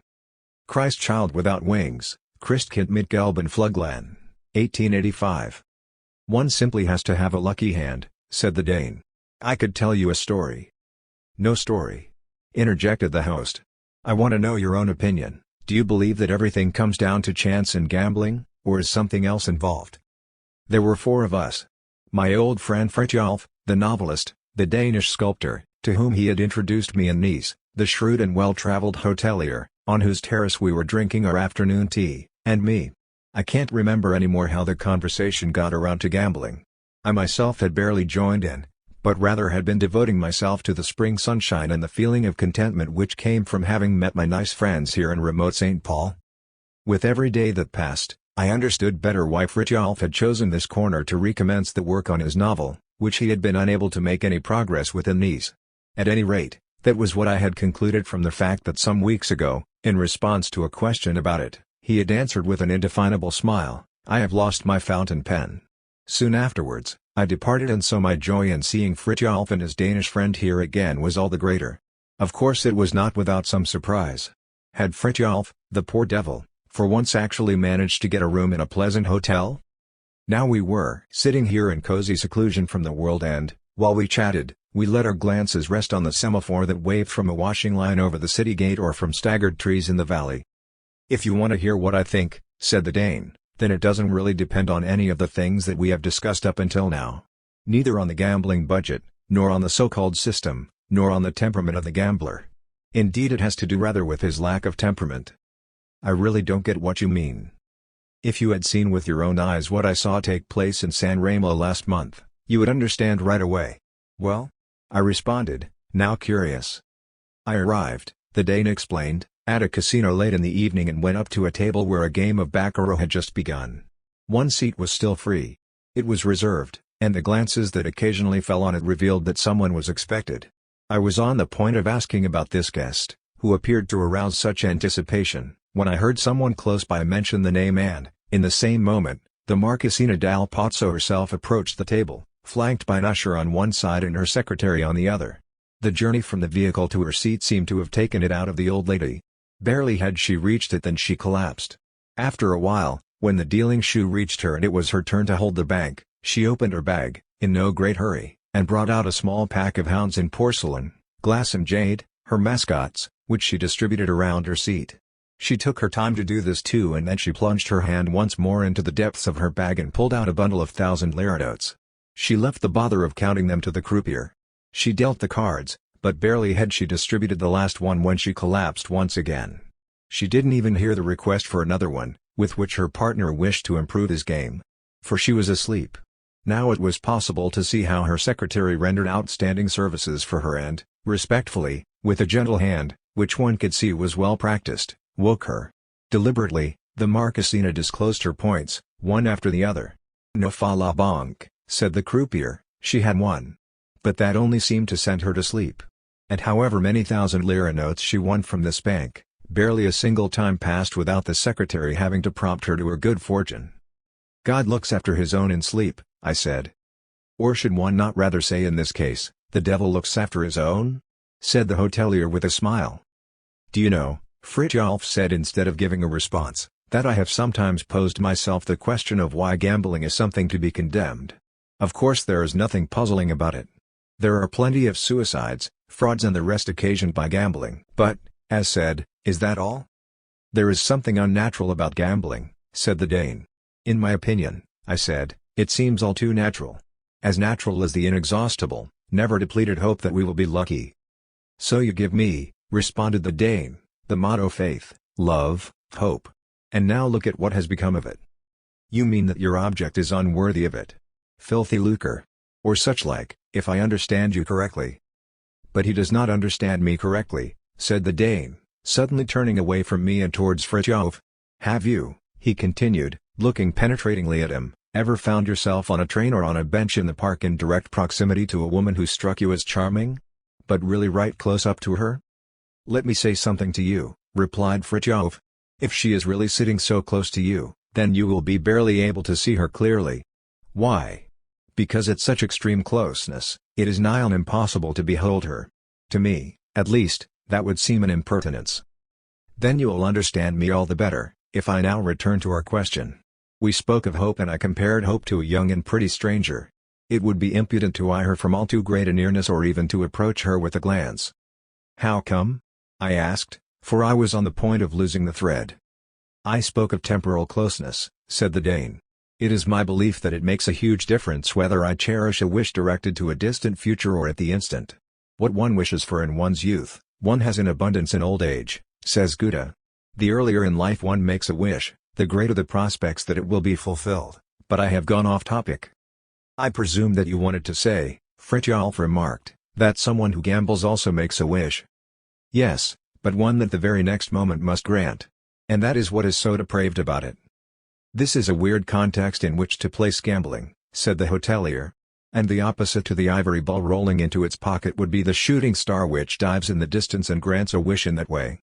"Yes, the right wish, which is oriented to the future," said the Dane. There was a pause after these words. But for me they had cast new light on the old phrase "unlucky at cards, lucky in love." As if he wanted to delve into my musings, I heard Fritjof say pensively, "This much is sure, there are more charms to gambling than winning. Aren't some people looking for a scuffle with fate? Or the opportunity to court it? Believe me, lots of scores are settled on the green cloth. Outsiders to the game have no idea of this. It must really be very tempting to test out one's compliance with fate." "You never know how it will turn out," said the hotelier. "I remember a scene that I witnessed in Montevideo. I lived there for quite a long time when I was a young man. The largest casino in Uruguay is there. People travel for 8 hours from Buenos Aires to spend their weekends gambling there. One evening, I was in the casino, just watching. To be on the safe side, I didn't take any money with me. 2 young people were standing in front of me, playing intently. They put down small bets, but lots of them. However, they had no luck at all. And soon one of them had lost everything. The other one had a few chips still, which he no longer wanted to bet with. So they interrupted their play, but remained standing there in order to watch that of the others. They were silent and humble for a long time, as losers often are, when suddenly one of them, the one with nothing left, became lively again. He whispered to his friend, 34. His friend was simply content to shrug his shoulders. But indeed 34 came up. The scryer, who was of course in some distress, tried again. 7 or 28, he murmured to his neighbor, who smiled impassively. And the even number indeed came up. Now the first lad was getting very agitated. Almost imploringly, he whispered 22. He repeated it 3 times, in vain. When the 22 came up, its pocket was unoccupied. An altercation between the 2 friends appeared inevitable.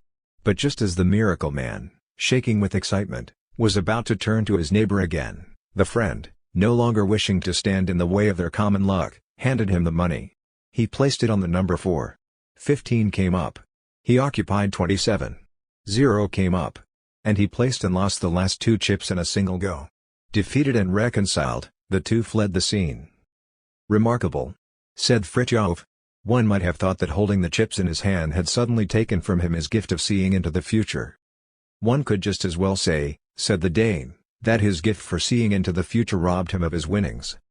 "That is an empty paradox," I interjected. "Not at all," the answer came back. "If there really is such a thing as lucky gambler, that is, a telepathic mechanism in gambling, then it resides in the unconscious. It is unconscious knowledge that, if played successfully, translates itself into movements. If on the other hand it migrates to the consciousness, then it is lost for innervation. Our man will think the correct thing but he will act wrongly. He will stand there like so many other losers who tear their hair out and cry 'I knew it.' So, according to you, a lucky gambler operates according to instinct? Like any person at a moment of danger? The game, the Dane confirmed, is really an artificially induced danger. And gambling is effectively a blasphemous test of our presence of mind. For in danger the body makes an accord with things that goes over and above our heads. Only once we breathe a sigh of relief, upon being saved, do we think about what we have been through. In acting we are ahead of our knowledge. And gambling is a disreputable affair because it unscrupulously provokes all the finest and most precise things that our organism affords. There was a silence. One simply has to have a lucky hand was running through my head. Didn't the Dane want to tell us something about that earlier? I reminded him of this fact. Ah, the story, he said smilingly. Actually, it is a bit late for that. Incidentally, we know its hero. And we all like him very much. I will simply reveal that he is a writer. That plays a role, you see, but I am just about to ruin the punchline. In a word, the man was determined to seek his fortune on the Riviera. He had no idea about gambling, tried this and that system and lost with all of them. Then he gave his systems up and stuck only with losing. His cash resources were soon all used up, his nerves even more so, and then, one day, he even lost his fountain pen. Writers are, as you know, sometimes odd, and our friend belongs to the oddest. He has to have a very particular lighting around his writing desk and a very particular type of paper and a very specific shape and size of his sheets, or else he cannot work. Therefore you can easily imagine what a lost fountain pen would mean to him. After we had frittered away a whole day searching in vain for a new one, we dropped in at the casino in the evening. I never play and contented myself with following our friend's gambling. Soon it was not just me following it. This man was attracting the attention of lots of casino visitors, for he was winning non-stop. After a jolly hour, we left in order to take our cash somewhere secure, at least for this one night. But the next day couldn't harm it. For, as hopeless as the morning in the stationery shops had been, the more lucrative did the evening make itself. Of course there was no longer any talk of the novel, since the fountain pen had disappeared. Our friend, otherwise an industrious man, didn't even look at his manuscript, indeed even avoided the shortest letter. If I reminded him of some especially urgent piece of correspondence, he made excuses. He became parsimonious with his handshakes. He avoided carrying even the lightest little package. He barely turned the pages of his book while reading. It was as if his hand was resting in a bandage, which was taken off only in the evening, in the casino, where we never stayed for very long. We had amassed a tidy sum, when one day the porter at the hotel brought us the fountain pen. It had been found in the palm garden. Our friend gave the bearer a handsome tip, and he departed on the same day, in order to finally write his novel. "Lovely," said the hotelier, "but what does it prove?"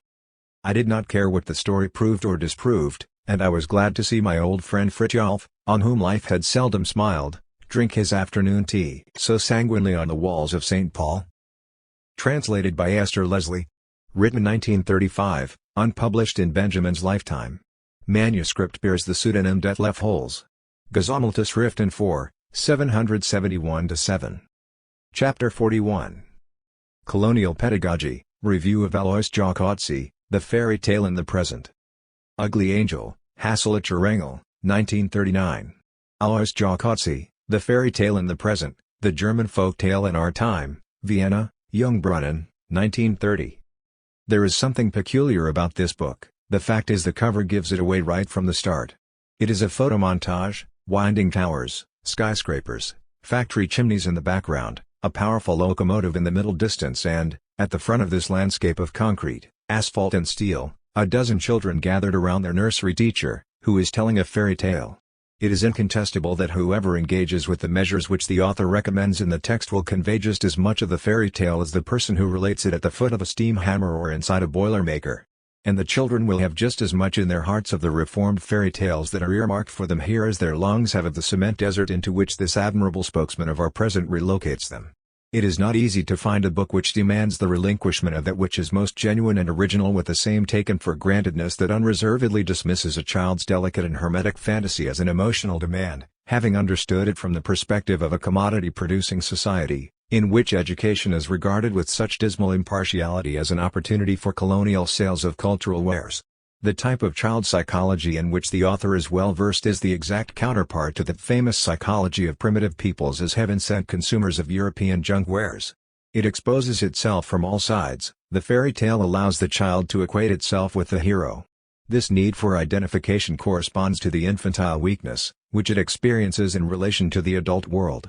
To appeal to Freud's fantastic interpretation of infantile superiority, in his study on narcissism, or even to experience itself, which confirms just the opposite, would be to take too much trouble with a text in which superficiality is proclaimed so fanatically, unleashing, under the banner of the contemporary moment, a holy war against everything that does not correspond to the present sensibility and which places children, like certain African tribes, in the first line of battle. The elements from which the fairy tale draws are frequently unusable, antiquated and alien to our contemporary sensibilities.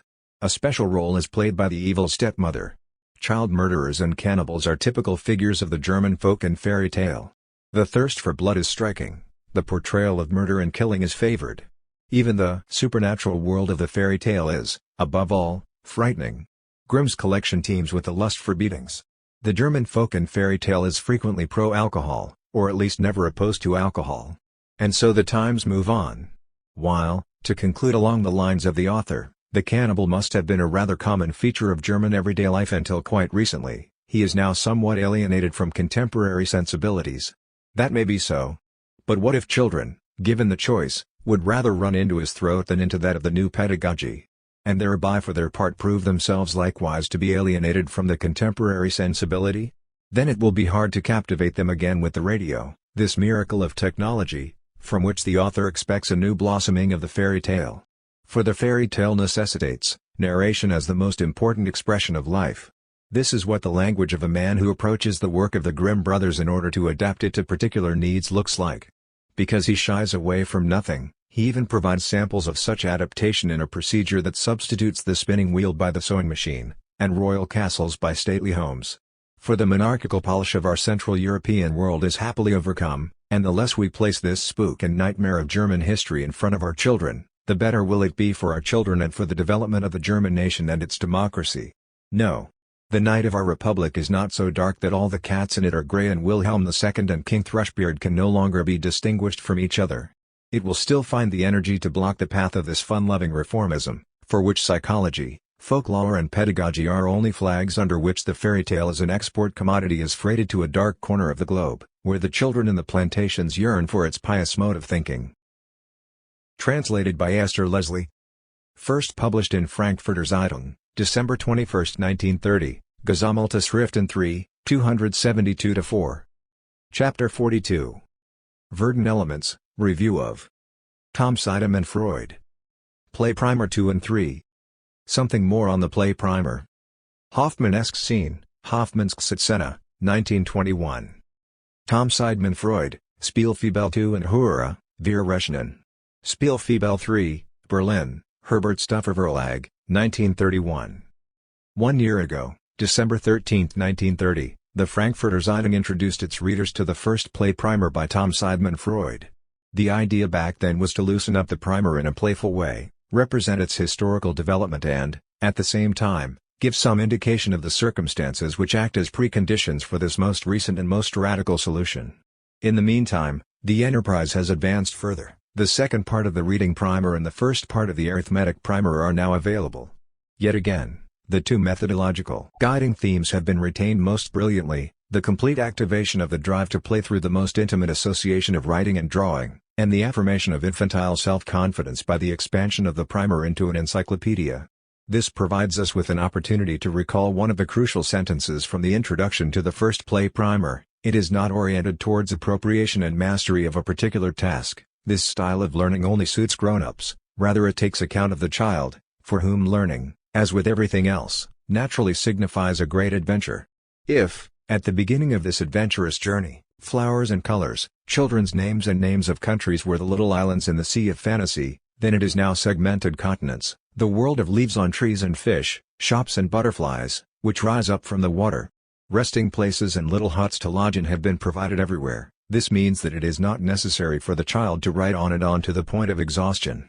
Rather, there an image awaits his signature, here a story awaits the missing words, there again a cage waits for a bird to be sketched in, or, elsewhere, a dog, a donkey and a cock await their woof, bray and cock-a-doodle-doo.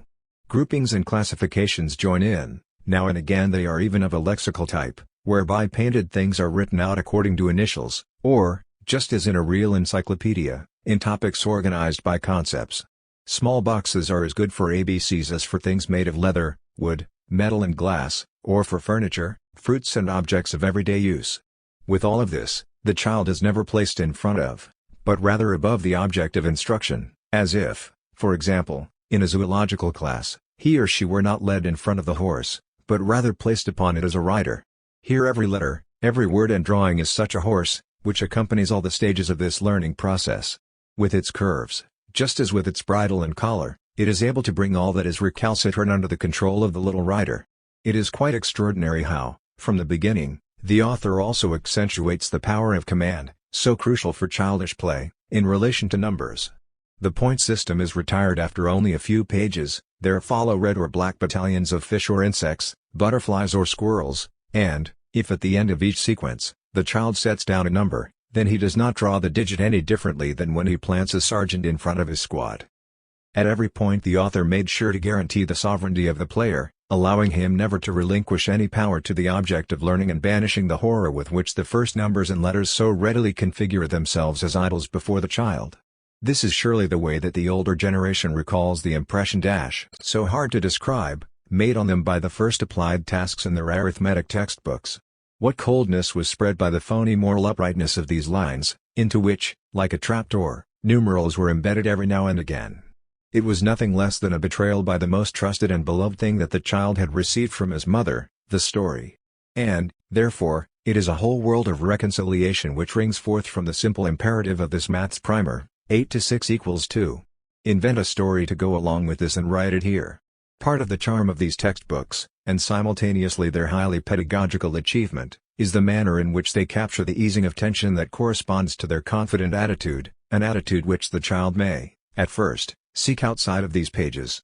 For if, in turn, the child is prepared to natter away about what he has just learned, to get up to mischief and silliness with it, then this book is, once again, his best friend. After all, it contains enough white spots to be painted and scribbled on, broad fertile territories on which all its owner's monsters and favorites can be settled comfortably. Of course none of this occurs without some clearance work. In this story, cross out the following. All Is and Is in red. All Rs and RS in blue.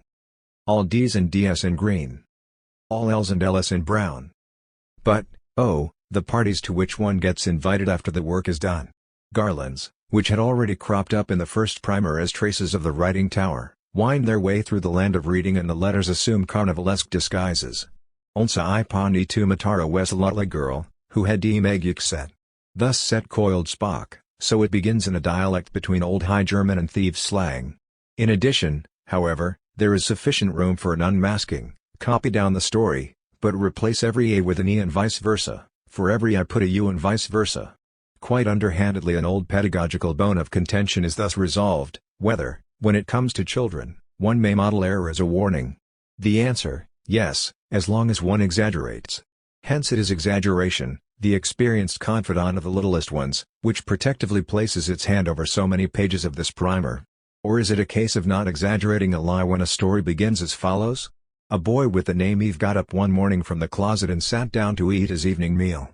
Is it any surprise if such a person concludes his day by plucking chocolate biscuits, which grow in the grass, until he gets hungry? It is certain that the child feasts itself on such stories.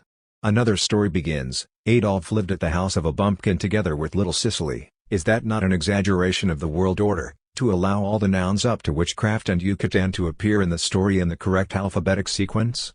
In the end, does it not mean exaggerating even the regard for the preschool pupil? To place questionnaires in front of him as before a professor, what are you doing on Monday? Tuesday? Wednesday? Etc., or to cover a table for him with lined plates on which he may write his favorite meals? Yes. But shock-headed Peter, too, is exaggerated, Max and Moritz are exaggerated, as is Gulliver. Robinson's loneliness is exaggerated and so is what Alice saw in Wonderland. Why should not letters and numbers also have to authenticate themselves in front of children through their exaggerated exuberance? Certainly their challenges will still be strict enough.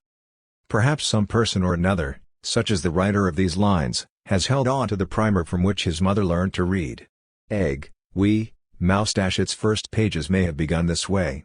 I won't say a word against this primer. How could anything negative be said by he who learned from it how to rebel against it?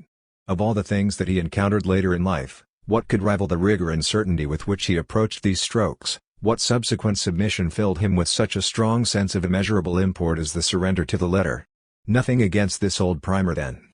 But it was the seriousness of life which spoke therefrom, and the finger that followed along its lines had crossed the threshold of a realm from which no wanderer returns. He was under the spell of the black upon white, of law and right, the irrevocable, the being set for all eternity. We know today what we should think of such things.